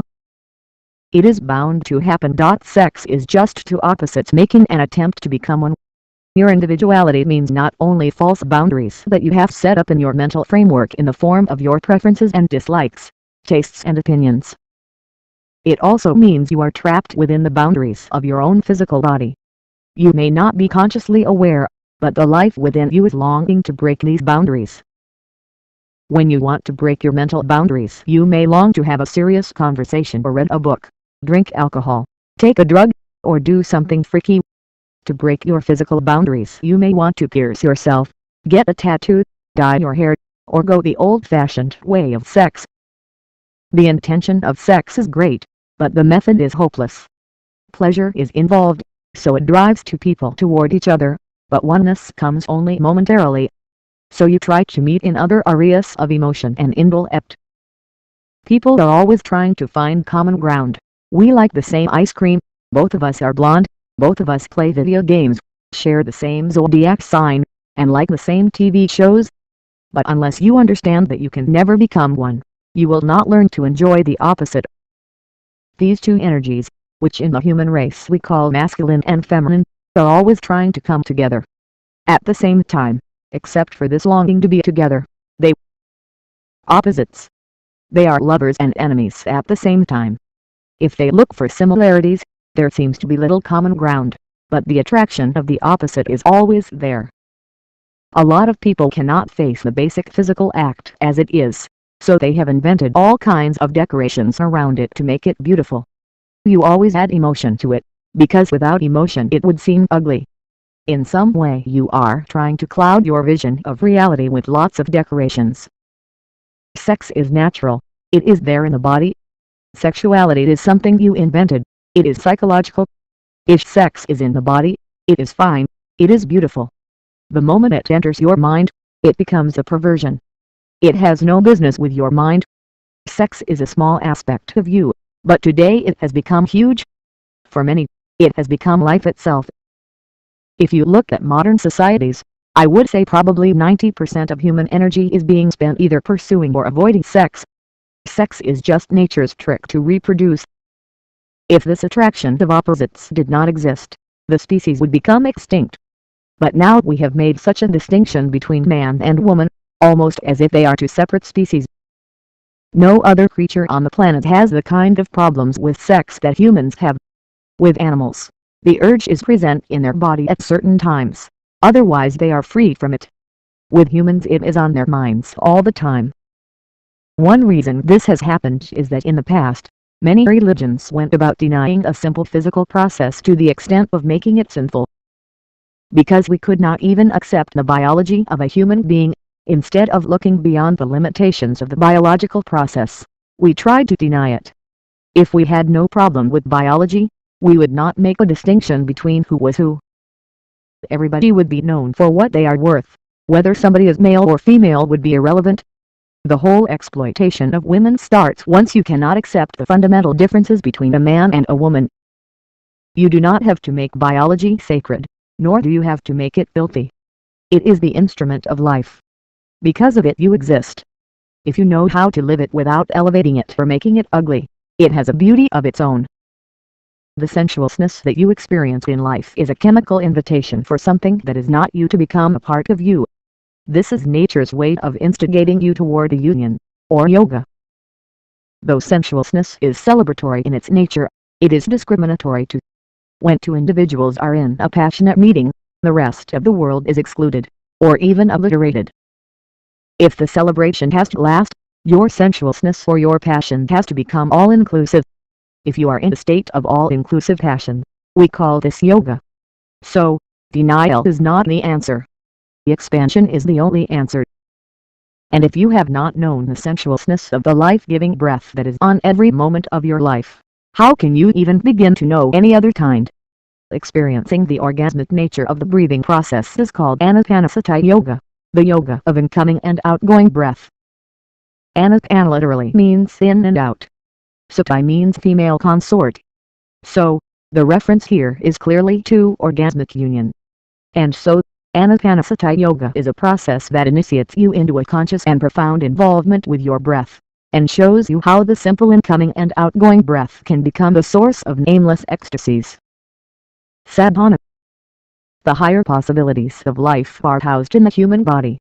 The physical body is a platform for all possibilities from the gross to the sacred.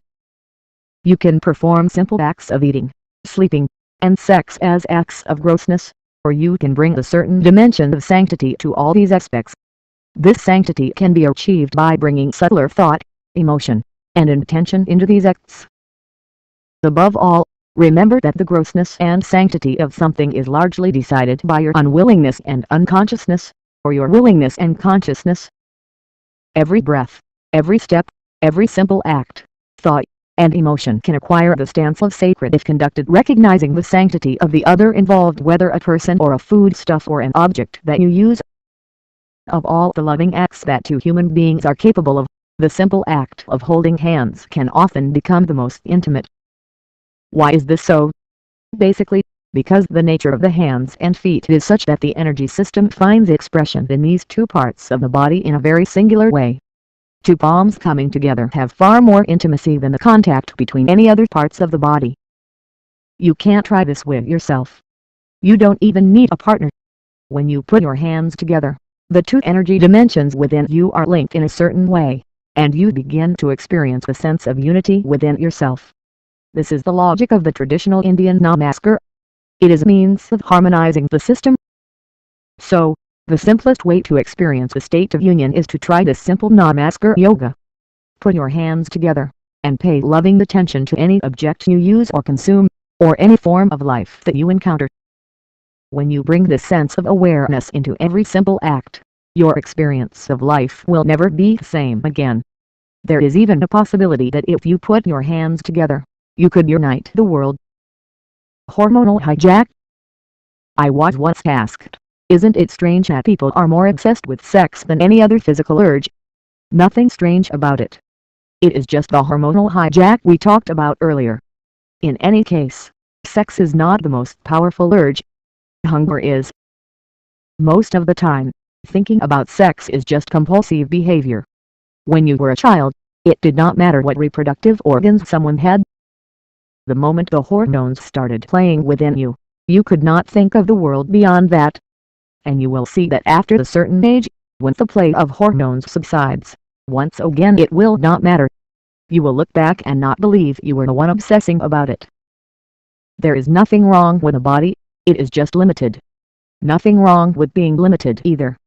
If you go by the way of the body, some pleasure may come to you. It is not a crime to want to be limited, but you will live an unfulfilled life. Let us say tomorrow I grant you a boon and all the women or men in the world are lusting after you. You will find that you are still not satisfied. A little bit of pleasure and pain will happen, but you will only live within the sphere of the body. The body knows only survival and procreation. And it is walking straight to the grave every moment, nowhere else. Your body is just a loan from this planet. What you call death is just Mother Earth reclaiming the loan that she offered to you. All life on this planet is just a recycle of the earth. You may think right now that you are going to your office, home, or football match, but as far as your body is concerned, it is going, moment by moment, straight toward the grave. Right now, you may have forgotten, but slowly, as time passes, it will become more apparent that this is the nature of the body. If all that you have known is the body and anyway you are going to lose it, anxiety and fear will be your constant companions. People are even beginning to think that fear is a natural part of their existence. No, fear is a result of the incompleteness of your existence. If you have not explored life in its magnitude and multidimensionality, but have limited yourself to the physical body, fear is a natural consequence. Ever heard of George Best? He was one of the greatest footballers of his time in England. He was determined to make the most of his life in the way he knew best. The media described him as having every popular film star and fashion model on his arm at some time or the other. But by the time he reached the age of 35, he was a broken, miserable, frustrated man. By the age of 59, he was dead. Death is not the issue, but the way you live is the issue. George Best supposedly had it all, but he lived a terrible life. This is because the way of the physical is circumscribed. The body has only so much of a role to play in your life. If you try to stretch it to all of your life, you will suffer because you are trying to create a falsehood. Life has a million ingenious ways to bend you, break you, knead you, and grind you. Nothing wrong with your hormones, but once you live a compulsive life, you are living the life of a slave. Everything may be going on fine with your life, your business, family, relationships, but slowly, as different kinds of compulsions take over, you grow more and more miserable. There is something within you that is unwilling to be a slave. For many, the pursuit of wealth and physical well-being drives them to increasingly desperate actions. If you look under the veneer of civilization, you will uncover the most abominable forms of abuse. We are not even sparing our own children. These are the consequences of not attending to all the dimensions of being human, and limiting ourselves to the narrow realm of the physical. Today, in attempting to fetishize the body, people are creating untold suffering. You cannot think of a better arrangement materially, in terms of health care, insurance, cars. You have more comforts and conveniences than any previous generation. But people are suffering immensely. In affluent societies, almost every fifth person is on some kind of medication just to maintain mental balance. When you have to take a tablet every day to remain sane, this is not joyfulness. You are on the verge of breaking down because you have made a small aspect of your life the whole of your life. Mortality and profundity. Only when you recognize your mortal nature do you want to know what more there is to life. It is then that the spiritual process opens up. Once it happened. Two men over 80 years of age met. One recognized the other and said, "Did you fight in World War I?" The other man said, "Yes." The first asked him where, and with which battalion. The other man told him. The first exclaimed, "Oh, my God! Don't you recognize me? We were in the same foxhole." Oh, they hit it off. They talked and talked.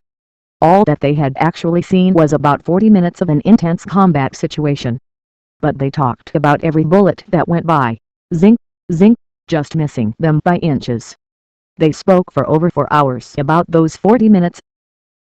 When they had exhausted everything that they could say about that time, one asked the other, "What have you been doing since the war?" "Oh, for the past 60 years, I've just been a salesman." Those 40 minutes had come to define their lives because their mortality was dangling in front of them at every moment. In battle they had forged a bond that was profound. Beyond that, this man's life could be summed up in a single sentence: he was just a salesman. You discover an indescribable profundity within yourself when you realize your mortal nature. If you have not realized your eternal nature, you must at least realize your mortal nature. Death is not the end of life. Death is simply the end of the body. If you have lived with a very deep identification with the physical, the more you will struggle with death, because death marks the end of the body. Only when you confront your mortality, the potential but inevitable termination of your physical form, does the longing to go beyond become genuine. Miracle or myth? Once it happened. A man wished to acquire supernatural powers. He went from one guru to another, desperately in search of instruction. He eventually found his way to a remote hermitage in the Himalayan wilderness. The guru of the ashram divined the purpose of his quest and tried to dissuade him. What will you do with these powers? So what if you learn to walk upon the water? After 3 days, the boat will be better.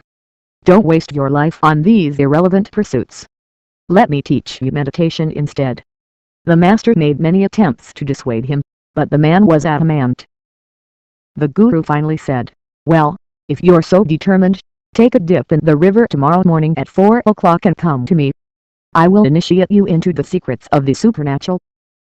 The man was excited. He took a pre-dawn dip in the freezing Himalayan river, turned half blue, and came and sat expectantly before the master. The guru said, see, this is very simple. I have a secret mantra. If you utter it 3 times over for the next 40 days, all the supernatural powers will be yours. He then revealed the mantra, Vasadamo Sadgamaya. From ignorance, lead me to truth. The guru said, you have to repeat this sacred mantra 3 times a day for the next 40 days and the entire realm of the supernatural will be yours. But when uttering the mantra, just don't think of monkeys. The man was incredulous at the simplicity of the practice. Is that all? He asked joyfully. May I leave now? The guru said, by all means. Please go and return in 40 days. The man left in a state of great excitement. The fool of a guru revealed all his secrets to me without even charging the fee, he thought. And he is telling me not to think of monkeys. Why would I think of monkeys? Ridiculous. He came down the mountainside and reached the banks of the river Bungo. He took a dip in the holy river and sat down to begin his practice. But no sooner had he uttered the word Asadamo and monkeys. Each time a monkey popped into his head, he took another dip in the river. He attempted the mantra in various yogic postures. But each time he uttered the very first syllable, monkeys would appear. In hordes. In 1 week of intense practice, there was no need of a mantra anymore. It was a universe full of monkeys, a immediate nightmare. Harassed by these countless monkeys, unable to do a thing, the man went all the way back to the guru and said, I don't want your damn supernatural powers. Relieve me of these monkeys first. If you tell yourself you don't want to think a certain thought, that is precisely the first thing your mind will produce. That is the nature of the human mind. In recent times, much scientific research has been conducted on the activity of the brain. If you look at the way neurons fire in the brain, there is a tremendous cohesiveness in this activity. It is this cohesiveness that translates into the efficient functioning of the body. A billion sophisticated activities are being performed in your body right now because of the highly coordinated and complex dance of neurons. But the mind, in most people's experience, has unfortunately become a circus. The circus is actually a very coordinated activity, deliberately made to look like the mess. Even the clown in the circus is a gymnast. He may play the buffoon, but he is hugely talented and skillful in what he does. The metaphor of the clown sums up the experience of most people when it comes to their mental activity. How did the mind, that amazing gymnast, become a clown? How did it turn from a source of magic to such a mess?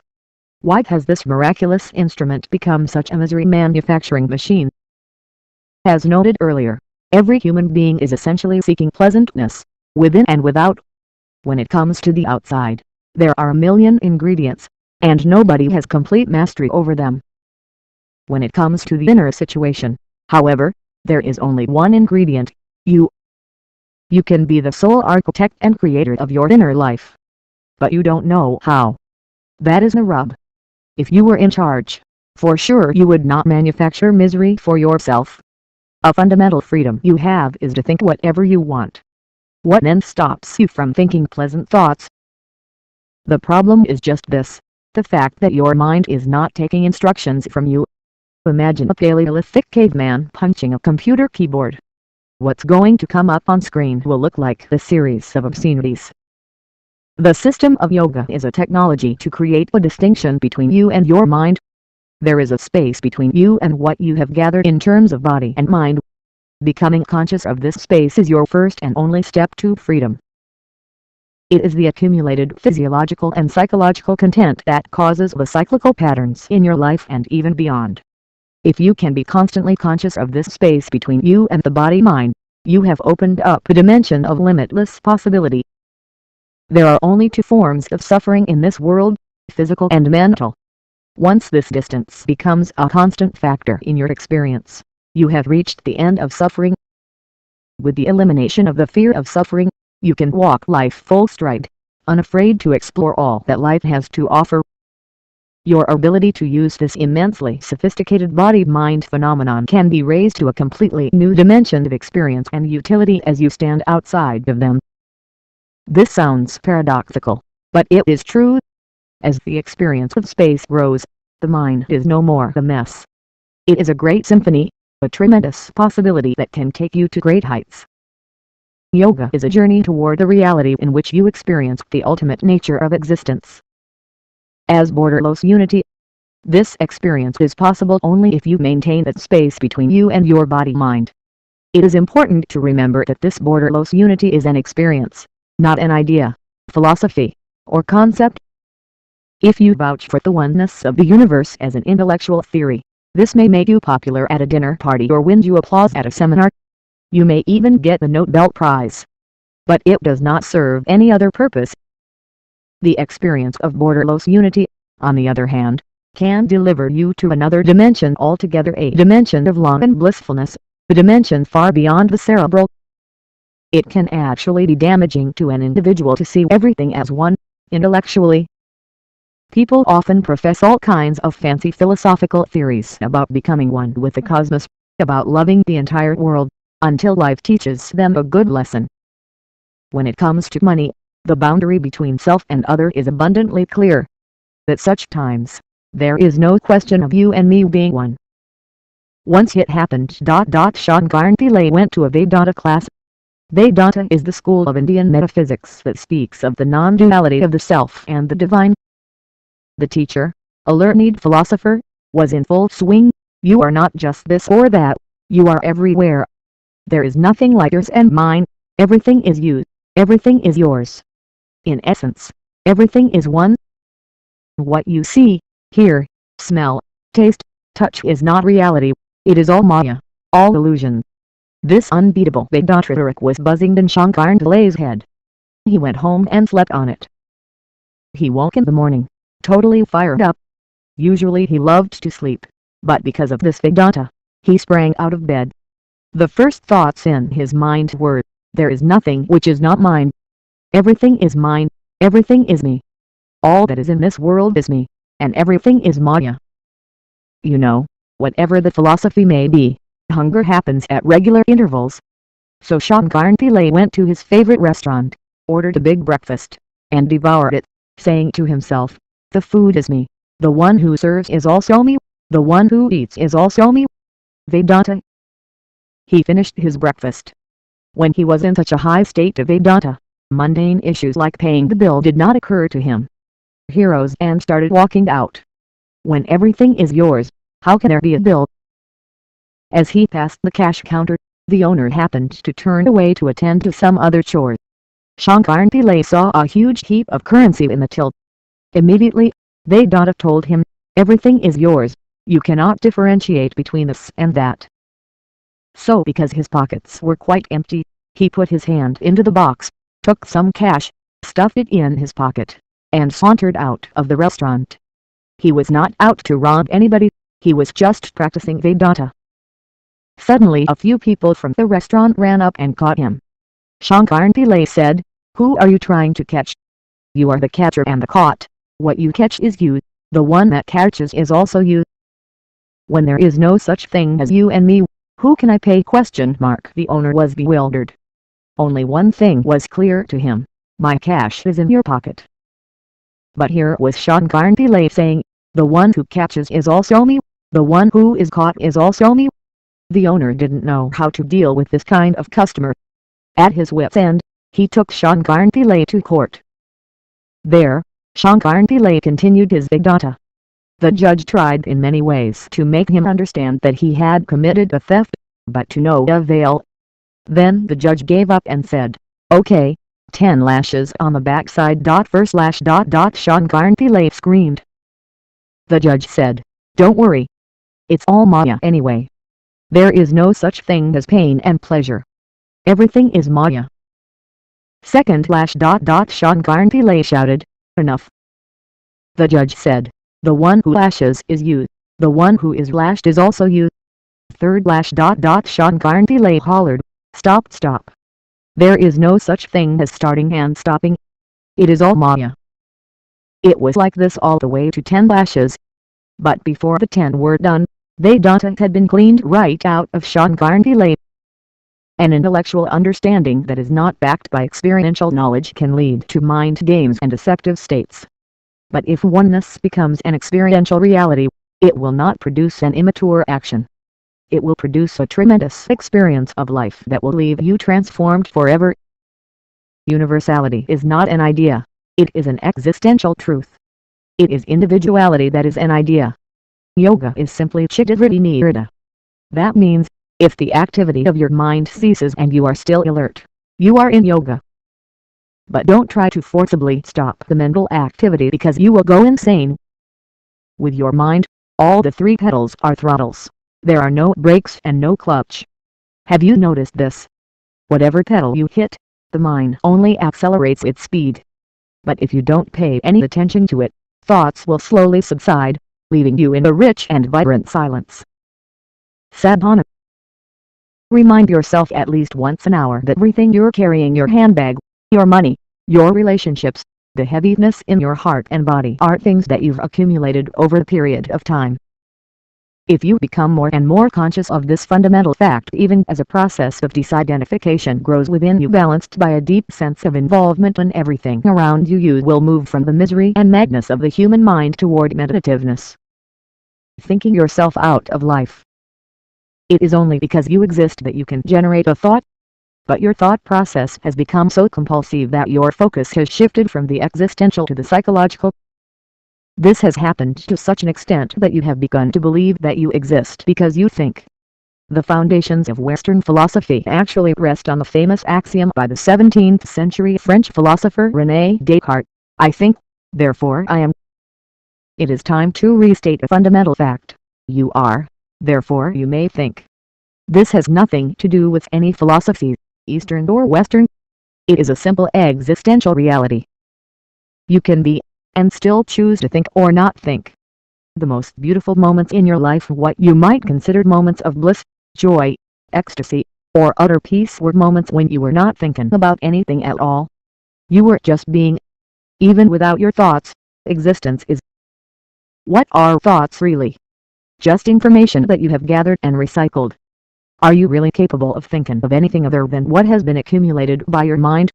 All the human mind is doing is recycling old data. So I ask, do you want to be a living being or a thinking being? Right now, 90% of the time, you are only thinking about life, not living it. Have you come into this world to experience life or to think about it? Your mental process is a very small happening compared to the life process, but right now it has become far more important.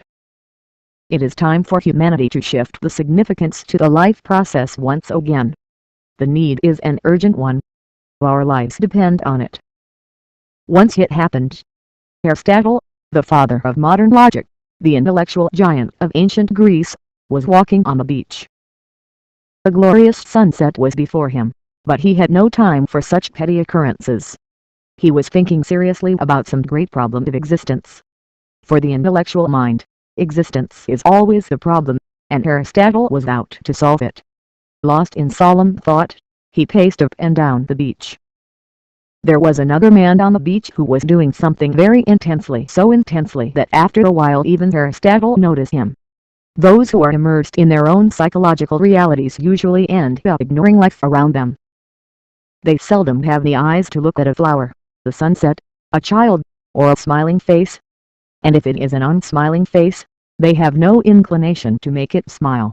They have no such small beauties or minor cares in the world.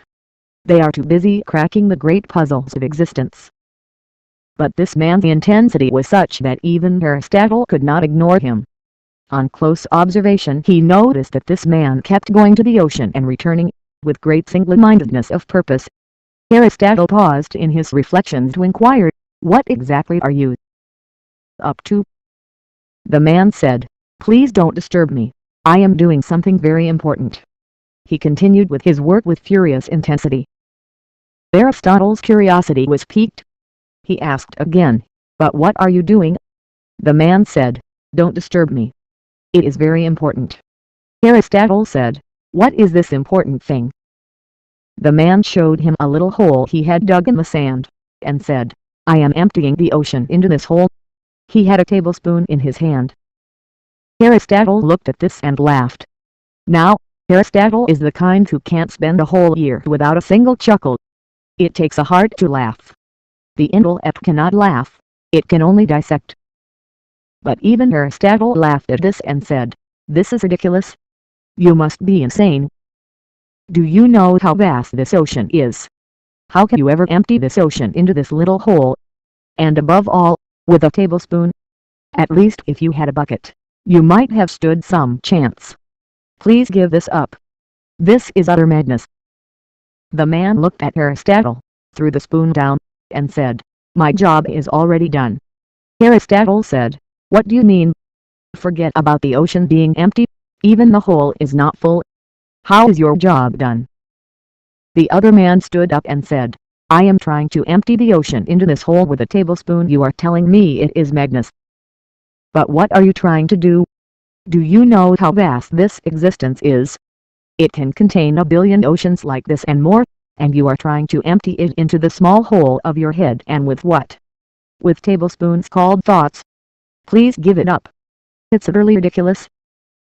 The other man was Heraclitus, the other great Greek philosopher. In a flash, he showed Aristotle what a crippled existence he was leading by attempting to extend his logic to every aspect of life. If you want to know the experiential dimensions of life, you will never know them with the petty process of thought. Even if you have the brain of an Einstein, your thought process is still outclassed because thought cannot be bigger than life. Thought can only be logical, functioning between two polarities. If you want to know life in its immensity, you need something more than the intellect. This is the fundamental choice you have. Either you learn to live with creation, or you manufacture your own creation in your head. Which option do you want to exercise? The planet is spinning on time, not a small event. All the galaxies are managing fine, the whole cosmos is doing great. But you have one nasty little thought crawling through your head, and it is a bad day. The problem is you are living in a psychological space that bears no connection with reality. And you are insecure, because it can collapse at any moment. In the vastness and grandeur of cosmic space, if you look at yourself in perspective, you are less than a speck of dust. But you think your thought which is less than a speck within. You should determine the nature of existence. You have lost your perspective of life. That is a basic problem. You have heard of the Buddha. His name was Siddhartha Gautama, and he became a Buddha. But Gautama was not the only Buddha. The human being who has transcended his intellect, the discriminatory and logical dimensions of his life, is a Buddha. Human beings have invented millions of ways to suffer. For all this, the manufacturing unit is just in your mind. Once you are no longer identified with your mind, you are free to experience life beyond limitations.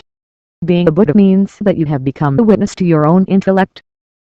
The essence of yoga, as we have said before, is just this: to arrive at that moment where there is a clear space between you and your mind.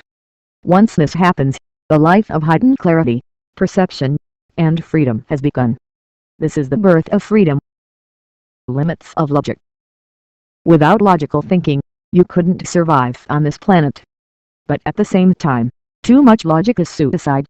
Let us say you wake up tomorrow morning and start thinking 100% logically. Do not think about the sunrise, the birds in the sky, your child's face, the flowers blooming in your garden. Just think logically. Now, you have to get up, go to the toilet, brush your teeth, eat, work, eat, sleep. Again, tomorrow morning the same thing. For the next 30, 40, or 50 years, you have to do the same thing. If you think 100% logically, there is no reason for you to be alive. One day in New York City, a man was walking home, late from work. Suddenly he had a romantic idea. He went to the florist, bought a huge bunch of red roses, went home, and knocked on the door. His wife opened the door. She looked at him and started hollering. "Today has been a terrible day. The faucet has been leaking, the basement is flooded, the children had a food fight, and I had to clean the whole place. The dog has been sick, my mother is not well, and you have the cheek to come home drunk." So if you think 100% logically, there is really no possibility of life. Moments of extreme logic are moments of suicide. Only if you know when logic should be used and when it's necessary to go beyond it, will your life be beautiful. Sadhana. You could try this simple practice. Set your tap in such a way that only 5 to 10 drops fall per minute. See if you can observe each drop, how it forms, how it falls, how it splashes on the ground. Do this for 15 to 20 minutes a day. You will gradually become conscious of many things around and within you that you are completely unaware of right now. This simple exercise can initiate a process of sensitization and clarity and accomplish much more than you can possibly imagine. In this simple process, you are actually exploring one limb of yoga referred to as dharana, which means that which flows. It is not the water we are referring to here. It is your attention, and, in turn, your consciousness. The attempt is to make your attention flow and connect with its object, in this case, water. This is not an exercise in observation or appreciation. It is an exercise in attention and turning what is sporadic and intermittent into a flow. The grind of identity. The intellect is like a scalpel. Its function is to slice through reality and enable you to discern one thing from another. If a knife has to cut through anything effortlessly, it is important that the substance it encounters does not stick to it. A sticky knife is obviously an ineffective implement. Suppose you use a knife to cut a cake today, tomorrow you cut meat, and the day after tomorrow you cut fruit. If all these residues were to stick to the knife, it would turn over time into a useless instrument. You've probably experienced this already. If you cut mangoes or apples after cutting an onion, everything tastes like an onion. Such a knife becomes more of a hindrance than a help. In other words, once your intellect gets identified with something, it gets chained to the identifications, and leaves you with a completely distorted experience of the world. Once it happened. For political reasons, Akbar, the great emperor, was separated in his infancy from his mother. Another woman who had a child of her own was brought in to nurse him. This woman breastfed Akbar, and was later offered the reward for her services. Her boy, who was still a child, slightly older than Akbar, was allotted a few villages and was made a small ruler. Many years later, Akbar was crowned emperor. But this boy, who lacked the intelligence and capability required of the ruler, squandered all his resources, lost all that was given to him, and grew impoverished. One day, when he was about 32 years of age, the grand idea occurred to him. He thought, since the emperor and I drank the same mother's milk, we are brothers. And since I was born first, I am the elder brother. With this idea planted firmly in his head, he went to Akbar and told him the same story. "See, we are brothers, and I am elder to you. But look at my sorry state. I am poor. You are an emperor. How can you leave me like this?" Akbar was deeply moved. He welcomed him, set him up in the palace, and treated him like a king. The man was not accustomed to the ways of the court, and committed many stupid blunders. But the generous Akbar kept saying, "He is my elder brother. We have drunk the milk of the same mother." He introduced him to everybody as his elder brother. This was the state of affairs for some time. Then it was time for the man to return to his village for some work. Akbar said, "My brother, you lost those villages given to you. I shall give you 5 new villages to rule a small kingdom of your own." The man said, "But I see that you have become this successful because there are lots of smart people around you. I don't have anybody to advise me, and that is why I'm lost. If only I had good advisors and ministers, I would also have built a major empire. Above all, you have Birbal. He's so smart. If only I had somebody like him, I would also be a great emperor." The large-hearted Akbar said, "If you wish, you may take Birbal with you." He summoned Birbal and ordered him, "You must go with my elder brother." Birbal said, "Your Highness, your elder brother deserves someone better than me. Why not my elder brother? I could send him instead. Akbar thought that was a great idea because he did not relish the prospect of losing Birbal. Delighted, he said, summon him immediately.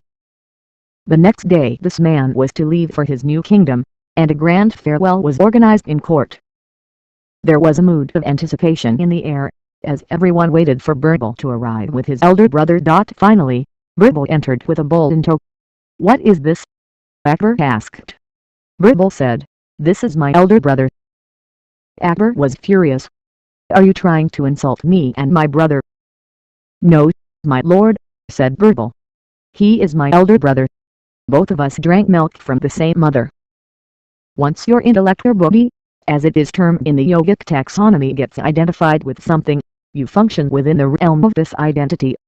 Whatever you are identified with, all your thoughts and emotions spring from that identity.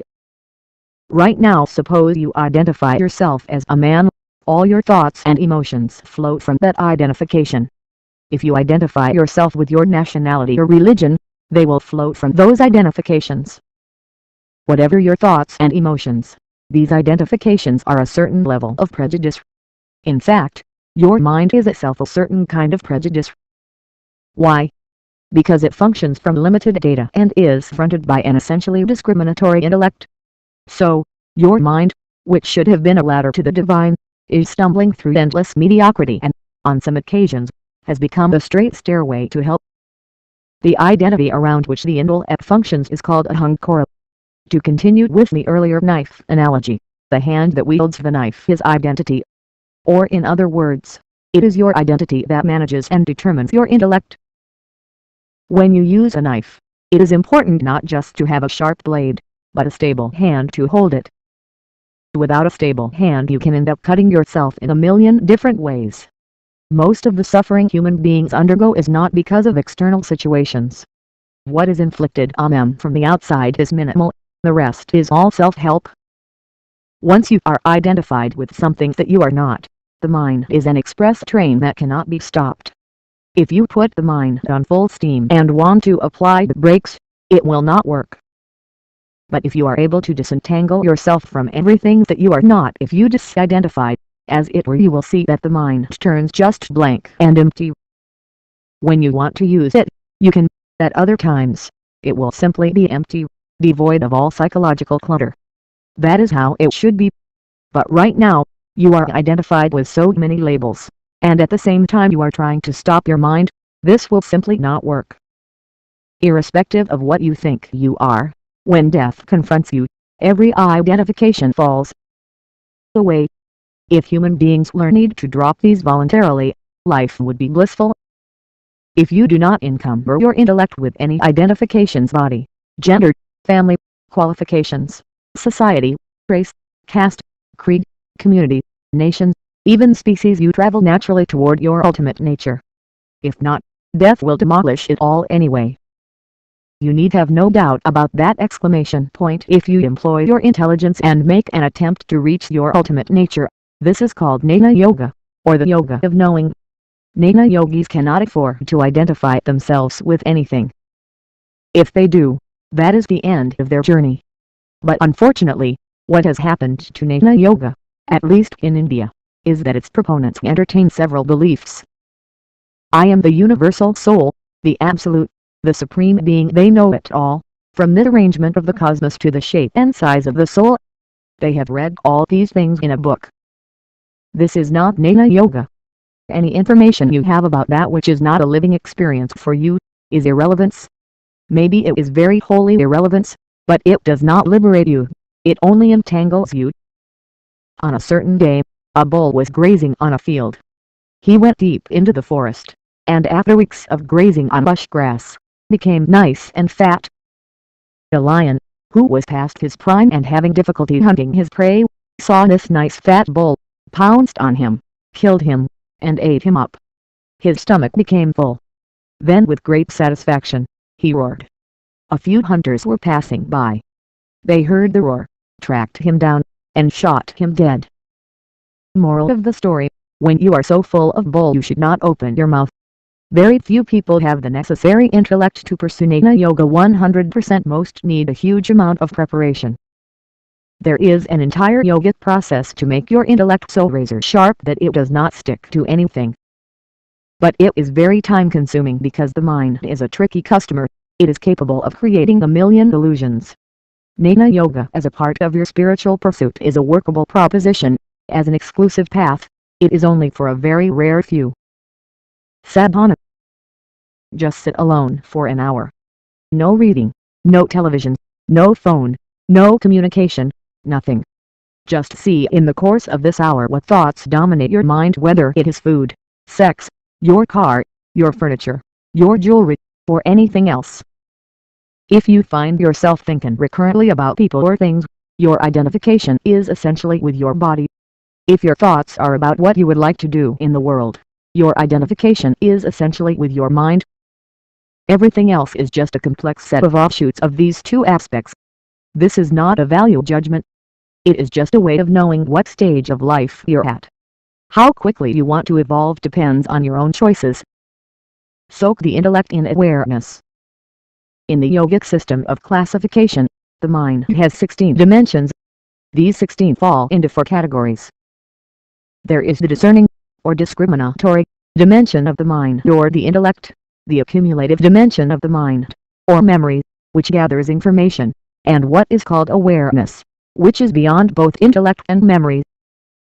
The 4th dimension, ahankara, we discussed earlier, the aspect of the mind from which you derive your sense of identity. The 1st dimension, the intellect, buddhi, is crucial for your survival. You are able to discern a person from a tree only because your intellect is functional. You know that you must walk through the door, not through the wall, only because your intellect is functional. Without this dimension of discernment, you would not know how to survive on this planet. On more complex and sophisticated levels, the intellect has contributed immeasurably to human culture and civilization. The problem of our times, however, is that the intellect has taken on a disproportionately important role. Modern education has encouraged a completely lopsided development of this aspect of the mind. The essence of the intellect is to divide. So humanity has embarked on a journey of wholesale division, discrimination, and dissection. We have split everything. Even the invisible atom has been split. Once you unleash the intellect, it splits everything it encounters. It does not allow you to be with anything totally.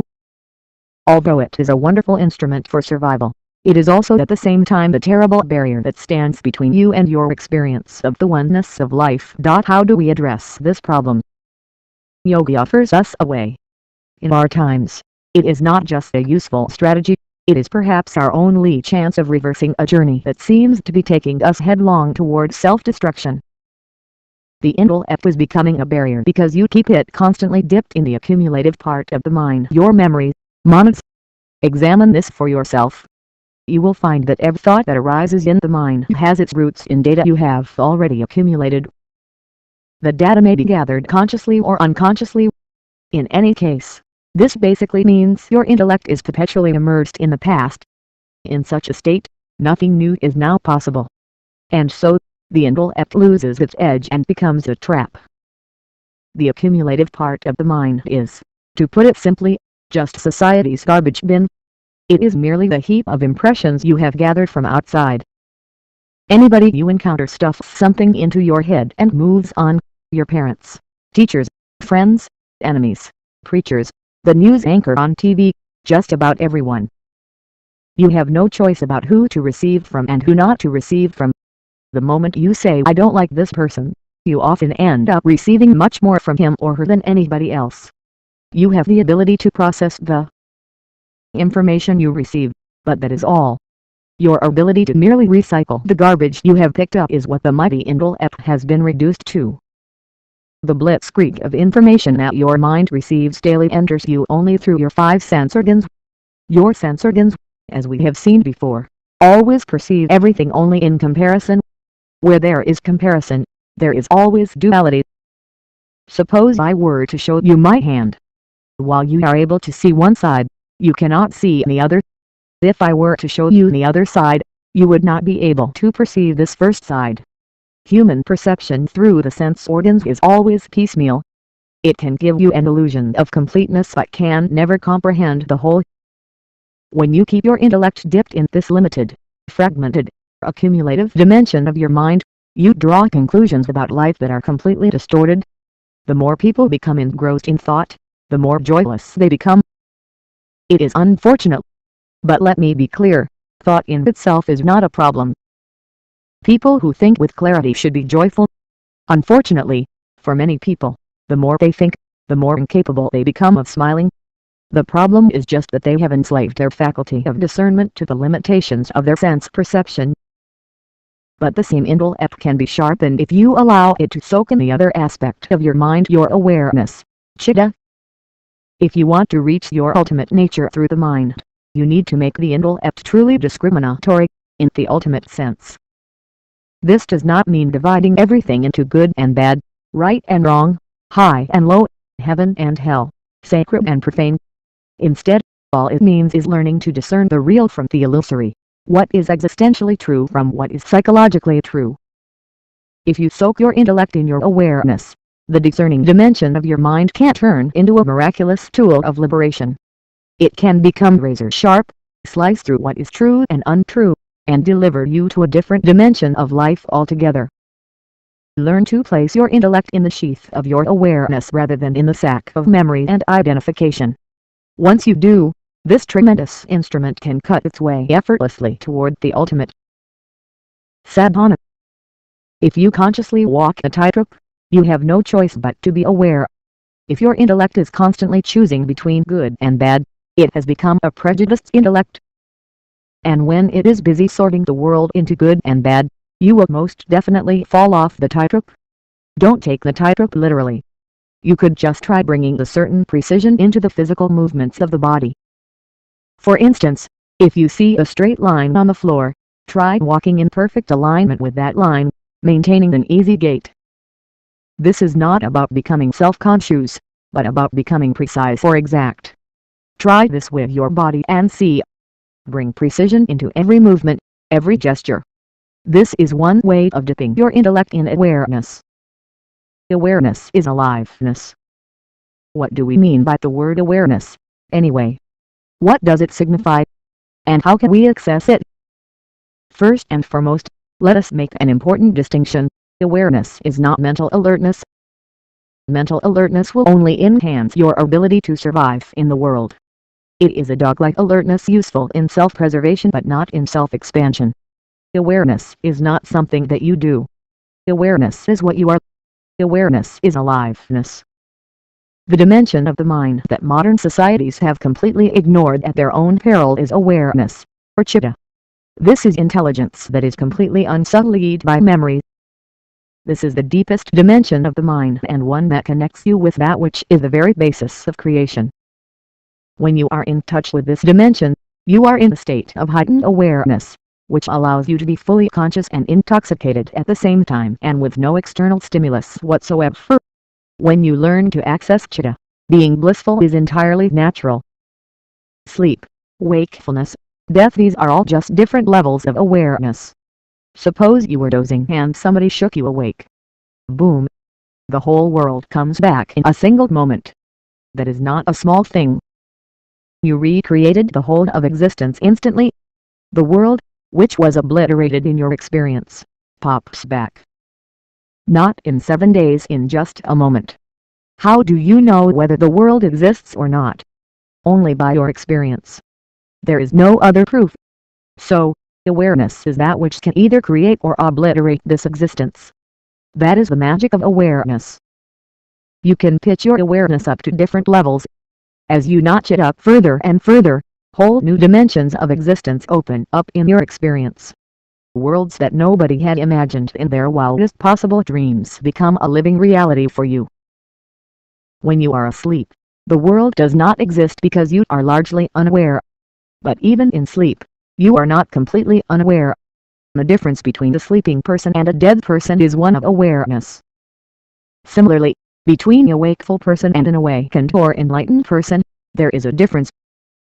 An awakened person sleeps too, but has managed so much awareness that some part of him or her does not sleep. The sense organs shut down, the body rests a bit, but everything else is on. This is because awareness has been notched up to another level. Awareness is a process of inclusiveness, a way of embracing this entire existence. You cannot do it, but you can set the right conditions so that it happens. Don't try to be aware. It will not work. If you keep your body, thought, emotion, and energies properly aligned, awareness will blossom. You will become far more alive than you are right now. When you are consciously in touch with your awareness, you gain access to the subtlest dimension of physicality, or Akash. As we have seen before, the universe is just a play of 5 elements: water, fire, earth, air, and ether. Creation is just a frolic of these 5. It is ether that we refer to as Akash in yogic terminology, and each human being has a certain dimension of this 5th element around him or her. While the other elements are within the body, the Akashic, or etheric, dimension envelopes the physical body usually up to a distance of 18 to 21 inches. Because this element is still physical, it carries information. Anything that happens at a certain level of intensity or profundity in your life is written into this field of Akash around you. When you gain conscious access to your awareness, you gain access to the Akashic dimension around your body, as also to the Akashic dimension around the planet, the solar system, and the entire universe. Without any of the instruments of modern technology, the ancients in India and some other parts of the world amassed a remarkable amount of knowledge about the cosmos. All this was gleaned through the dimension of Chidakash, or the Akashic dimension of our intelligence. Once you are in touch with your awareness, you don't have to try to accomplish anything. You don't even have to wish or dream, because the best possible thing that can happen to you will happen. In the yogic lore, it is said that when you learn to access this dimension, you have enslaved the divine. God works for you from now on. What exactly does this mean? This means that once you distance yourself from the compulsiveness of your own genetic and karmic information, life becomes unburdened, flexible, incredibly effortless.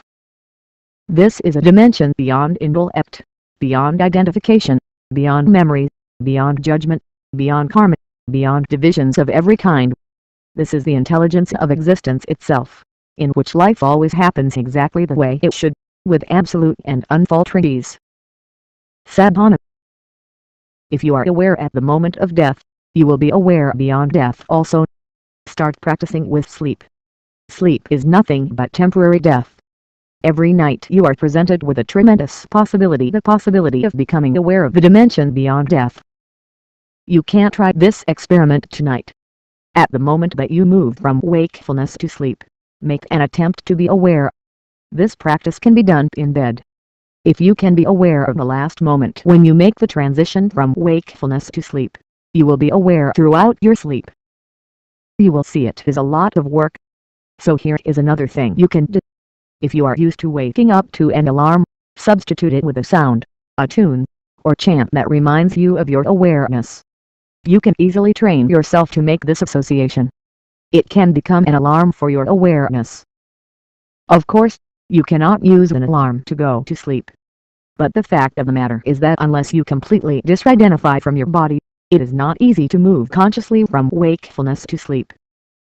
The first possible moment that you come awake, see if you can't become consciously aware of something, your breath or your body, for instance.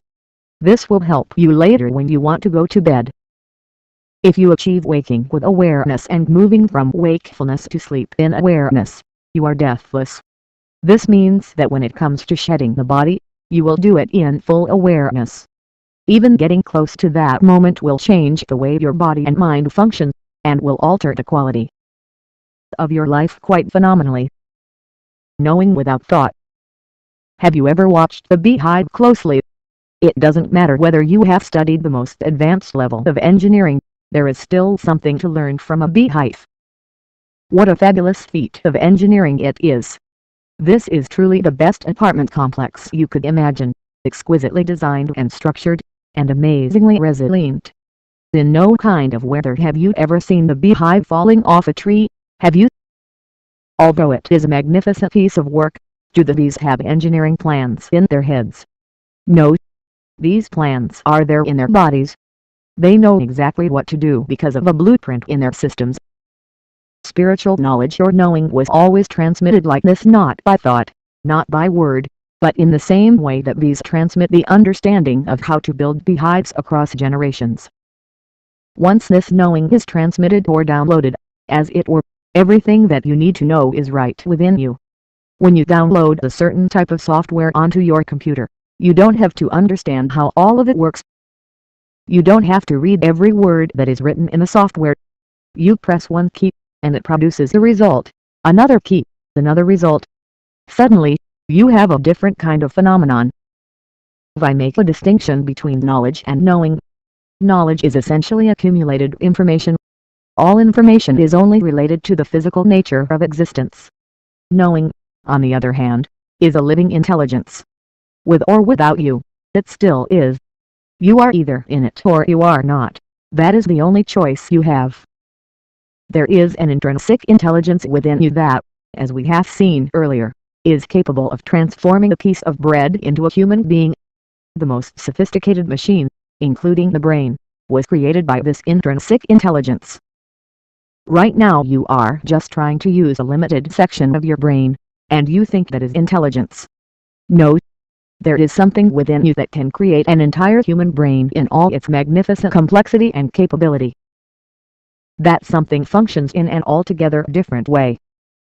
For example, I don't think with my head but with every cell in my body.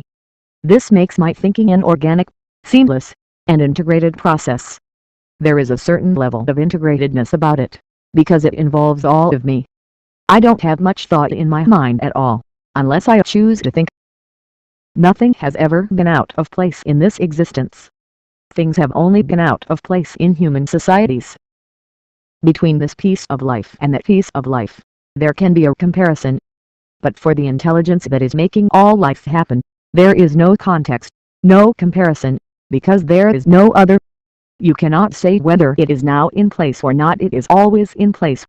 There is no other way for it to be. And the pursuit of yoga is just this, moving from this small headful of information to a cosmos of intelligence. What a tragic choice people so often end up making, choosing the finiteness of the human brain over a universe of infinite knowing. Sadhana. Just work at removing from the mind the idea that thought is intelligence. The whole process of creation, from a single atom to the cosmos, is a fantastic expression of intelligence. Right now within your own body, there is a throbbing intelligence that is the very source of creation. With the overrated intellect that you own, can you even understand the activity of a single cell in your body in its entirety? The first step toward moving from the trap of the intellect to the lap of a larger intelligence is to recognize that every aspect of life, from a grain of sand to a mountain, a drop to an ocean, from the atomic to the cosmic, is a manifestation of a far greater intelligence than your minuscule intellect. If you take this one step, life will start speaking to you like never before. Believing versus seeking. Once it happened. On a certain day, two Irishmen were working on the street, in front of a London brothel. They saw a Protestant minister coming their way. He rolled up his collar, put his head down, and quietly slipped into the brothel. The two men looked at each other and shrugged. See, what else can you expect from a Protestant? They continued to work. After some time the rabbi came by.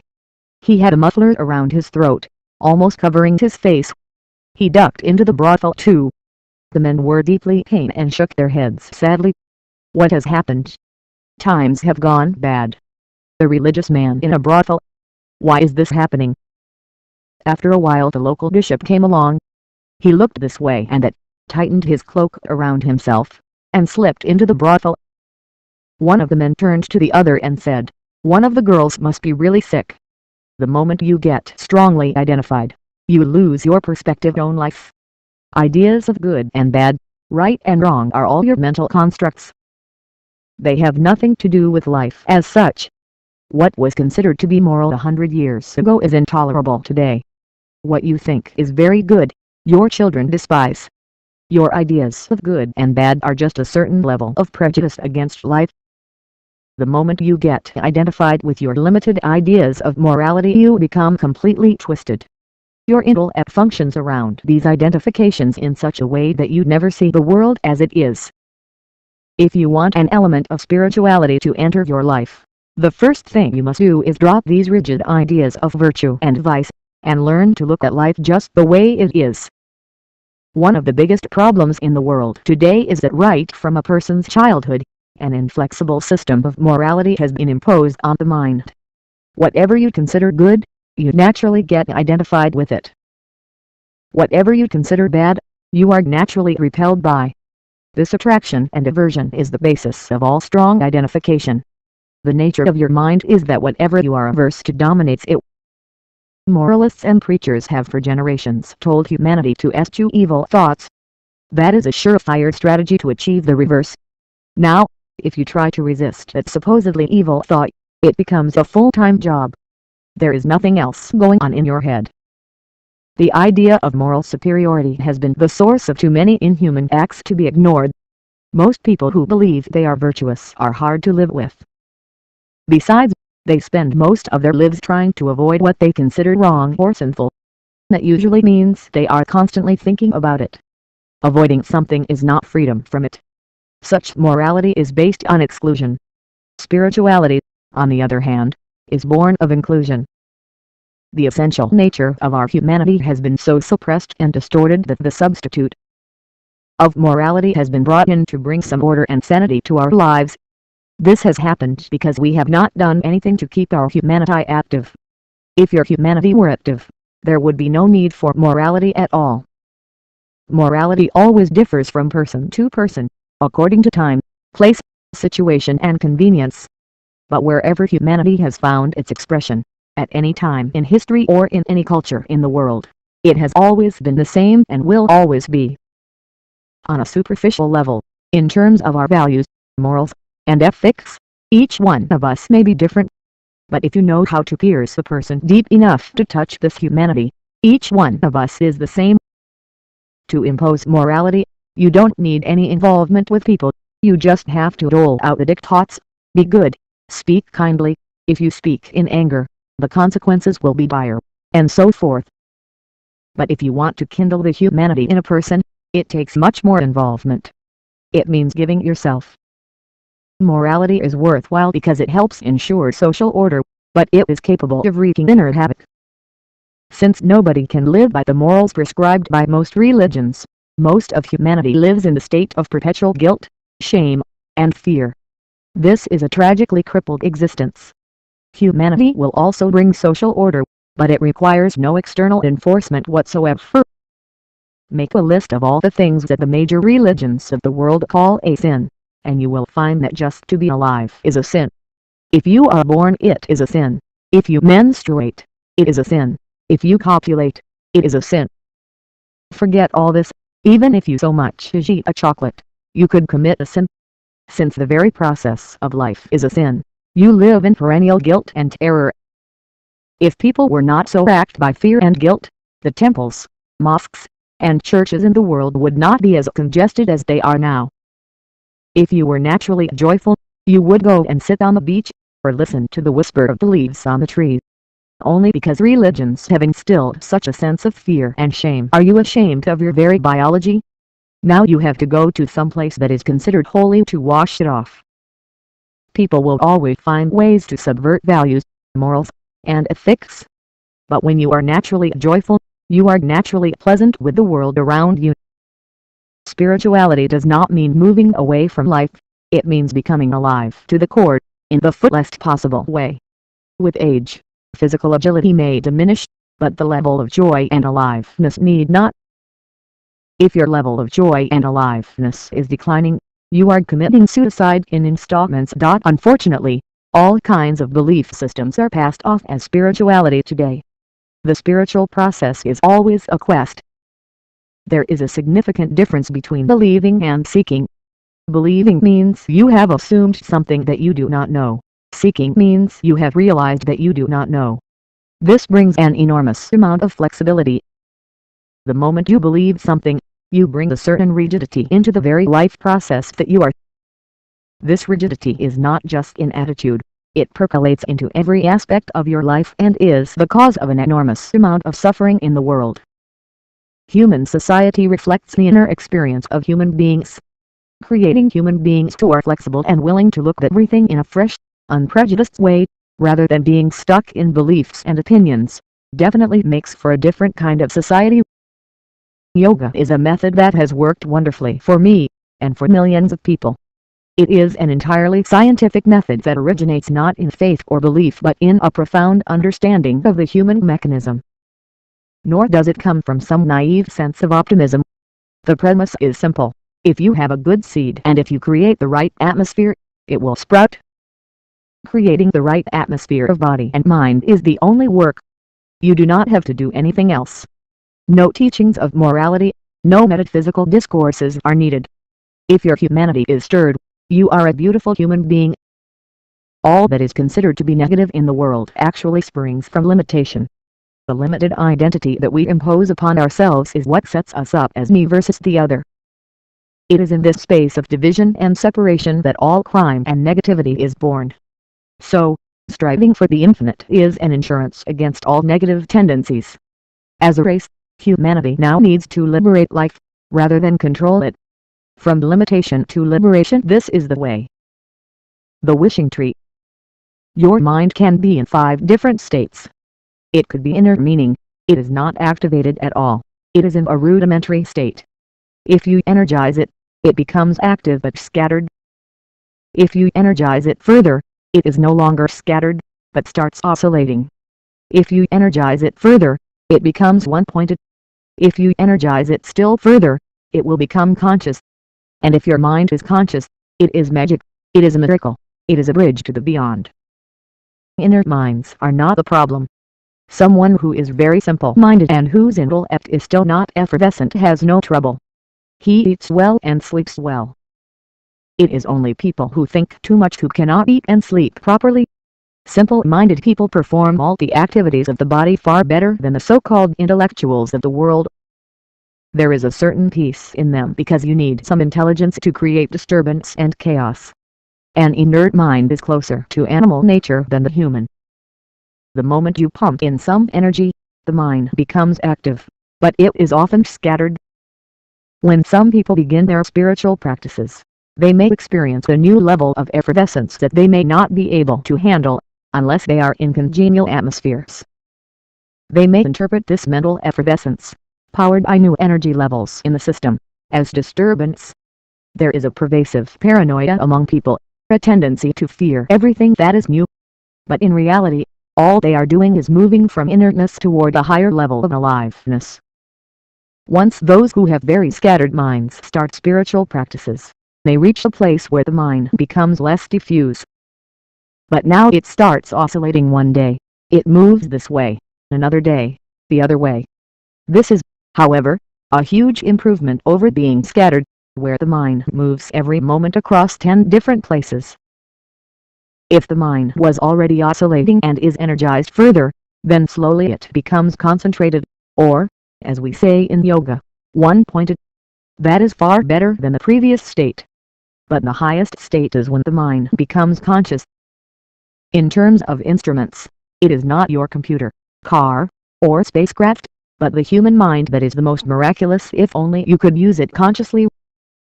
The reason why success comes so easily and naturally for one person, and is a struggle for someone else, is essentially this: one person has organized his or her mind to think the way he wants, and another thinks against his or her own interests. A well-established human mind is referred to as a kalpavriksha, or a wishing tree that grants any boon. With such a mind, whatever you ask for becomes a reality. All you need to do is to develop the mind to a point where it becomes a wishing tree, rather than a source of madness. The mind that can manifest whatever it chooses is described in yoga as being in a state of samayukti. This is a skillfulness that arises out of equanimity. Once your thoughts get organized, your emotions will also get organized. Gradually, your energies and body get organized in the same direction as well. However, the order in which you address these dimensions could vary, depending on what you are ready for. Considering the realities of the day, most people are not ready for any system unless they are first intellectually convinced of it. Eventually, once your thoughts, emotions, body, and energy are channeled in one direction, your ability to create and manifest what you want is incredible. Today modern science is proving that this whole existence is just a reverberation of energy, an endless vibration. Thoughts too are a reverberation. If you generate a powerful thought and let it out, it will always manifest itself. For this to happen, it is important that you do not impede and weaken your thought by creating negative and self-defeating thought patterns. Generally, people use faith as a means to banish negative thoughts. Once you become a thinking human being, however, doubts invariably surface. The way your mind is made, if God appears right here this moment, you will not surrender to him or her. Instead, you will want to conduct an investigation to find out whether this is the genuine article or not. There is an alternative to faith, which is commitment. If you simply commit yourself to creating what you really care for, now once again your thoughts get organized in such a way that there are no hurdles. Your thoughts flow freely toward what you want, and once this happens, the manifestation of your desire is a natural consequence. To create what you really care for, your desire must first be well manifested in your mind. Is that what you really want? Think this through carefully. How many times in your life have you thought, this is it? The moment you got there you realized that was not it at all. So, first explore what it is that you really want. Once that is clear and you are committed to creating it, you generate a continuous process of thought in that direction. When you maintain a steady stream of thought without changing direction, it will manifest as a reality in your life. There are yogic processes by which you can't touch another dimension of intelligence, unsullied by memory, called chitta, which we have mentioned earlier. Realizing the power of chitta is called Chit Shakti, a simple and powerful process through which you can access the very source of creation within you. The myth of head versus heart. It is common to hear people say that their head leads them in one direction and their heart in another. In yoga, the fundamental basis we establish is this: you are one person, the single, unified being. There is no separation of head and heart, you are one whole. Let us first understand what is being referred to as the head and the heart. You usually assign your thoughts to the head and your emotions to the heart. But if you look at this carefully and with absolute sincerity, you will realize that the way you think is the way you feel. But it is also true that the way you feel is the way you think. This is why yoga includes both thought and emotion as part of the same manomaya kosha, or mental body. What you normally think of as mind is the thought process or intellect. But in fact, the mind has many dimensions. One is the logical aspect, another is the deeper emotional aspect. The intellect, as we know, is termed buddhi. The deeper dimension of the mind is conventionally known as the heart. But in yoga this deeper emotional mind is known as manas. Manas is a complex amalgam of memory that molds emotions in a particular way. So, the way you feel and the way you think are both activities of the mind. It is quite simple. If I think you are a wonderful person, I will have sweet emotions toward you. If I think you are a horrible person, I will harbor nasty emotions about you. If you make someone your enemy and then try to love him or her, that is hard work. Let us not make hard work of the simple aspects of life. The way you think is the way you feel, but thought and feeling seem to be different in your experience. Why is this so? Because thought has a certain clarity, a certain agility about it. Emotion is slower. Today, you think this is a very wonderful person and you have warm feelings about him. Suddenly, he does something that you don't like, and you think he is horrible. Your thought tells you he is horrible, but your emotion cannot change immediately. It struggles. If it is sweet now, it cannot turn bitter at the very next moment. It takes time to turn around. It has a wider turning arc. Depending on the strength of your emotion, maybe it will take 3 days or 3 months or 3 years, but after some time, it will turn around. It is not useful to create this conflict between head and heart. Emotion is just the juicier part of thought. You can enjoy its sweetness, but it is largely the thought that leads the emotion, whether you recognize it or not. Emotion is not entirely steady. Your emotion also chatters, goes this way and that, but it is less agile than thought. Since it takes longer to turn, and its intensity is usually substantially greater than thought, it often seems as though thought and emotion are different. But they are no more separate than sugar cane and its juice. Thought is not as intense as emotion in most people's experience. But if you generate an intense enough thought, it can also overwhelm you. Only 5 to 10% of the population may be capable of generating the kind of thought that is so intense that there is no need for emotion. 90% of the population can only generate intense emotions because they have never done the necessary work in the other direction. But there are people whose thought is very deep. They don't have much emotion, but they are very deep thinkers. It is best not to create polarities within yourself. That makes for civil war and schizophrenia. Thought and feeling are not different. One is dry, another is juicy. Enjoy both. Knowing and devotion. In the yoga culture, there are two aspects to the word Shiva. The word literally means that which is not.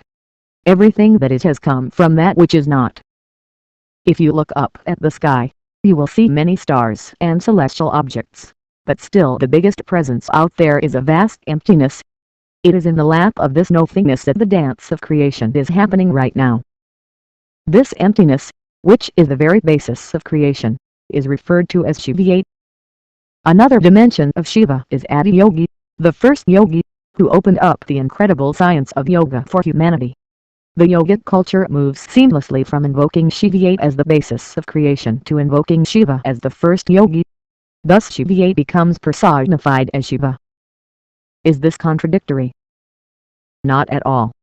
Because once yoga or ultimate union has happened, there is no longer a distinction between ultimate reality and the one who has experienced it.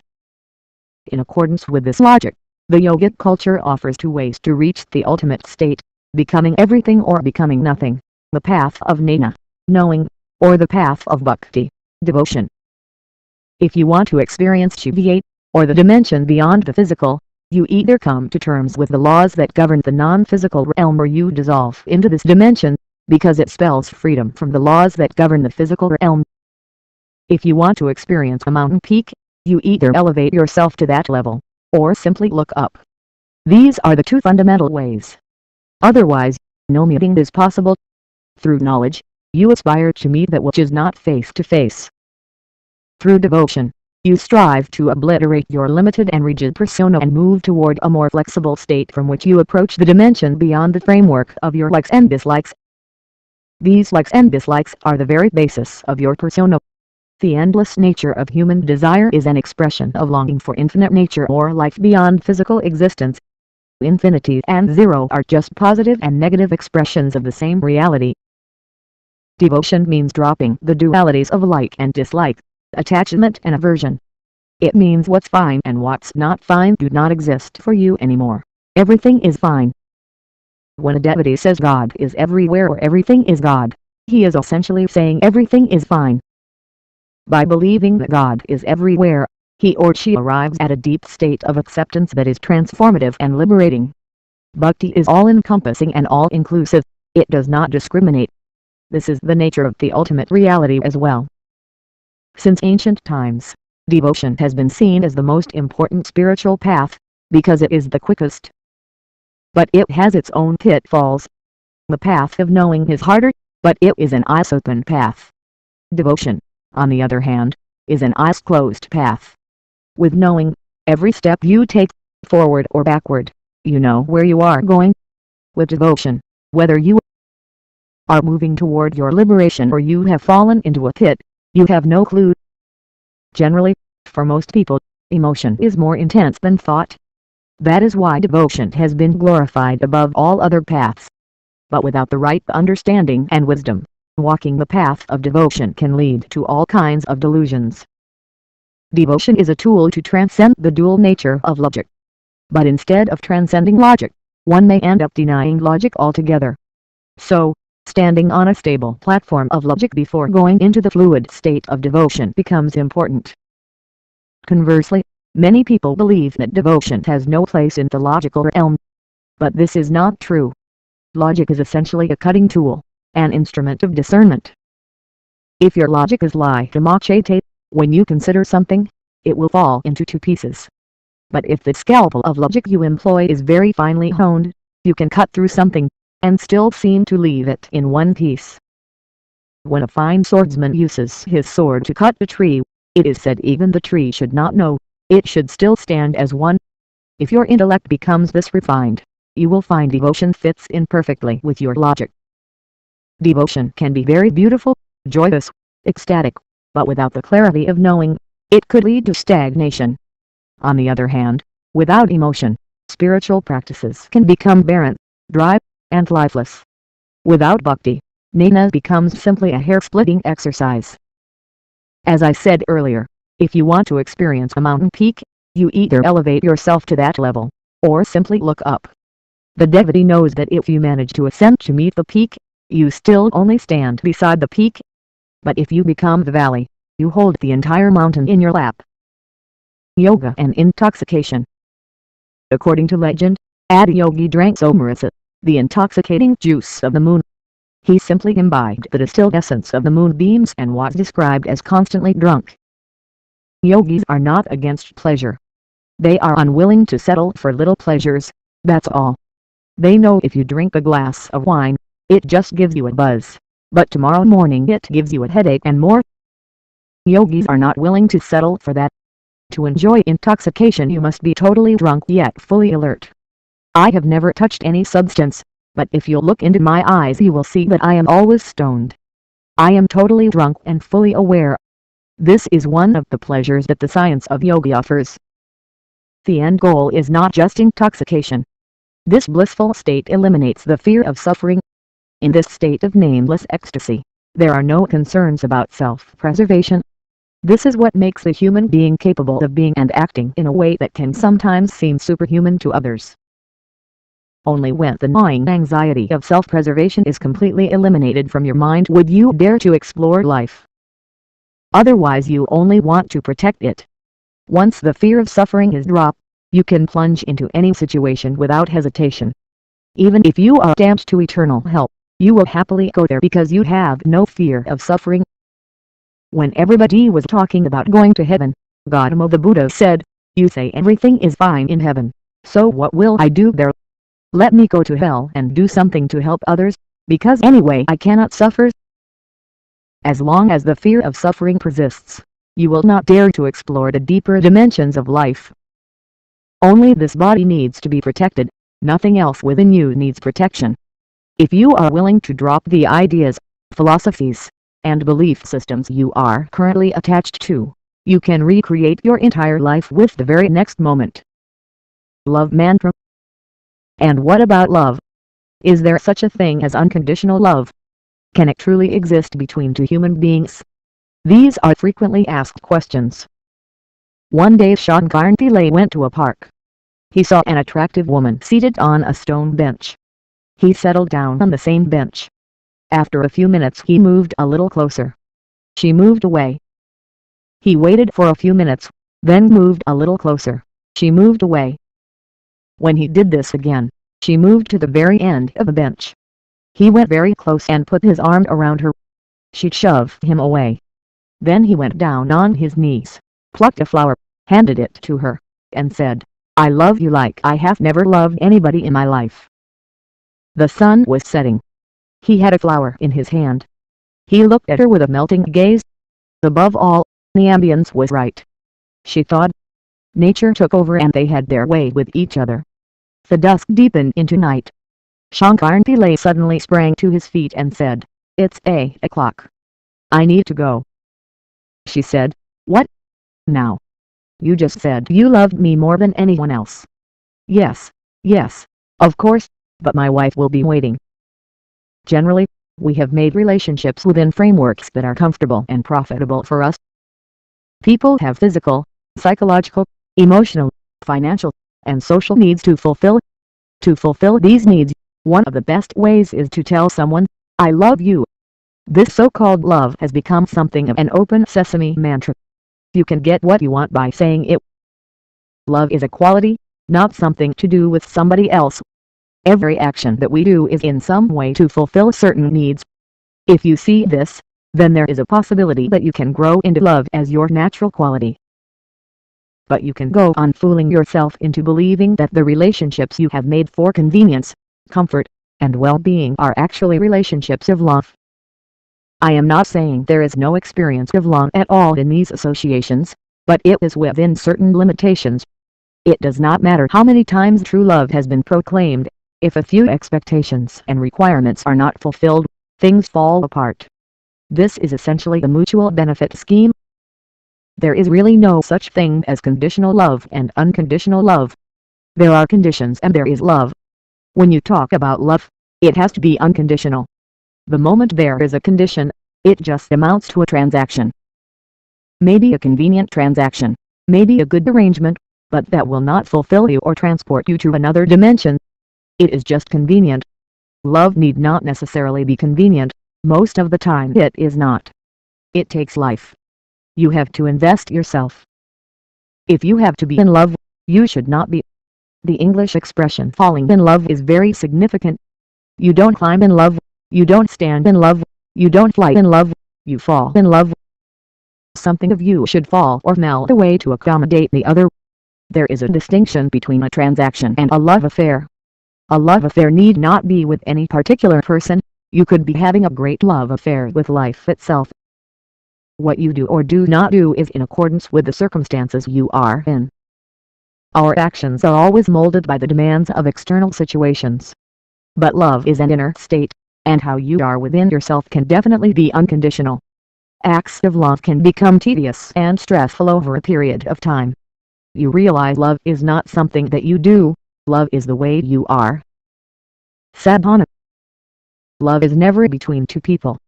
It is what happens within you, and your interiority need not be enslaved to someone or something else. Try this for 15 minutes or so. Go sit with something that means nothing to you right now, maybe a tree, a pebble, a worm, or an insect. Do it a few days in a row. After a while, you will find you can look upon it with as much love as you do your wife or husband or mother or child. Maybe the worm does not know this. That doesn't matter. If you can't look at everything lovingly, the whole world becomes beautiful in your experience. Devotion, the dimensional shift. Most people live cautiously, measuring out their love and joy in sparing doses for fear that it will run out. The most generous way to live is to set an example to the rest of the world by living life full throttle and beyond all limitations. If you are so stingy that you cannot love, laugh, or live totally, you are what we in India term a kanjus, a miser on all levels. Devotion means you are not a kanjus, you are full of juice. The devotee is someone who seeks to explore and experience life as fully as possible. Devotion is not a dissection of life, but a total embrace. It is not a love affair, but a crazy business. Love itself is crazy, but there are shreds of sanity attached to it, you can still recover. In devotion, there is no shred of sanity, there is no way to recover. Devotees have the sweetest experience of life. Everybody may think they are idiots, but they are having the best time on the planet. You decide who the idiot is. When I say devotion, I am not talking about faith or belief. Belief is just like morality. People who believe something often think they are superior to others. All that happens the moment you believe something is that your stupidity acquires confidence. Confidence and stupidity are a very dangerous combination, but they generally go together. If you start looking at the world around you, you would clearly understand that what you know is so minuscule that there is no way to act with confidence. A belief system takes away this problem. It gives you enormous confidence, but it does not cure your stupidity. Devotion is not an act, it is not directed toward one thing or another, the object of devotion is immaterial. It is just that with devotion you have dissolved all the resistance in you so that the divine can transpire as effortlessly as breath. The divine is not an entity sitting up there, it is a living force every moment of your life. Devotion makes you aware of this. Once it happened. At a traditional Catholic family dinner, the man of the house came to the table, looked at the food, and, as usual, grumbled and cursed his wife and everything around him. After the cursing was over and everyone settled down, he sat down and uttered his prayer. Dear God, thank you for the daily bread and all the wonderful things on the table. His 5-year-old girl sat meekly at the table. You know, these 5-year-olds, extra pillows and little cushions are always kept for them, but still they can never really reach the plate. So, this little 5-year-old girl, with the table up to her neck, squeaked, Daddy, does God hear all our prayers? Immediately, the Christian in him awakened and he said, Yes, of course. Every prayer we utter, He always hears. Then the girl sank a little lower, because she sank into her thoughts. After a while, she said, "But, Daddy, does he also listen to all the other things that we say?" "Yes, every moment of our lives God is listening to everything that we say and do." Then she sank a little lower and said, "Daddy, then which does he believe? Tell me, which should God believe, your prayers or your curses?" He must be thoroughly confused. He must have given up. Because we systematize or institutionalize the most subtle parts of life, suddenly everything loses its vibrancy and becomes lifeless. The same words are being uttered, parrot-like, by everybody, but they do not mean anything anymore. When we say something that does not really mean anything to us, that does not burn within us, it is tantamount to a lie. It is actually better to shut up. We are always trying to mimic those whom we consider to be our mentors and role models. When somebody said something similar 2,000 years ago, it worked for him, because of the fire in his heart, because of the truth that was burning within him, not because of the words he uttered. There is nothing tame or tepid about devotion. It is not for the lily-livered. It is hot. Devotion scorches. Bhakti. Around 900 years ago in southern India, there lived a female mystic called Bhakti Mahadevi. Bhakti was a devotee of Shiva. Ever since her childhood, she had regarded Shiva as her beloved, her husband. It was not just a belief, for her it was a living reality. The king saw this beautiful young woman one day, and decided he wanted her as his wife. She refused. But the king was a man and threatened her parents, so she yielded. She married the man, but she kept him at a physical distance. He tried to woo her, but her constant refrain was, "Shiva is my husband." Time passed and the king's patience wore thin. Infuriated, he tried to lay his hands upon her. She refused. "I have another husband. His name is Shiva. He visits me, and I am with him. I cannot be with you." Because she claimed to have another husband, she was brought to court for prosecution. Bhakti is said to have announced to all present, "Being a queen doesn't mean a thing to me. I will leave." When the king saw the ease with which she was walking away from everything, he made a last futile effort to salvage his dignity. He said, "Everything on your person, your jewels, your garments belongs to me. Leave it all here and go." So, in the full assembly, Bhakti just dropped her jewelry, all her clothes, and walked away naked. From that day on, she refused to wear clothes even though many tried to convince her otherwise. It was unbelievable for a woman to be walking naked on the streets of India at the time, and this was a beautiful young woman. She lived out her life as a wandering mendicant and composed some exquisite poetry that lives on to this very day. In a poem, she says, "People, male and female, blush when a cloth covering their shame comes loose, when the Lord of lives drowned without a face. In the world, how can you be modest? When all the world is the eye of the Lord, on looking everywhere, what can you cover and conceal?" Devotees of this kind may be in this world but not of it. The power and passion with which they live their lives make them inspirations for generations of humanity. Bhakti continues to be a living presence in the Indian collective consciousness, and her lyrical poems remain among the most prized works of South Indian literature to this very day. Embracing mystery. It is only the juvenile intelligence that analyzes things and arrives at a conclusion. If your intelligence is sufficiently evolved and mature, you realize that the more you analyze, the further away you are from any conclusion.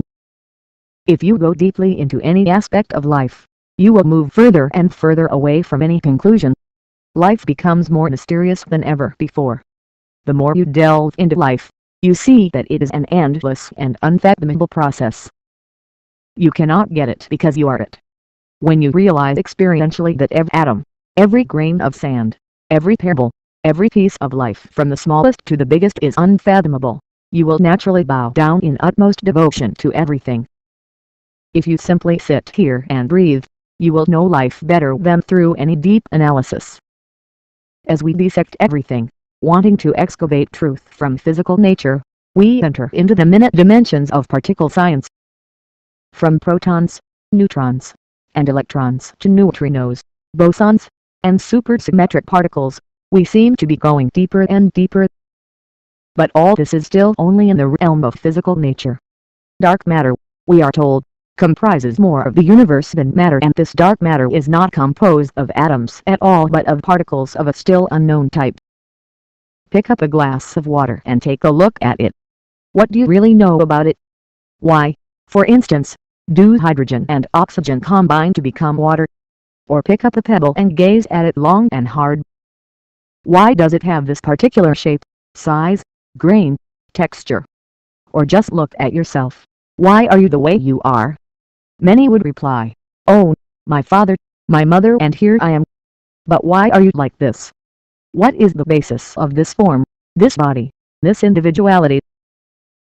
Traditionally in India, it was said that one ought to bow down to everything that one encountered.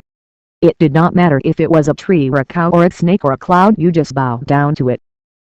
When you bow to everything, it could be because you are a fool, or because you have looked at life in its utmost profundity. The difference between an idiot and an enlightened being is thin. The two often look similar, but they are actually worlds apart. An idiot is incapable of drawing conclusions. A mystic is unwilling to draw conclusions. The rest have glorified their conclusions as knowledge. The fool just enjoys whatever little he knows, and one who has seen life in its utmost depth enjoys it absolutely. The rest are the ones who constantly struggle and suffer. One morning a man walked into his office and told his boss, "Boss, I want you to know, 3 big companies are after me. You must give me a raise." His boss said, "What? Which companies? Who wants you?" He said, "The electric company, the telephone company, and the gas company." Something is always behind the so-called smart people, those with confirmed conclusions about life. Or else, they are always busy chasing something. An idiot can sit here quietly. A mystic can sit here quietly. The rest cannot. Devotion is a simple method of dissolving all the hurdles on the path. If those who are struggling to contain the chattering of the monkey mind become devoted, the chatter will just evaporate. If you learn to bow, to hold everything higher than yourself, it does not seem to be good for your self-esteem. But becoming a devotee does not mean you are a pushover. That which knows how to bend will not break. That is so with everything within you. Unfortunately, these days even so-called spiritual leaders are talking about self-esteem. Self and esteem are both the problem. Both are very limited entities, both are fragile, both will always be insecure. If you have no esteem, very good. If you have no self, fabulous. Sadhana. When you experience something that's far bigger than yourself, bowing down will naturally occur to you. If you want to become a devotee, at least once an hour in all the waking moments of your life, put your hands together and bow to something. It does not matter who or what. Don't choose. Whatever you see, just bow your head, whether it is a tree, a mountain, a dog, a cat, or anything. This need not be a physical act. It could be internal action. Just do it throughout the day, once an hour. See if it can become once a minute. When it becomes once a minute, there is no need to use your hands and body. Simply do it within yourself. Once that becomes your way of being, you are a devotee. Even if you spend a lifetime, you still won't understand a leaf, an elephant, an ant, or an atom. You are incapable of figuring out even a molecule of DNA. Everything you cannot grasp is in the higher state of existential intelligence than you are. When you really see this, you are a devotee. The devotee is someone who is willing to dissolve into the object of devotion. If you are a devotee of life, you will become one with it. Don't be an outsider to the life process. Become a devotee. Dissolve. Following the prajnic trail. At present, human beings identify with the body and the mind in a variety of ways. But fundamentally, what you call myself is just a certain amount of energy. Modern science has proved beyond all doubt that all of existence is made up of the same energy, manifesting itself in millions of bewilderingly different ways.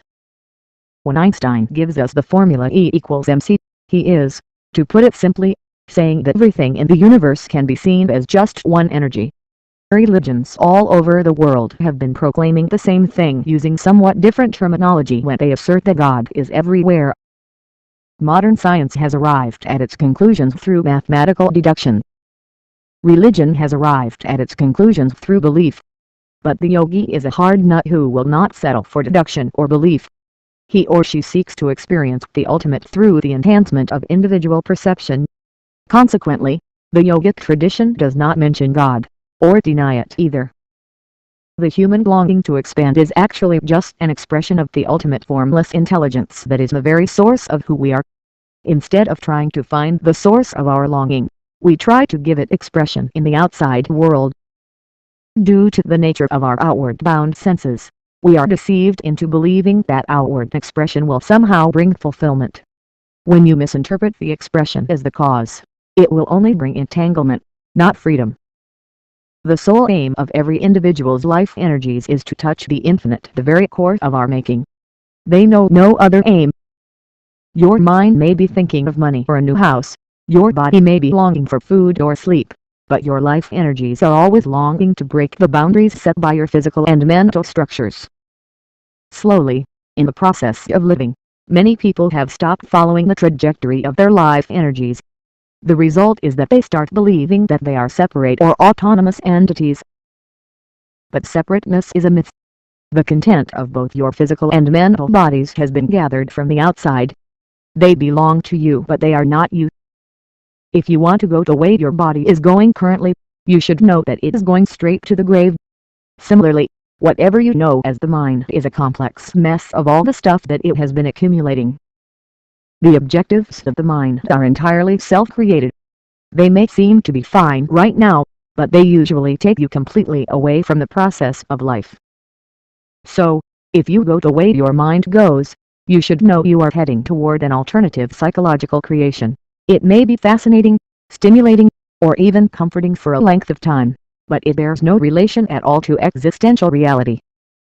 The entire yogic process is aimed at aligning oneself with the natural longing of life to expand in an unlimited way. It gives conscious expression to this basic human need. The various spiritual practices in the yogic sciences are intended to assist this longing on three levels: the physical body, the mental body, and the third sheath, or layer, of the human mechanism, the pranamaya kosha, or the energy body. Yoga means to experience the mental and physical process distinctly, not as the basis of yourself, but as that which is caused by you. If you manage these two instruments of body and mind consciously, then your experience of life is 100% of your making. All you need to do is create a distance between you and everything that you accumulated from outside. Everything that you have gathered in this life accompanies you wherever you go. It is deeply attached to you, and you, in turn, are deeply attached to it, on some unconscious level. It becomes an encumbrance because you don't know when to put it down and when to pick it up. It is like a sack you carry on your shoulders all the time. But it is possible for you to put it down. It will still be your companion, but at least it won't be that burdensome. It is definitely possible to create some distance between you and what you have gathered. You can use it when you want, but you need not be identified with it. If you cannot maintain this distance, your whole vision of life will be clouded. Your memory and your imagination, which includes all your ideas, beliefs, and emotions, belong to the psychological realm. Life can be tasted and transcended only when there is a distinction between the psychological and the existential. The spiritual process means the return to life. It means following the deep intelligence of your life energies. There are many ways of recognizing which way your life energies want to go. If you disidentify with physiological and psychological processes, you will clearly see this. It is only when you consciously head in the direction of your life energies that you find equanimity and harmony.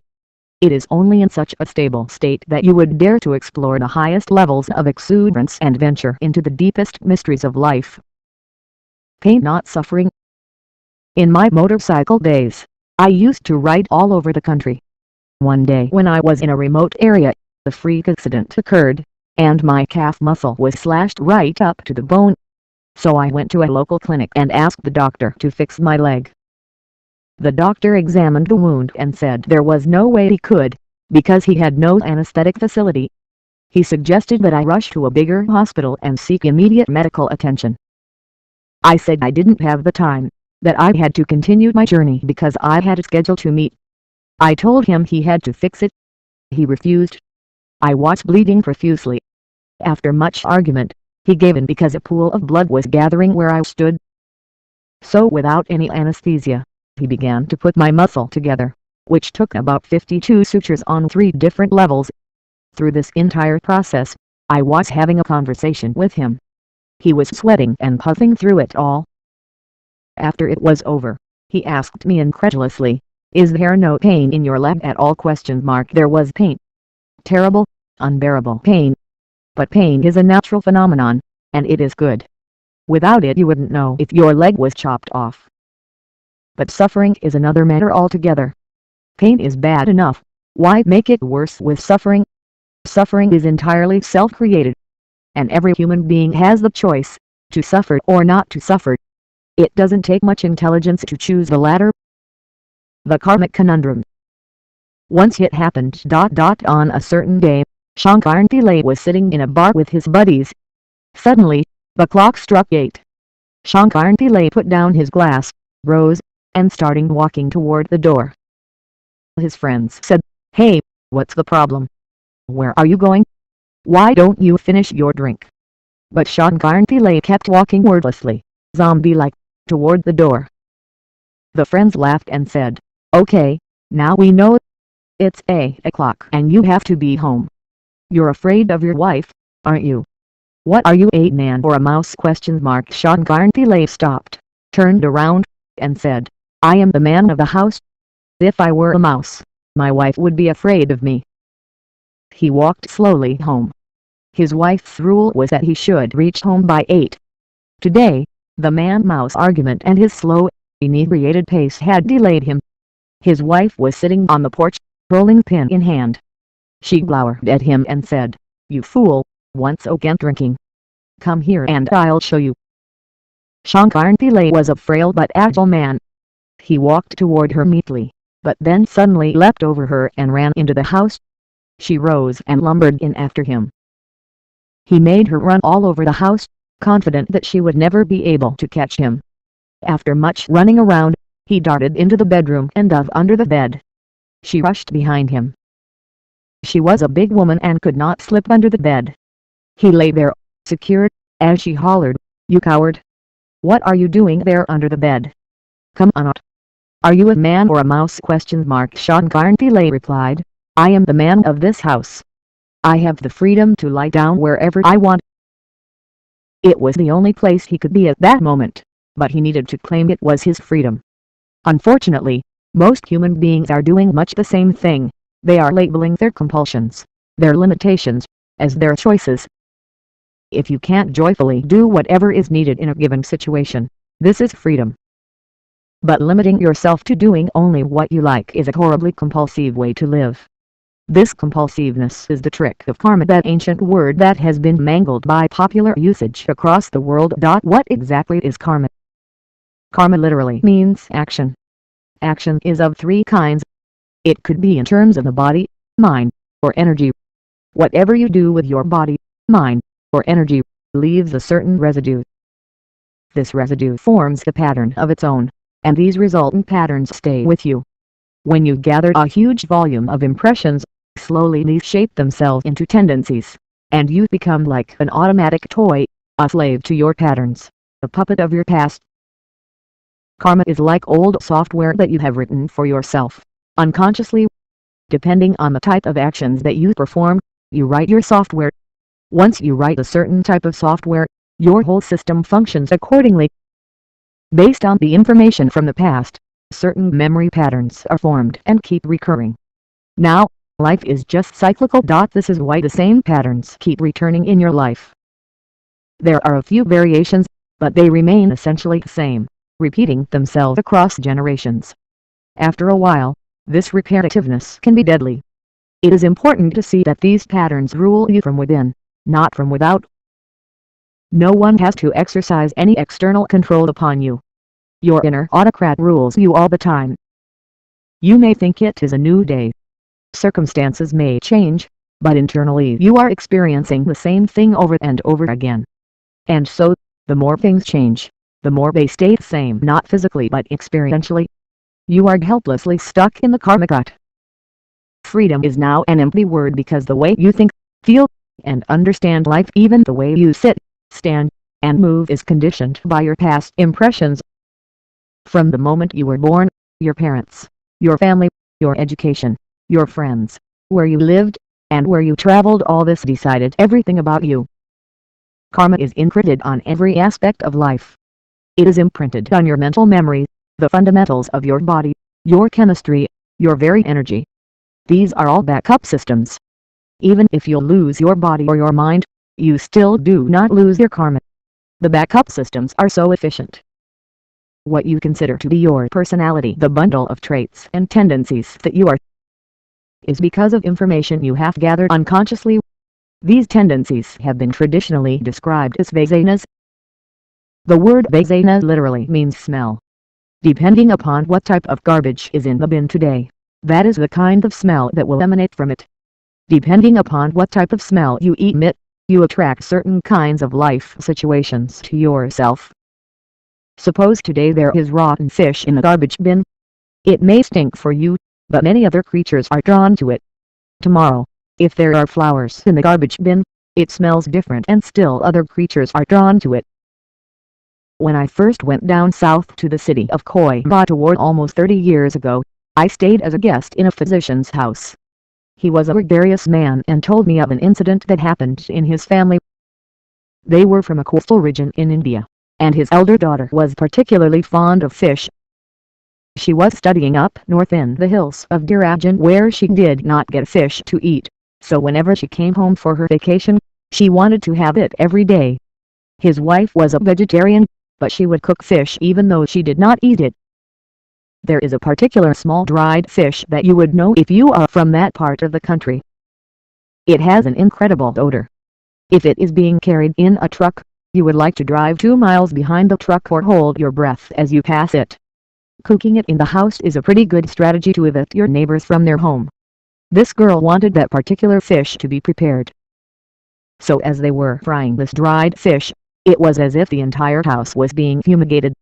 Such an odor could raise the dead. The mother went into the kitchen to tell the cooks how to prepare it, but the moment the stink began to emanate from the frying pan, she ran out of the kitchen because she could not stand it. Meanwhile, the girl, who was in her bedroom, also smelled it and ran out, following the scent. Both mother and daughter crashed headlong into each other, and the mother ended up with a broken nose. I mention this incident not as an illustration of reward and punishment but as an illustration of the possible consequences of strong attachment and aversion. When these dominate your life, some kind of smash-up is inevitable. Vasanas, or tendencies, are generated by a vast accumulation of impressions caused by your physical, mental, and energy actions. What you call your personality is just an expression of these tendencies. Now, today, if you are doing something in a particular way and someone asks you why you can't do it differently, you often declare, "This is my nature. Can't I do what I want?" This is not your nature. You are not doing what you want. These tendencies have become compulsive. This is your bondage, a kind of software you are writing for yourself unconsciously. Once your software is fixed, it looks as if there is only one path you can walk in your life. It looks as if your destiny is predetermined. A spiritual process, however, means we have made up our minds to rewrite our software, consciously. In India, karma is a common word. If people exhibit any kind of compulsive behavior, others will immediately say, "Oh, that is their karma." This means that it is of their making. The bitterness or sweetness of any experience is not in the event itself, but in how you perceive and respond to it. What is a very bitter experience for one person could be a blessing for another. Once a grief-stricken man sat by a gravestone, crying bitterly and hitting his head against it. "My life! Oh, how senseless it is! My body is a worthless carcass now that you have gone. If only you had lived! If only fate had not been so cruel! If only you hadn't left, how different my life would have been." A clergyman nearby overheard him and said, "I assume the person lying beneath this mound of earth was someone of great importance to you." Importance?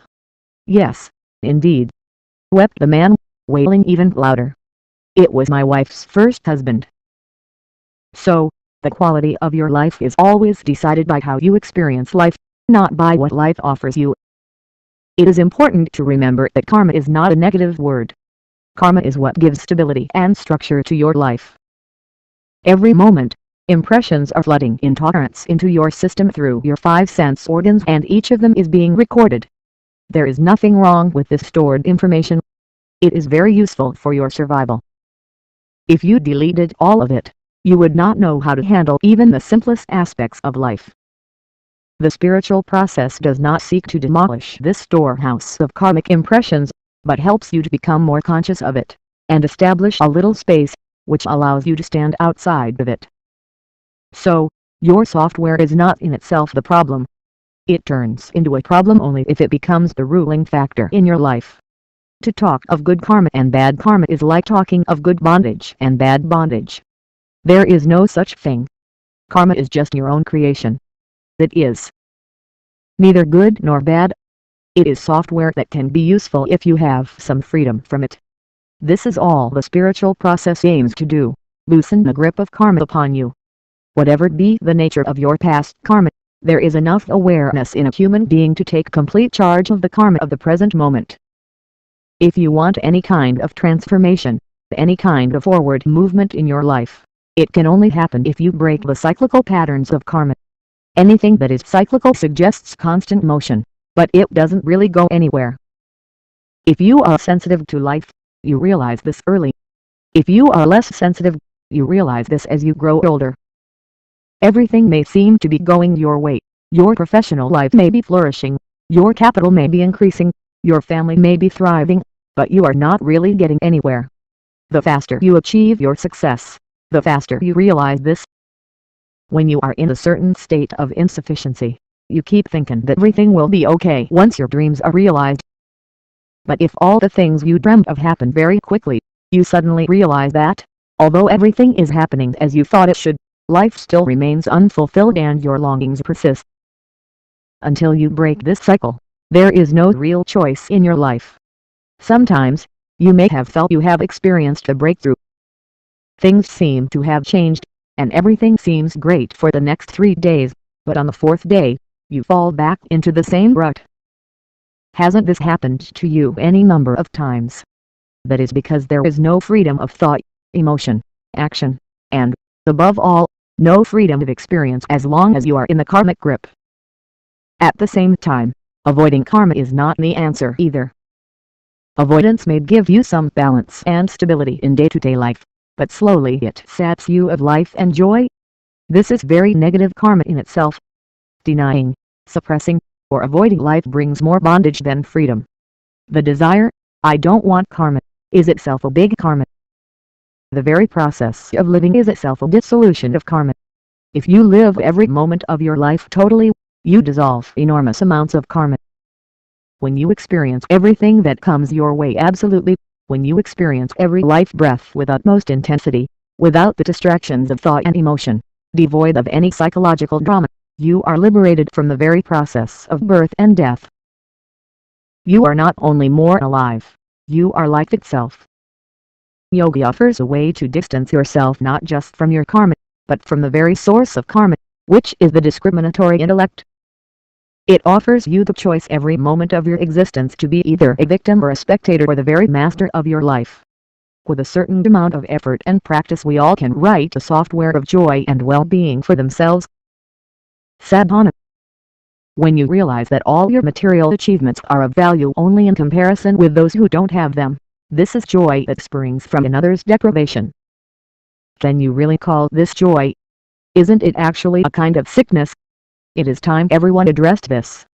If you were alone on this planet, what would you want for yourself? Ask yourself this question and see where it takes you. Try this. Sit alone for 5 minutes and see what your life would be like if you were absolutely alone in this world.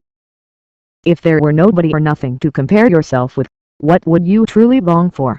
What would really matter to you if there were no external appreciation or critique? If you do this every day, you will become aligned with the longings of the life that you are. rather than the accumulated karmic mess that you believe you are. The mechanics of life. Fundamentally, Kriya means internal action. An internal action is one that does not involve either the body or the mind or the physical dimensions of energy. As we have established earlier, the body and the mind are yours, but still external to you. You have gathered both from the outside. The body is an accumulation of food, and the mind an accumulation of ideas. Even the imprints upon the energy body are an accumulation of the impressions of the five senses. When you have the ability to perform action with the non-physical aspect of your energy, then it is termed a Kriya. All this may sound somewhat esoteric, but only if you are inducted by someone who has mastery over the realms of energy will it become possible for you to practice a Kriya. If your actions find outward expression, involving body, mind, and the physical dimensions of energy, that is karma. But if you turn inward and perform an action beyond all dimensions of physicality, that is Kriya. Karma is the process of binding you. Kriya is the process of liberating you. The most significant aspect of yoga is always to perform action beyond the physical dimensions of energy. Among the four dimensions of physicality, you are most conscious of bodily actions, less of the mental, much less of the emotional, and negligibly of the energetic. The moment you learn to perform action with the non-physical aspect of your life energy, you suddenly move to a new level of freedom within and outside of yourself. How do you access the non-physical aspect of your life energy?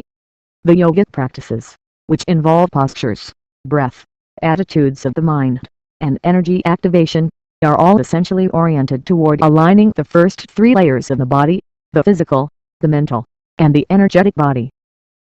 It is only in aligning them that you find access to dimensions beyond the physical to the fundamental life energy itself.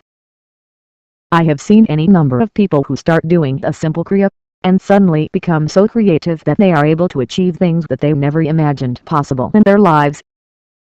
This is simply because they loosened their karmic foundations a little. They shook up their life energies for a change, instead of being entangled with their physical processes of body, mind, and energy. This is something every human being can learn to do. Kriya Yoga is a very powerful way to walk the spiritual path, but at the same time it is tremendously demanding. For many modern urban people who are unaccustomed to using their body in its full versatility, Kriya Yoga could seem arduous and inhuman. This is because Kriyas are elaborate and involve a great deal of discipline, focus, and exactitude. Most people do not have the body, the attitude, or the stability of emotion for this yoga path, primarily because they are used to living, right from their childhood, in a perpetual state of comfort. Being used to a level of physical comfort is not a problem. But being in constant quest of comfort, this is a great problem. That kind of attitude and emotion is unsuitable for the path of Kriya Yoga. Also, Kriya Yoga cannot be done with people who talk freedom all the time. It is not for people who keep asking, "Why am I not free to eat my ice cream? Why can't I wake up whenever I feel like it? Why can't I eat, drink, or have sex with whatever, whoever, whenever I feel like?"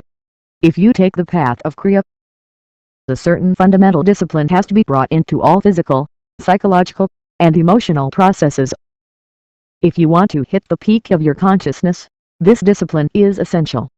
You cannot be partying till early morning and attempt to scale Mount Everest tomorrow. The same logic holds true here.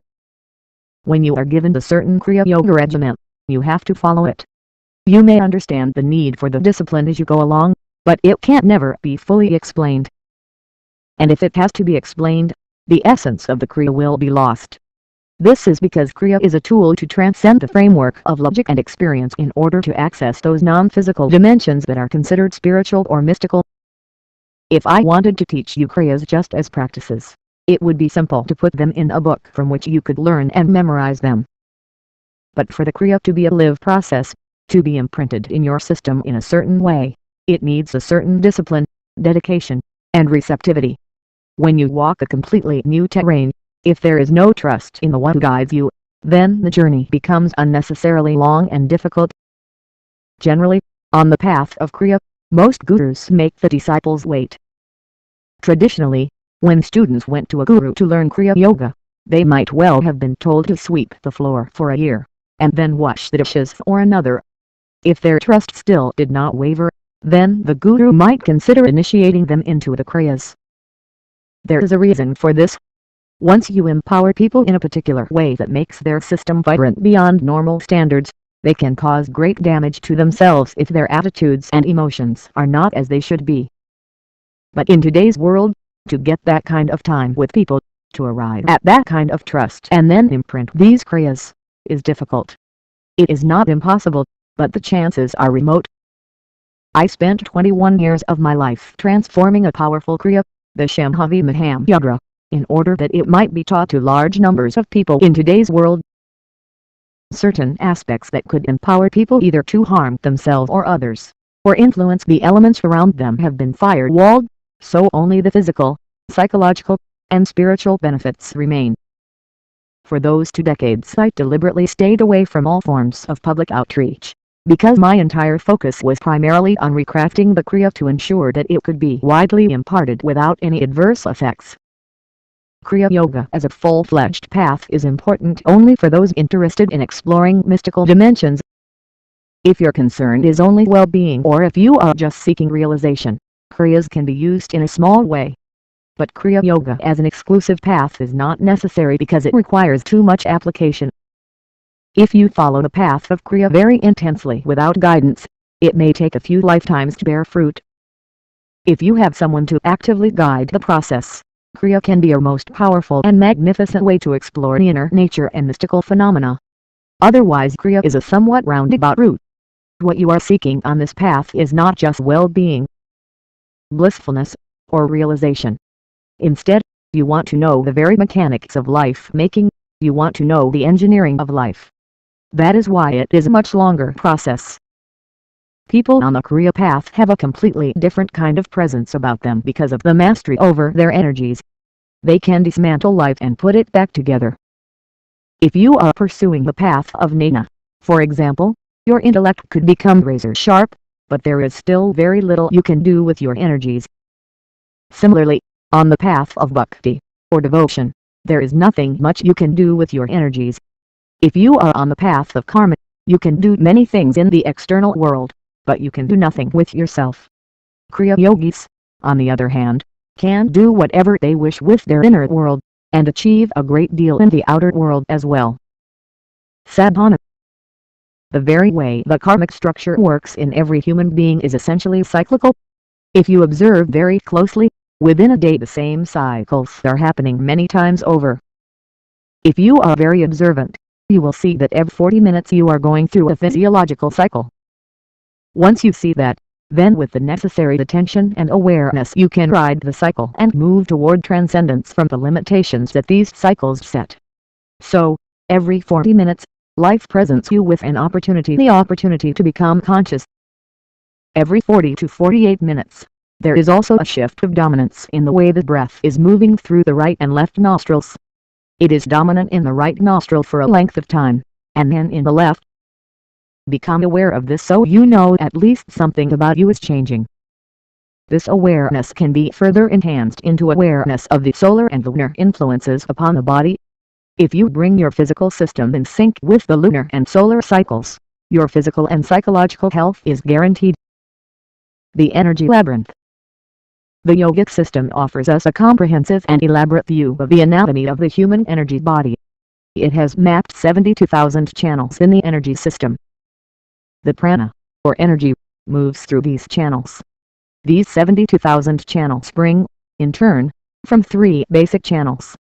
The channel on the right is known as Pila, the left is known as Ida, and the central is known as Sushumna. These 3 channels are the basis of the energy system. Pila is symbolized as the masculine and Ida is symbolized as the feminine. Masculine and feminine do not refer here to biological differences, but to certain qualities in nature that have been identified as such. These qualities are represented by these 2 channels. If a person's Pila is very pronounced, then outgoing, exploratory qualities will be dominant. If the Ida is more pronounced, receptive and reflective qualities will be dominant. Whether one is a man or woman has nothing to do with this. You may be a man, but the Ida may be more dominant. You may be a woman, but the Pya may be more dominant. The Pila and Ida are also symbolized as the sun and the sun representing the masculine, and moon representing the feminine. The sun is aggressive and outgoing, the moon receives and reflects. The cycles of the moon are deeply connected with the female body as well. On the level of your mind, Pila represents the logical dimension, Ida represents the intuitive dimension. These two dualities are the fundamentals of the physical sphere of life. The human being is complete only when both the masculine and the feminine function at full force and are in proper balance. Sushumna, the central nadi, is the most significant aspect of your physiology, yet it generally goes unexplored. It is independent of the 72,000 nadis, but it is the fulcrum of the whole system. Once the energies enter your Sushumna, irrespective of what is happening around you, you have a certain balance.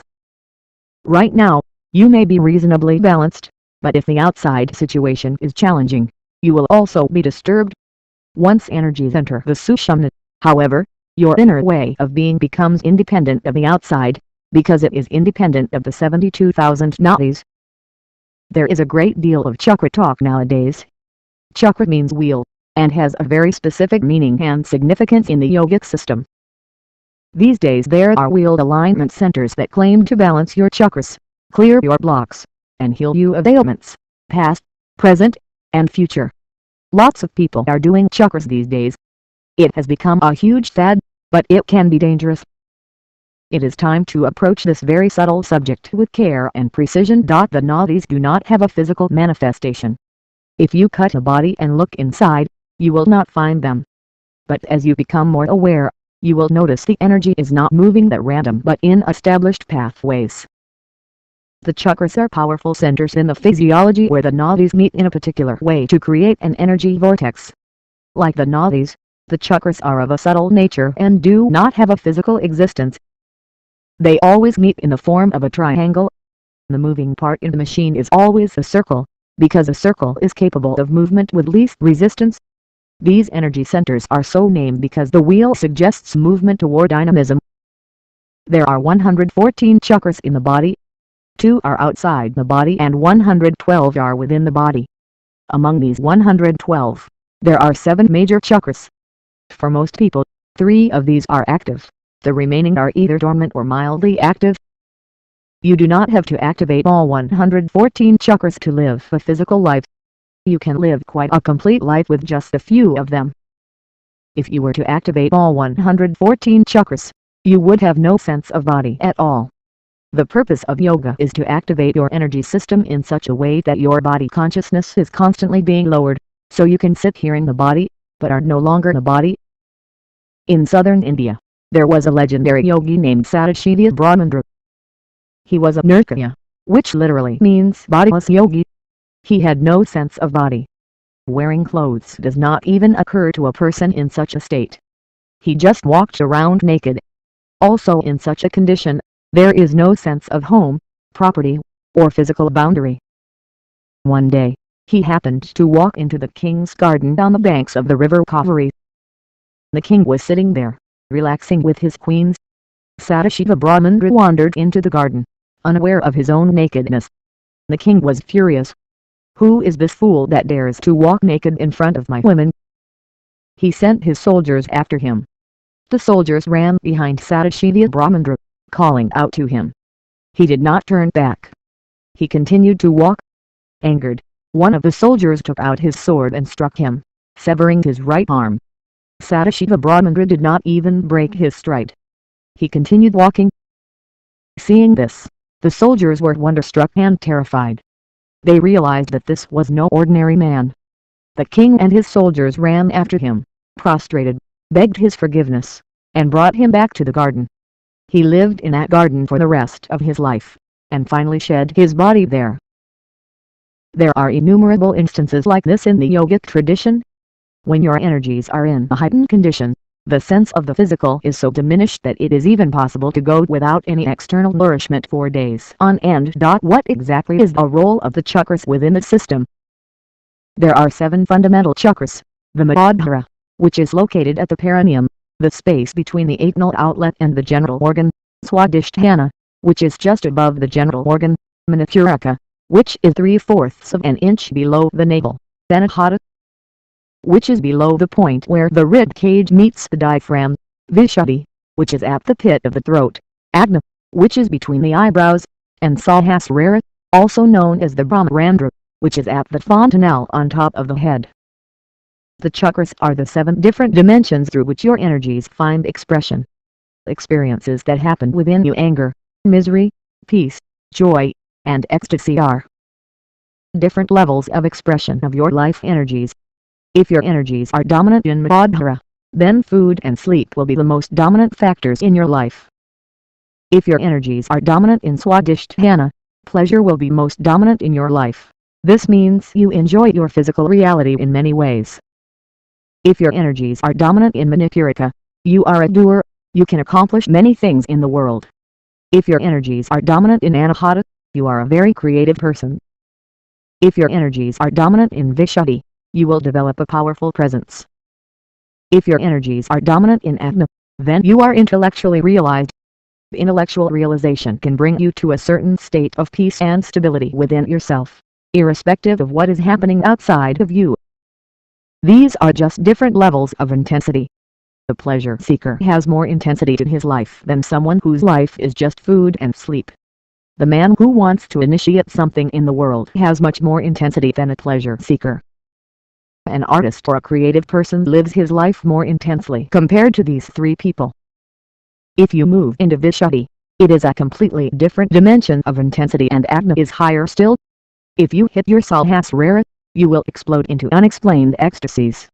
Without any external stimulant or reason, you are simply ecstatic because your energies have touched a certain peak. It is misleading to speak of lower and higher chakras. It is like comparing the foundation of a building to the roof. The roof is not superior, the foundation is not inferior.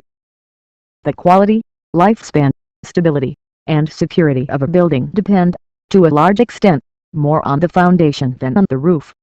For example, in the physical body, your energies need to be in the Muladhara chakra to some extent.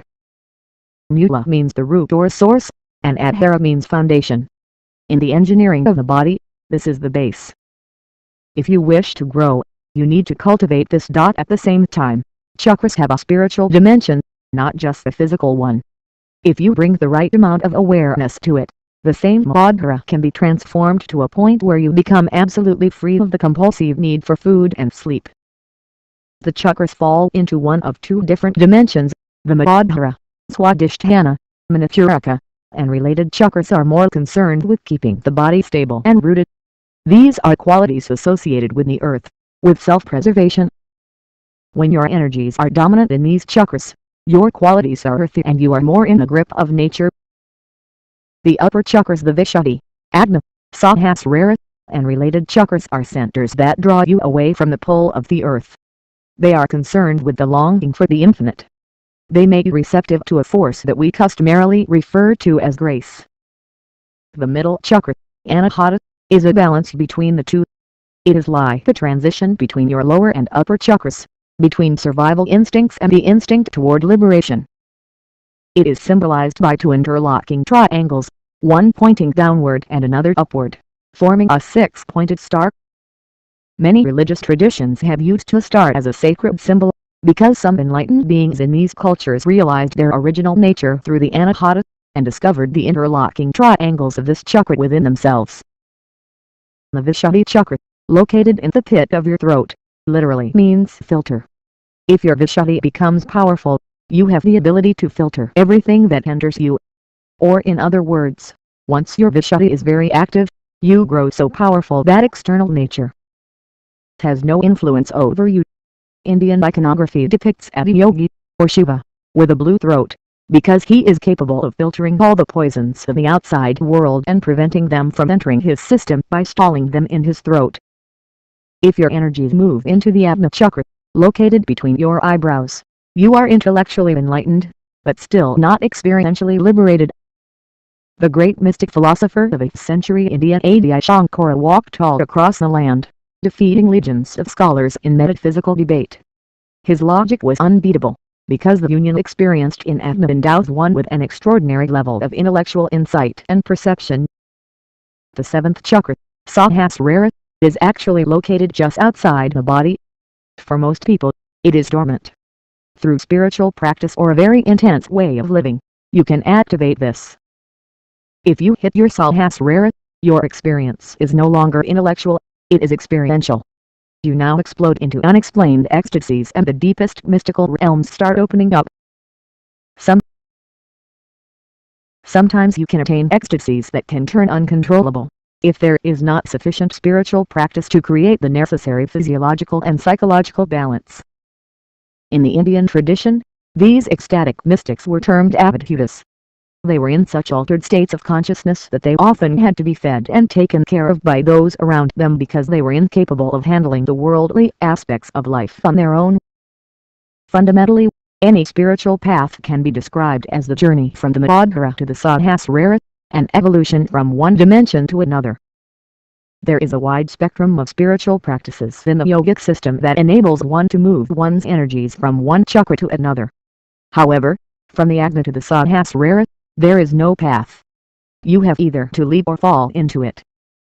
This is one of the reasons for the tremendous emphasis on the Guru in the Indian spiritual tradition.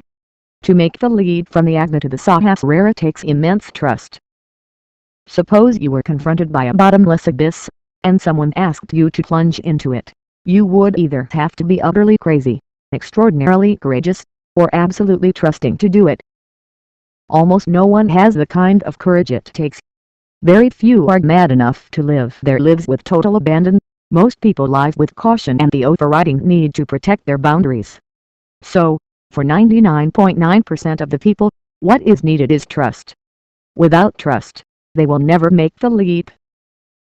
However, the abyss need not conjure dark images of a terrifying pit.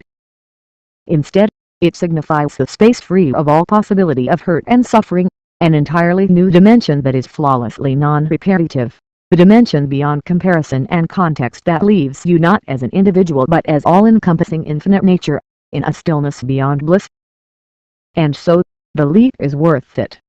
The leap is everything. With the leap, the bottomless abyss becomes boundless freedom. Sadhana. By focusing at a point 6 to 9 inches away from the region between your eyebrows for 12 to 48 minutes, with your eyes open, you can realize the nature and structure of your individual chakras. This perception can help in stabilizing the random movement of chakras in the human physiology due to stressful external situations. This is just one aspect of a very sophisticated form of Kriya Yoga that allows you access to your inner Akashic, or etheric, dimension. Uncharted path. The sixth limb of yoga is referred to as dhyana, or dhyan, which is essentially about transcending the boundaries of one's physical and mental framework.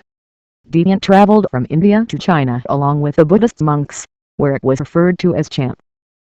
This yoga traveled through the Southeast Asian countries to Japan and became Zen, and found expression as a whole system of direct insight without an emphasis on doctrine. Zen is a spiritual path that has no scriptures, books, rules, or rigid practices. It is an uncharted path. The first recorded use of the method we now call Zen happened almost 8,000 years ago, well before the time of Gautama the Buddha. King Janaka was a brilliant man and ardent seeker, burning with a longing to know. He had exhausted all the spiritual teachers in the kingdom. None of them could help him because they were all born out of the book. He had still to meet someone who came from inner experience. One day the king went on a hunting trip. Riding deep into the jungle, he caught sight of a yogi. He stopped. Seated outside a small hermitage was Ashtavakra, one of the most accomplished yogis and spiritual masters of all time. Janaka prepared to get off the horse to greet him. He swung his leg over the saddle and was about to dismount when Ashtavakra said, "Stop!" So, Janaka stopped right there, one leg still in the stirrup and the other mid-air. It was a painful position to be in, but Janaka stayed frozen, staring at Ashtavakra. We don't know how long the Guru held him that way, but suddenly in that awkward state, Janaka became fully enlightened. The method employed by Ashtavakra was akin to what is generally known in the world as Zen today. Once it happened. There was a Zen master whom everyone respected, but who had no teaching to impart. He always carried a huge sack on his shoulders. This would contain many items, and some of it would be sweets. In every town and village that he visited, children would gather around him, and he would distribute sweets and leave. People asked for teachings, but he would just laugh and go on his way. One day, a man who was himself known to be a Zen master of great repute, came to meet him. He wanted to ascertain whether this man with a sack was really a Zen or not. So he asked him, "What is Zen?" Immediately, the man dropped the sack and stood straight. Then he asked, "What is the goal of Zen?" The man picked up the sack, slung it over his shoulders, and walked away. This is what yoga is also about. This is what every spiritual practice is about. When you want to attain yoga or Zen, you have to drop your load, discard everything on the way, remain free, stand upright. It is important. With your load, you may never do it. And what is the goal of yoga? Consciously take on the whole load once again. And now it no longer feels like a load. Sacred science. What does it mean to sanctify or consecrate a space? The word consecration is often used somewhat loosely. For most people, it denotes a series of rituals that offers, at best, beauty and poetry to our lives, but performs no real useful function. Most believe it is mere mumbo-jumbo meant to obfuscate the spiritual process and exploit a fearful and gullible majority. It is time to discard this superficial understanding and look deeper. If you transform mud into food, we call this agriculture. If you make food into flesh and bone, we call this digestion. If you make flesh into mud, we call this cremation. If you make this flesh, or even a stone or empty space, into a higher possibility, this is consecration. Consecration is a live process. The Sanskrit word for it is pratishtha. As we have discussed earlier, modern science today tells us that everything is the same energy manifesting itself in a million different ways. If that is so, what you call the divine, what you call a stone, what you call a man or a woman, or a demon, are all the same energy functioning in different ways. If you have the necessary technology, you can make the simple space around you into a divine exuberance. You can just take a piece of rock and make it into a god or a goddess. This is the phenomenon of consecration.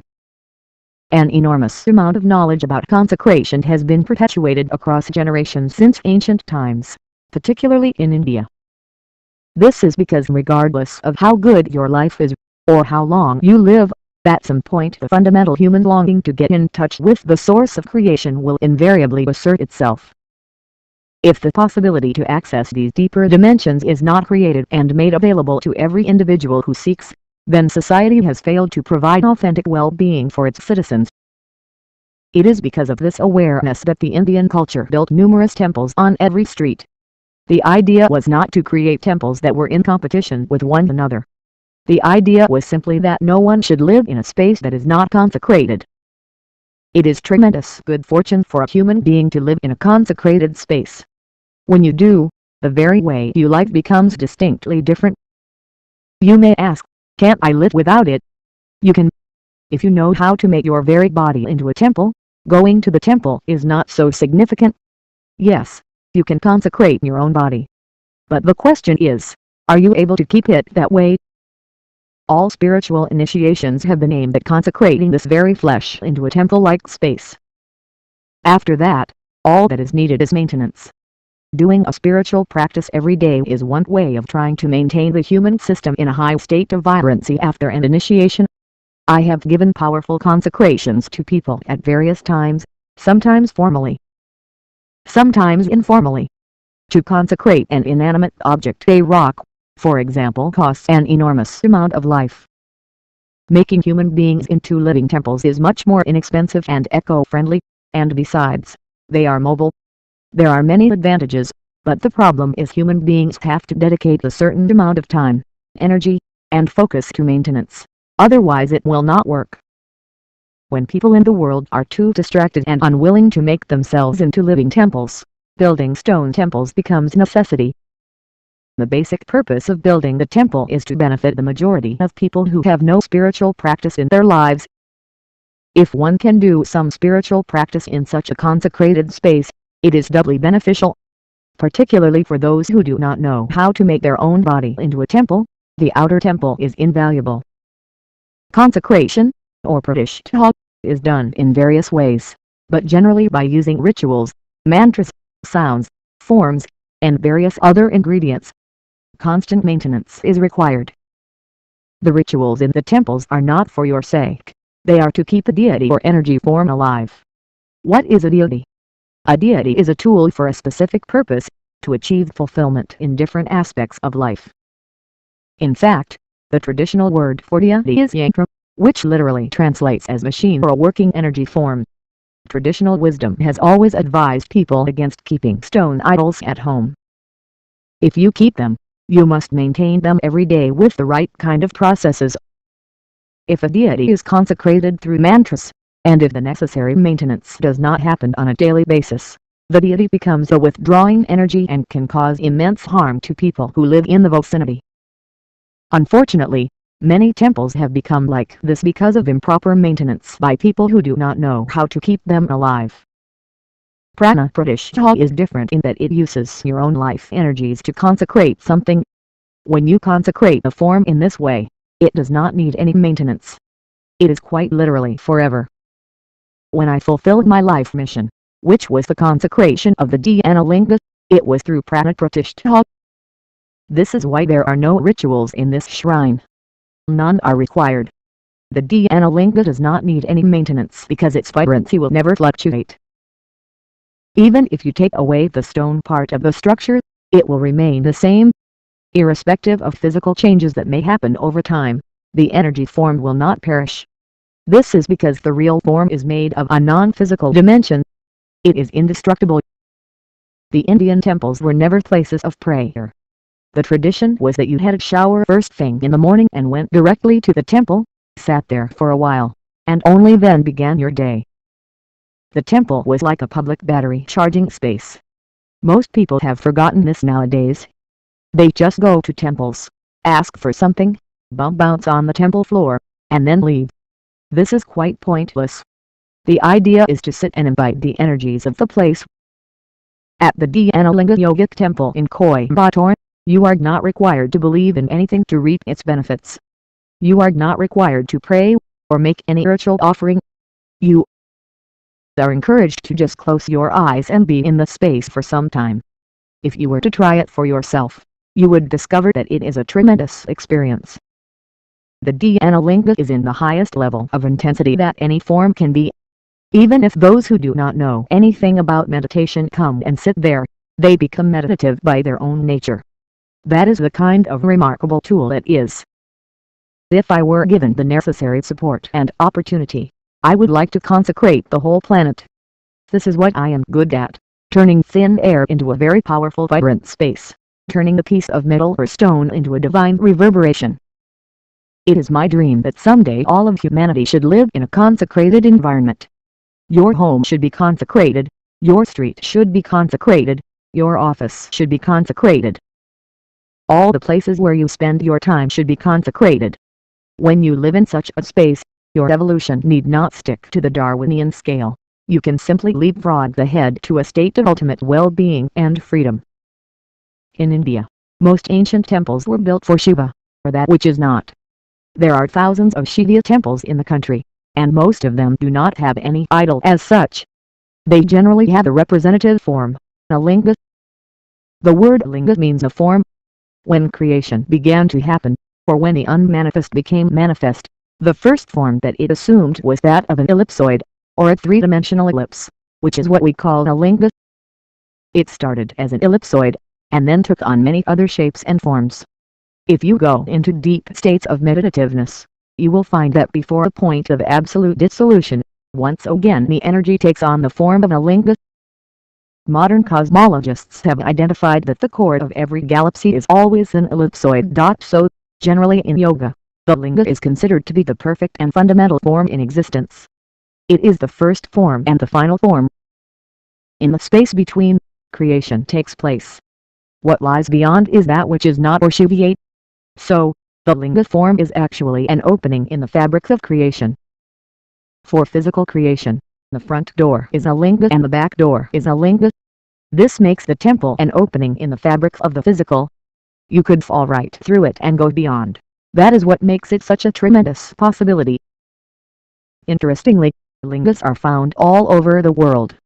In Africa, there are terracotta lingas, largely used for occult purposes. In Delphi, Greece, there is a linga below the ground, known as the navel of the earth. This is purely a miniature linga, meant to promote prosperity and material well-being. When someone showed me a picture of it, I immediately knew what type of people had consecrated this. It was definitely done by Indian yogis thousands of years ago, there is no doubt about that. When I consecrated Yogi, the abode of yoga in Tennessee in the year 2015, it was an event of considerable spiritual import, in fact, a milestone for classical yoga in the Western world. Having seen various ancient sites of interest, I am quite certain nothing of this kind of energetic significance has happened in North America, or indeed in the Western Hemisphere in the last 3,000 years. Consecrated through the process of pranapradishta, the space is a tribute to Yogi, the world's first yogi. Exclusively dedicated to the pursuit and practice of yoga, the space represents a living repository of the highest level of energetic vibrancy and exuberance, and offers a unique spiritual possibility to seekers in the West. Most of the lingas in India right now represent one chakra or two at the most. They are invariably consecrated for material well-being.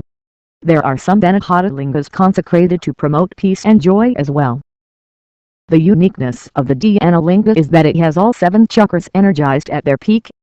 To create 7 separate lingas for 7 chakras would have been so much easier, but the impact would not have been the same. So, the Dhyana linga is like the energy body of the most evolved being, referred to in the yogic culture as Shiva, eternally available to all. It is the highest possible manifestation. If you push energy up to very high levels of intensity, it can hold form only until a certain point. Beyond that, it becomes formless and people are largely incapable of experiencing it. The Dhyana linga has been consecrated in such a way that the energy has been crystallized at the highest point beyond which there can be no form. It was created so that the intimacy of sitting with a live guru is available to every seeker who longs for it. Above all, what makes the Dhyana linga an immense and unprecedented spiritual possibility is the fact that it represents the opportunity to experience life in its complete depth and totality. One who comes into its sphere is influenced on the level of the akashic, or etheric body, or the Vyanamaya kosha. If you bring about a certain transformation through the physical, mental, or energy body, it can be lost in the course of life. But once you are touched on the level of the etheric body, it is forever. Even if you go through many lifetimes, this seed of liberation will wait for the right opportunity to sprout and flower. It took me 3.5 years of a very intense process of consecration to complete the Dhyana linga. Many yogis and adepts have attempted to create such a linga, but for various reasons, all the required ingredients never came together. This was not my will, it was my Guru's. Though my contact with my master was momentary, it has in every way been momentous. It has directed every step of my life, including my very birth. The Dhyana linga has finally been accomplished, with his grace and with the love, support, and understanding of many people, who gave of themselves, knowingly or unknowingly, willingly or unwillingly, consciously or unconsciously. I am grateful to them all. Sadhana. If you learn how to use the 5 elements in a certain simple geometric formation, you can create a highly beneficial energy space for yourself. Here's a simple exercise you can't try. Draw a figure like the one below with rice flour or some kind of grain. Place a small ghee, or clarified butter, lamp in a plate full of water at the center. Place a flower in the water. You have now created a geometric form, using water, fire, and air. The flower in the water represents the earth. Akash, or ether, is, of course, always present. Try this simple process every evening. You will find the energy of your room altered in a subtle but powerful way. In this manner, you can uniquely empower your home or office on a daily basis. Mountains of Grace. For most yogis and mystics, the problem has been that they could never share the fruits of their realization with people around them. To find another person capable of receiving what you know is not easy. If you find even one person, you are fortunate. So, most spiritual masters downloaded their knowing in remote but not entirely inaccessible places. They often chose mountain peaks because there is less human traffic and disturbance in such places. There are many wonderful places like this in India. Mount Kailash is the place where the maximum amount of knowledge has been stored for a very long time in energy form. Kailash is the greatest mystical library on the planet. Almost all the religions of the East hold it as highly sacred. Among Hindus, it is traditionally regarded as the abode of the great god Shiva and his consort, Parvati. The Buddhists hold it holy because 3 of their great Buddhas are believed to be living there. The Jains believe that their first great masters, or Tirthankara, attained liberation there. The Bon religion, which is the original religion of Tibet, also considers it deeply sacred. I have been taking pilgrims to Kailash for the past 11 years. When I went there in 2007, my health was particularly bad. I had been traveling 4 weeks non-stop, during which baffled medics in different parts of the world had diagnosed me with a variety of illnesses, including malaria, dengue, typhoid, and even cancer. The confounded doctors termed my blood reports esoteric. Finally, I decided to look inward and work on myself. A few days later, I went to Kailash. I was better at this point, but still very weak. When I looked at the mountain, I saw there was so much mystical knowledge waiting to be accessed. So I took a strand of energy from the mountain and connected it to my energy system in a certain way. As soon as I did that, there was a sudden resurgence of vitality, and my depleted energy body bounced back to normal. I looked younger, felt younger, and even my voice had changed just in about an hour's time. The results were visible. There were almost 200 people around me who witnessed this. There are other places of enormous vibrational energy where mystics have bequeathed the fruits of their spiritual practice. Such spaces are innumerable in the Himalayas. The variety of mystics and yogis chose these mountains as their abode. When they lived there, they naturally left behind a certain dimension of energy, and as a result, the Himalayas gathered a kind of aura. For example, Kedarnath is just a small temple in the Himalayas. There is no deity there, it is just an outcrop of the rock. But it is one of the most powerful places in the world. If you strive to improve your receptivity and then visit a place like that, it will just blow you away. There are many places like that in the East, but the Himalayas attract the most people. There is another place called Kumara Parvat in the South Indian state of Karnataka. Parvat means mountain. Kumara refers to the son of Shiva, whose name was Kartikeya. He fought many battles, trying to transform the world, but when he realized the futility of this, he came to this region. It is here that he washed his sword of its blood for the last time. He decided that even if he fought for 1,000 years, he was never going to change the world, that one violent solution would breed another 10 problems. So he climbed up the mountain and stood on the summit. Normally when a yogi wants to shed his body, he will either sit or lie down. But because he was such a warrior, Kartikeya stood up and exited his body, standing. If one can exit the physical form voluntarily without damaging it, that is an indication of absolute mastery over the life process. This is generally referred to in the Indian tradition as Mahasmati, or glorious equanimity. When I went to Kumara Parvat many years ago, a small tent was set up for me. I wanted to sleep in it, but when I went in and tried to lie down, my body would involuntarily move into a standing posture, dismantling the tent.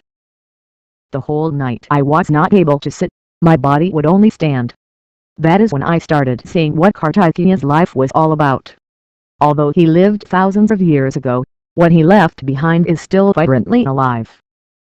This kind of work can't never be wiped out. Wherever a person does something with his life energies, he creates a certain possibility which cannot be erased by any event. The work and presence of anybody who experimented even a little bit with the inner dimensions can't never be destroyed. For example, Gautama the Buddha is supposed to have lived 2,500 years ago, and Jesus is supposed to have lived 2,000 years ago, but as far as I am concerned, both are a living reality. Once you create a certain volume of work with your life energies, It is permanent for all practical purposes and time does not destroy it. If you work with the physical body of flesh and blood, it has a limited lifespan.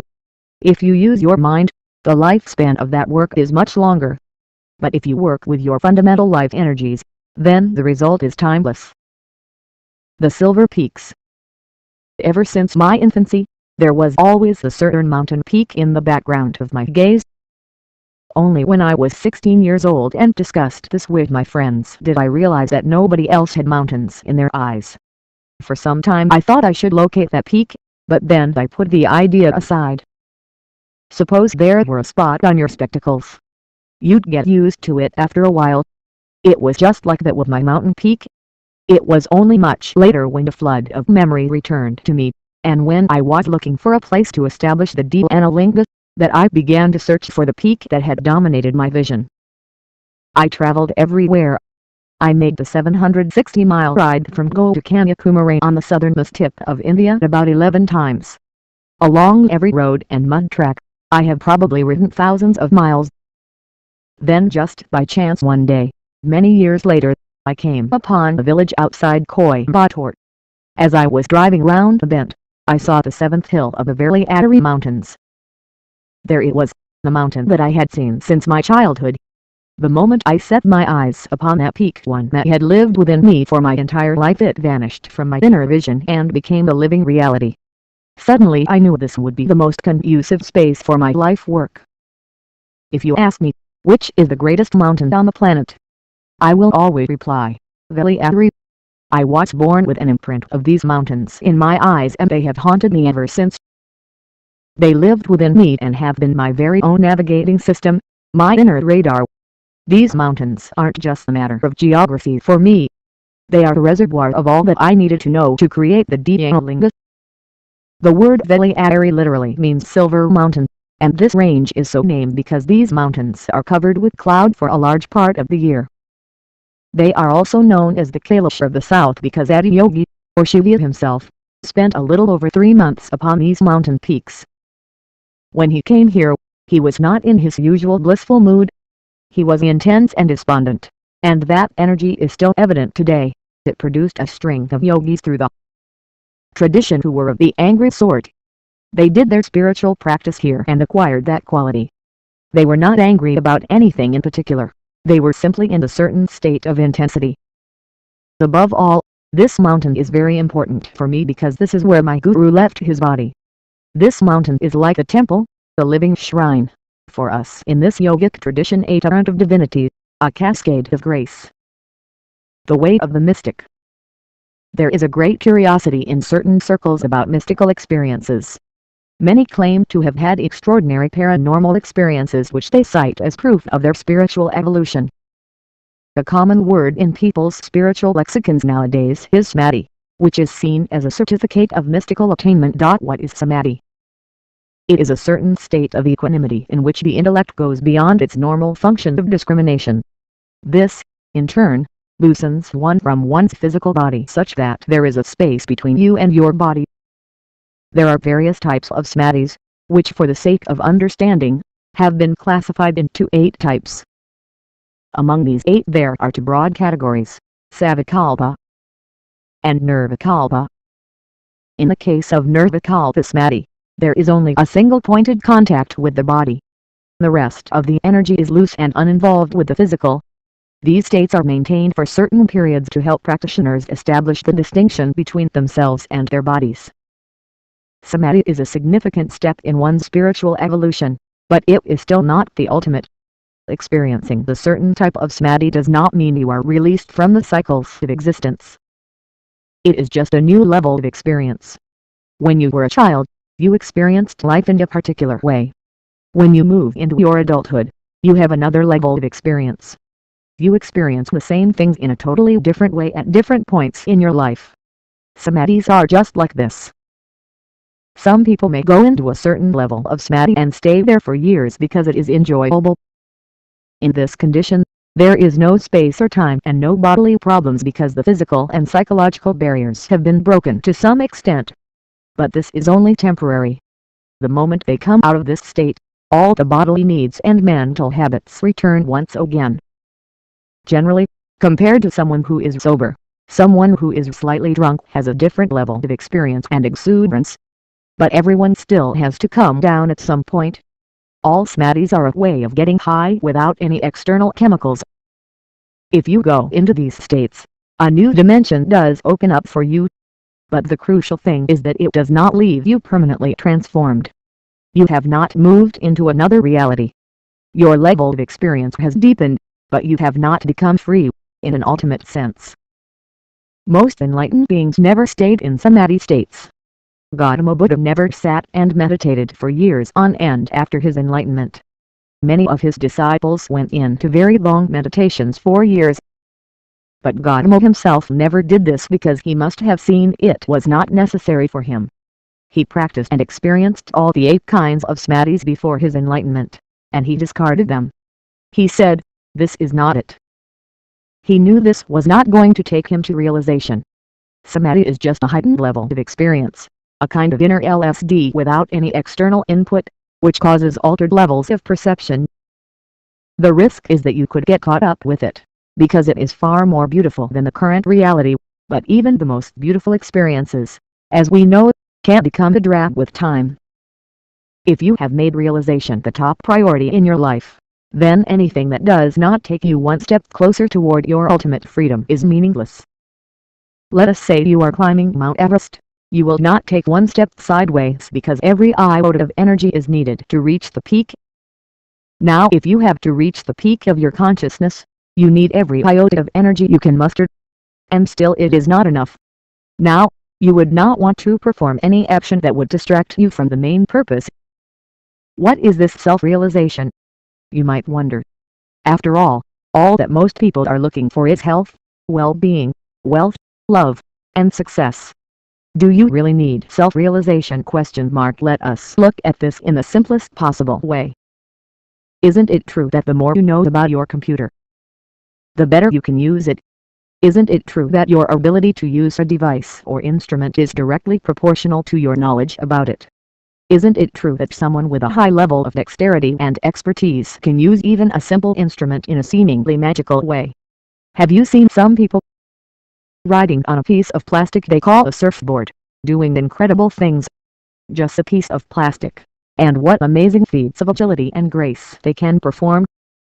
Similarly, the more profound your understanding of the human mechanism is, the more magical your life will be.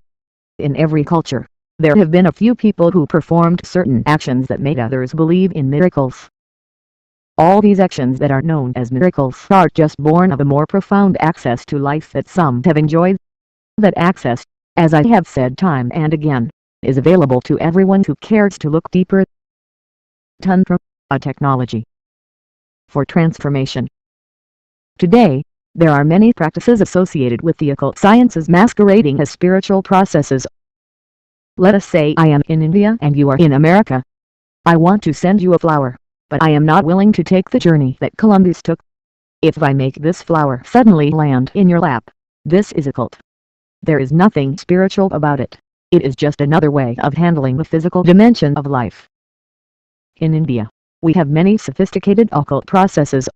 There are people who can't just look at a photograph and make or break a person's life. They could ensure that the person contracts some ailment that the body could not customarily have acquired in such a short span of time. These occult practitioners can also create health, but unfortunately many of them use their ability in other ways, as there seems to be a better market for these negative talents. In any case, whether it is employed for ill health or good health is beside the point. The use of occult toward any self-oriented goal is inadvisable. The yogic tradition is filled with stories of the great Yogi Goraknath. Some say he lived in the 11th century, but there are many accounts that date him much earlier. He was a disciple of Matsyendranath, an illustrious yogi in his own right. Such was his level of attainment that Matsyendranath was often generated as a reincarnation of Shiva or Adiyogi. The lore tells us that Matsyendranath lived for about 600 years. This need not be accepted literally or discarded as hagiography either. It essentially indicates an exceptionally long lifespan and the tremendous awe with which this iconic figure was regarded. Goraknath became his disciple, and he adored and worshipped his master. Goraknath was all fire and intensity. Matsyendranath saw too much fire in him, and not enough restraint.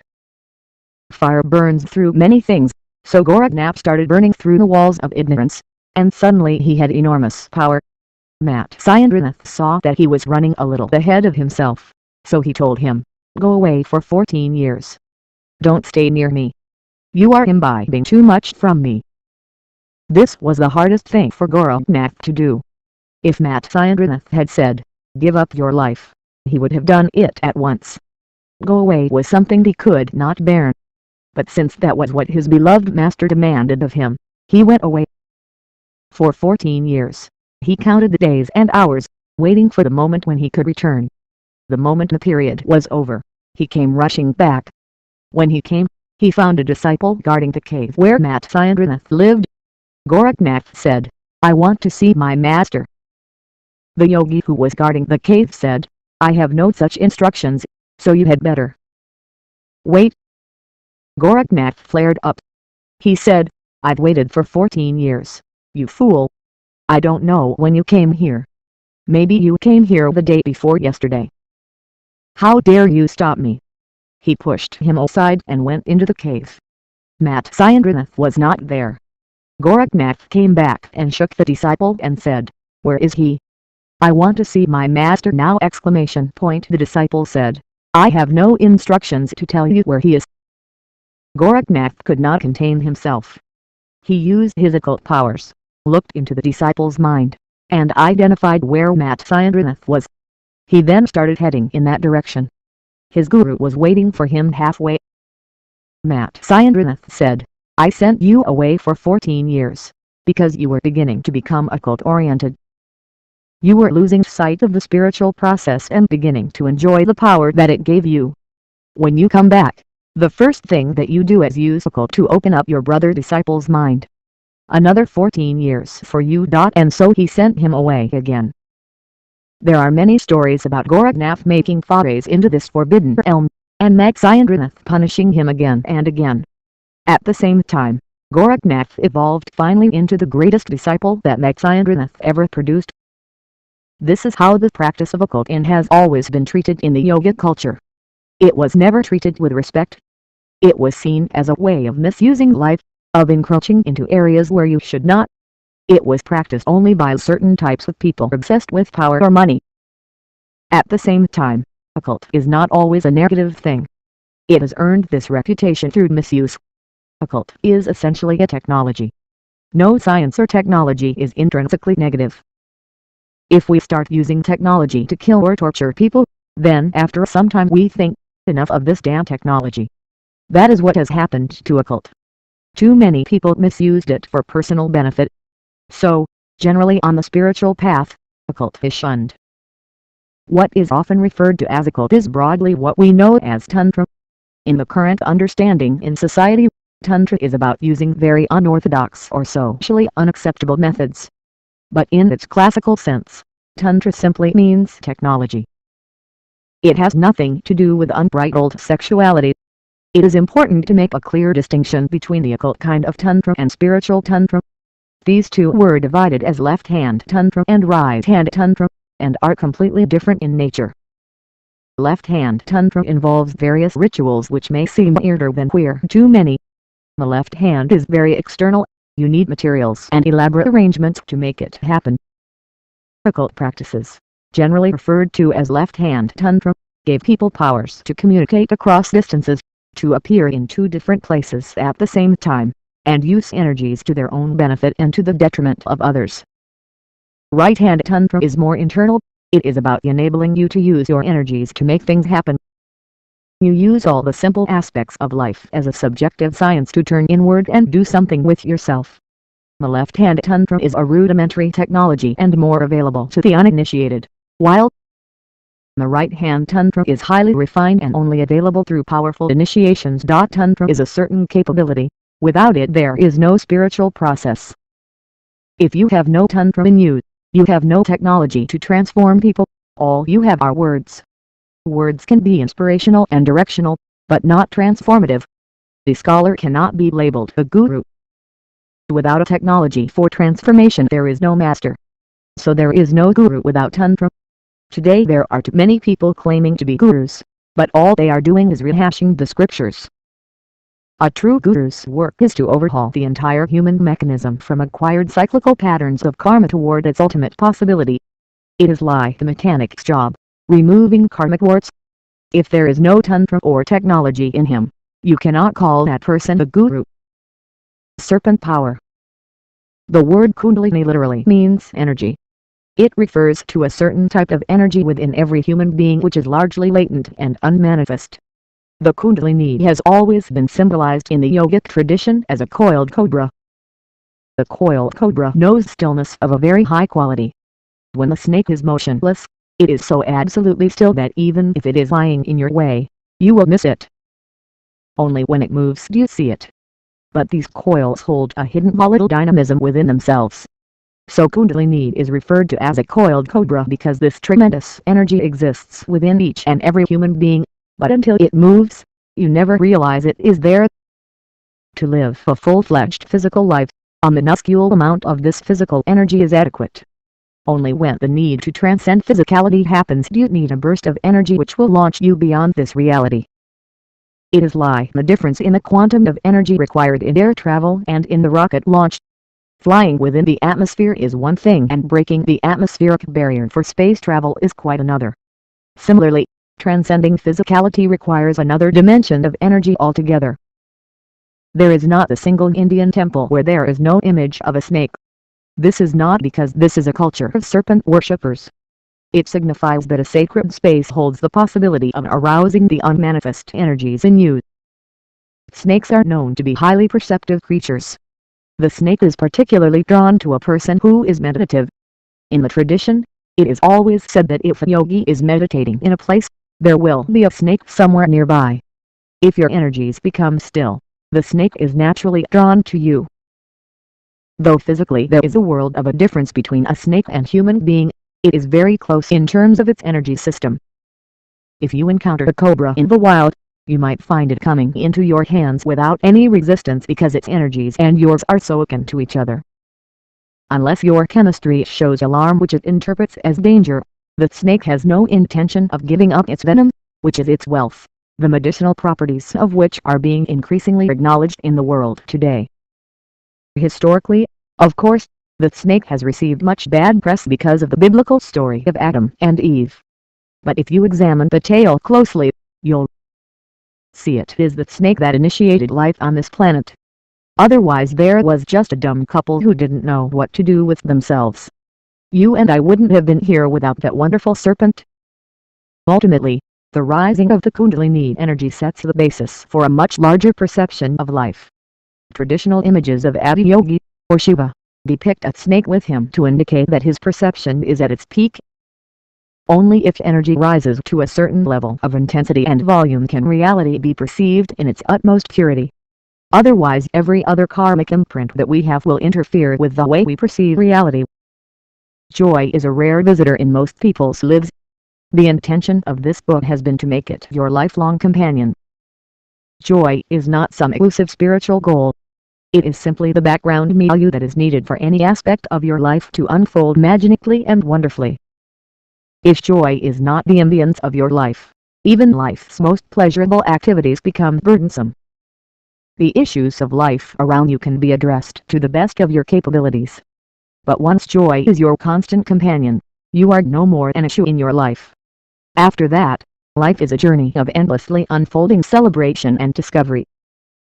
For the first time in the history of humanity, we have the necessary resources, capability, and technology to address every issue on the planet of nourishment, health, education, you name it. We have tremendous tools of science and technology at our disposal, powerful enough to make or break the world several times over. However, if the ability to wield such powerful instruments is not accompanied by a deep sense of compassion, inclusiveness, balance, and maturity, we could be on the brink of a global disaster.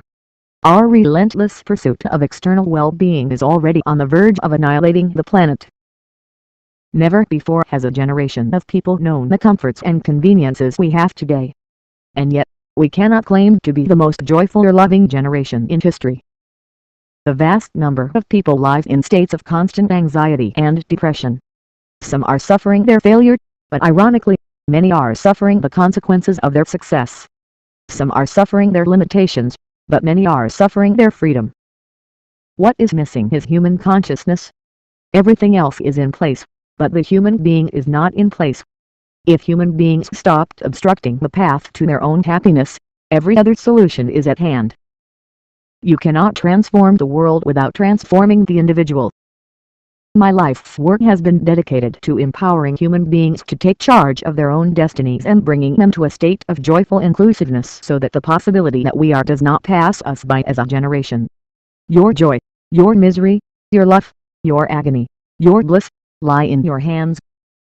There is a way out. And the way out is in. It is only by turning inward that we can truly create a world of love, light, and laughter. This book could be a doorway to that world. Let us make it happen. Glossary. Yogi, literally, the first yogi, the being through whom the yogic sciences originated, also known as Shiva. Ajna, the center of knowledge and enlightenment. Ajna is one of the 7 major energy centers of the human body. Physically located between the eyebrows, it is also known as the third eye. Ahankara, the sense of identity within a person, one of the consequences of which is the ego. Akash, an intermediary situation between creation and the source of creation. Akash forms the subtle physical landscape on which the rest of creation unfolds. Anahata, the significant chakra, or energy center, in the human system. This is known as the heart chakra. It is symbolized by 2 triangles forming a 6-pointed star, where the upward pointing triangle denotes the physical and the downward denotes the dimension beyond the physical. Anandamaya bliss body. One of the sheaths, or layers, that make up the human being, according to yogic physiology. A non-physical dimension. Anapanasati yoga, a complete system of yoga which involves bringing awareness to one's breath. Tangamardana, a series of 31 dynamic processes to invigorate the body and reach peak physical fitness. Tangamardana literally means to gain complete mastery over the limbs, organs, and other parts of the body. It revitalizes all the systems of the body, such as the muscular, skeletal, nervous, circulatory, and respiratory systems. Anamaya kosha, the physical sheath, or layer, in yogic physiology. This is also referred to as the food body, since the physical body is essentially constituted of the food that one consumes. Asana, yogasana, yoga means union or to merge, while asana means a physical posture. Those postures that allow one to achieve union with one's higher nature are referred to as yogasanas, one of the 8 limbs of yoga. Kavadhuta, one who has risen above duality, generally describes the yogi or saint who is in a constant state of inner bliss. Ayurveda, Ayurvedic the science of life. An ancient Indian system of food and medicine, which employs herbs and earth elements to correct systemic irregularities, and promote health and well-being. Bhakti yoga, yoga of devotion, refers to the spiritual path of self-realization through love and devotion, characterized by an intense desire for union with the object of one's devotion. One of the 4 paths of yoga. Buddha Shuddhi, the most fundamental practice in yoga. Buddha Shuddhi means the cleansing of the 5 elements within the human system.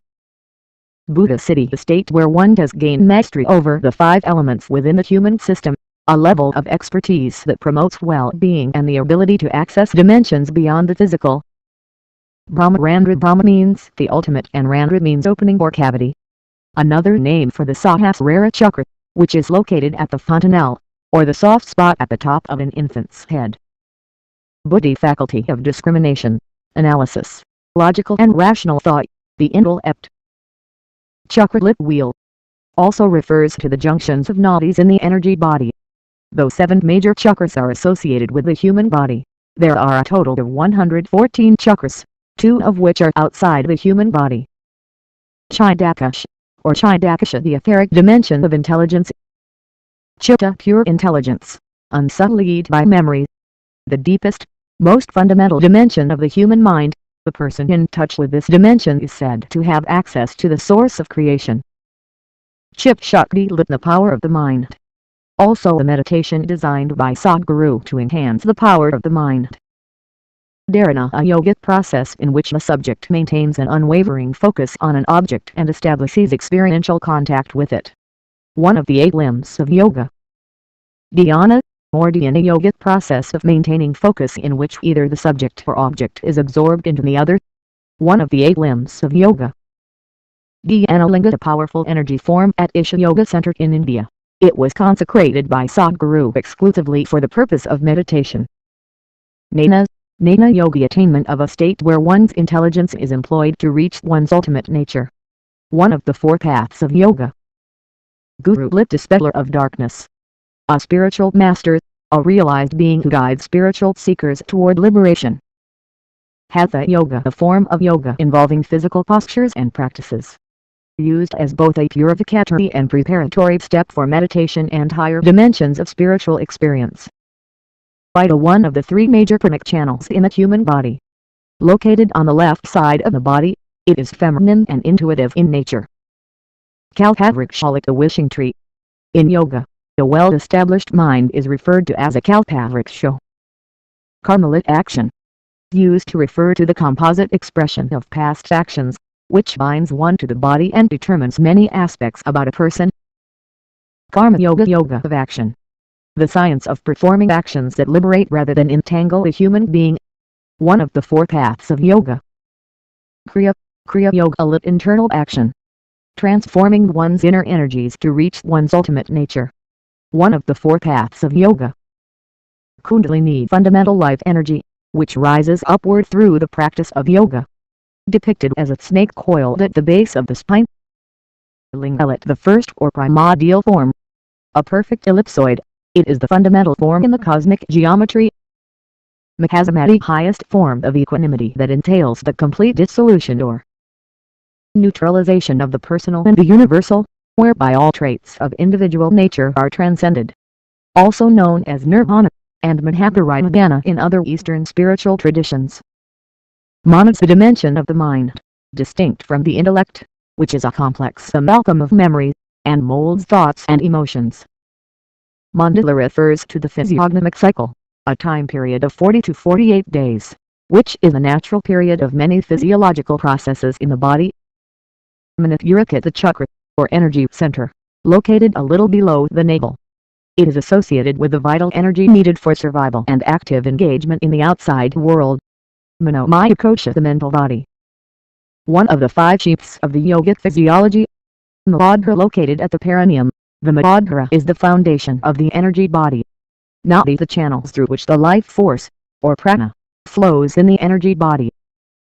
Namaskar, the traditional Indian practice of putting 2 hands together, which harmonizes the 2 dimensions within a person, and promotes an experience of unity and sovereignty within the self, while acknowledging the same in others. Nirvikalpa, without qualities. The type of samadhi, or equanimity, beyond all qualities or attributes, where a person's contact with their body is minimal. Pila, one of the major energy channels of the body. Located on the right side of the body, the pila is considered masculine in nature. Prana, fundamental life force, vital energy. Pranamaya kosha, the energy body. One of the 5 sheaths of yogic physiology. Pratishtha, process of consecration or energizing an object or space. These processes are mainly of 2 kinds, mantra pratishtha, through chanting appropriate mantras and performing rituals, and prana pratishtha, through a direct process involving the consecrator's own prana shakti, or life energies. Sadhana, tool or device. Spiritual practices which are used as a means to self-realization. Sahasrara, the chakra, or energy center, of the human system, located at the fontanelle or crown of the head. Samadhi, deep state of equanimity, one of the 8 limbs of yoga.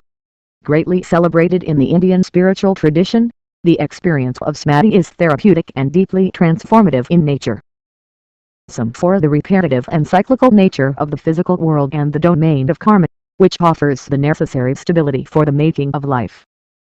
Samayukti, the state of having a well-established mind, which does not work against itself. Savikalpa, with qualities. Used to refer to types of samadhi, or equanimity, with qualities or attributes. Shavasana, corpse posture. One of the 84 asanas in the classical yogic tradition. practiced for its capacity to promote restfulness and for its rejuvenating impact on the system. Shiva, Shivalit, that which is not.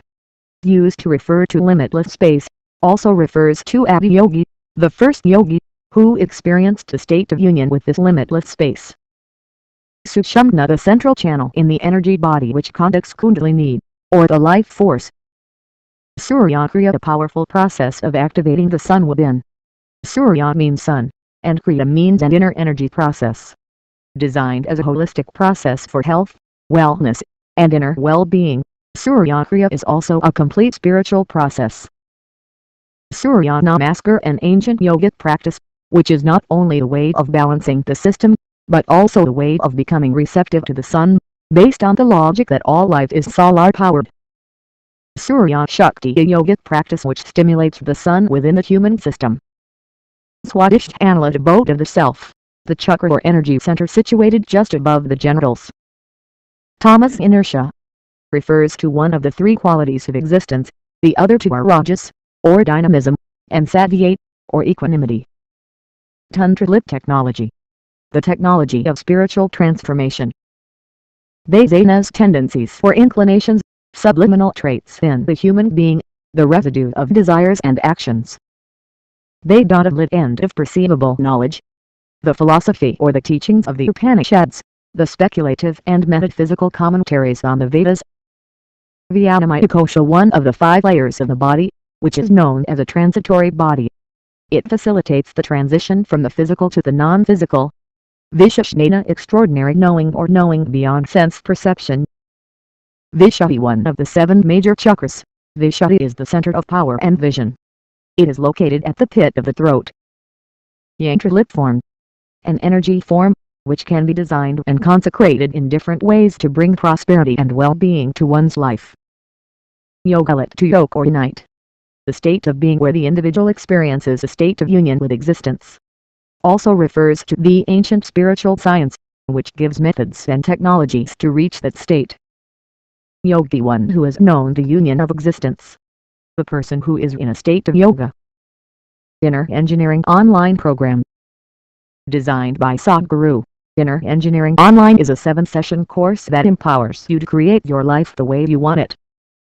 It offers the opportunity for inner exploration using methods that are the distilled essence of the yogic sciences and imparts practical wisdom to manage your body, mind, emotions, and the fundamental life energy within. The Inner Engineering Program is the next step for anyone wishing to explore the inner dimension in greater depth. Visit to learn more about special offers for readers of this book. Inner Engineering is also offered as a 4-day live event in various cities across North America and at the Isha Institute of Inner Sciences in a residential format. Visit to learn more about the live events as well as dates and locations. ISHA Foundation. Founded by Sadhguru in 1992, Isha Foundation is an international, volunteer-run, non-religious, non-profit, public service organization dedicated to addressing all aspects of human well-being. It is headquartered in the United States at the Isha Institute of Inner Sciences on the spectacular Cumberland Plateau in central Tennessee and in southern India at the Isha Yoga Center in a lush rainforest at the base of the Verli Mountains, near Coimbatore. Beyond their natural beauty, the powerful consecrated spaces in these locations help lay the foundation for individual growth and offer enduring benefits in various aspects of life. Supported by over 3 million volunteers worldwide, the Foundation's activities range from large-scale humanitarian projects in the fields of public health, ecology, and education to yoga programs for the individual with the goal of inner transformation. Action for Rural Rejuvenation provides free medical care and community rehabilitation for more than 7 million people in 4,600 villages in southern India. Project Green Hands is a massive public reforestation effort that has planted over 28 million trees to date. It set the Guinness World Record for having planted the most number of trees, more than 850,000 in a single day, and was also awarded India's highest environmental award. Isha Vidya aims to transform the lives of underprivileged rural children by providing affordable, high-quality education to more than 70,000 children. The objective of all the Foundation's activities is to empower the individual to realize the ultimate potential within, and to promote a global climate of inclusiveness and harmony. Visit to learn more. About the author. Sadhguru Jaggi Vasudev is a yogi, the mystic, and the founder of Isha, an all-volunteer organization engaged in large-scale humanitarian and environmental projects. He has spoken at the World Economic Forum, the United Nations, Stanford University, MIT, Harvard University, Wharton, and many other institutions. Isha.sadhguru.org, Facebook.com/Sadhguru @Sadhguru. Penkin Random House CD2 Random House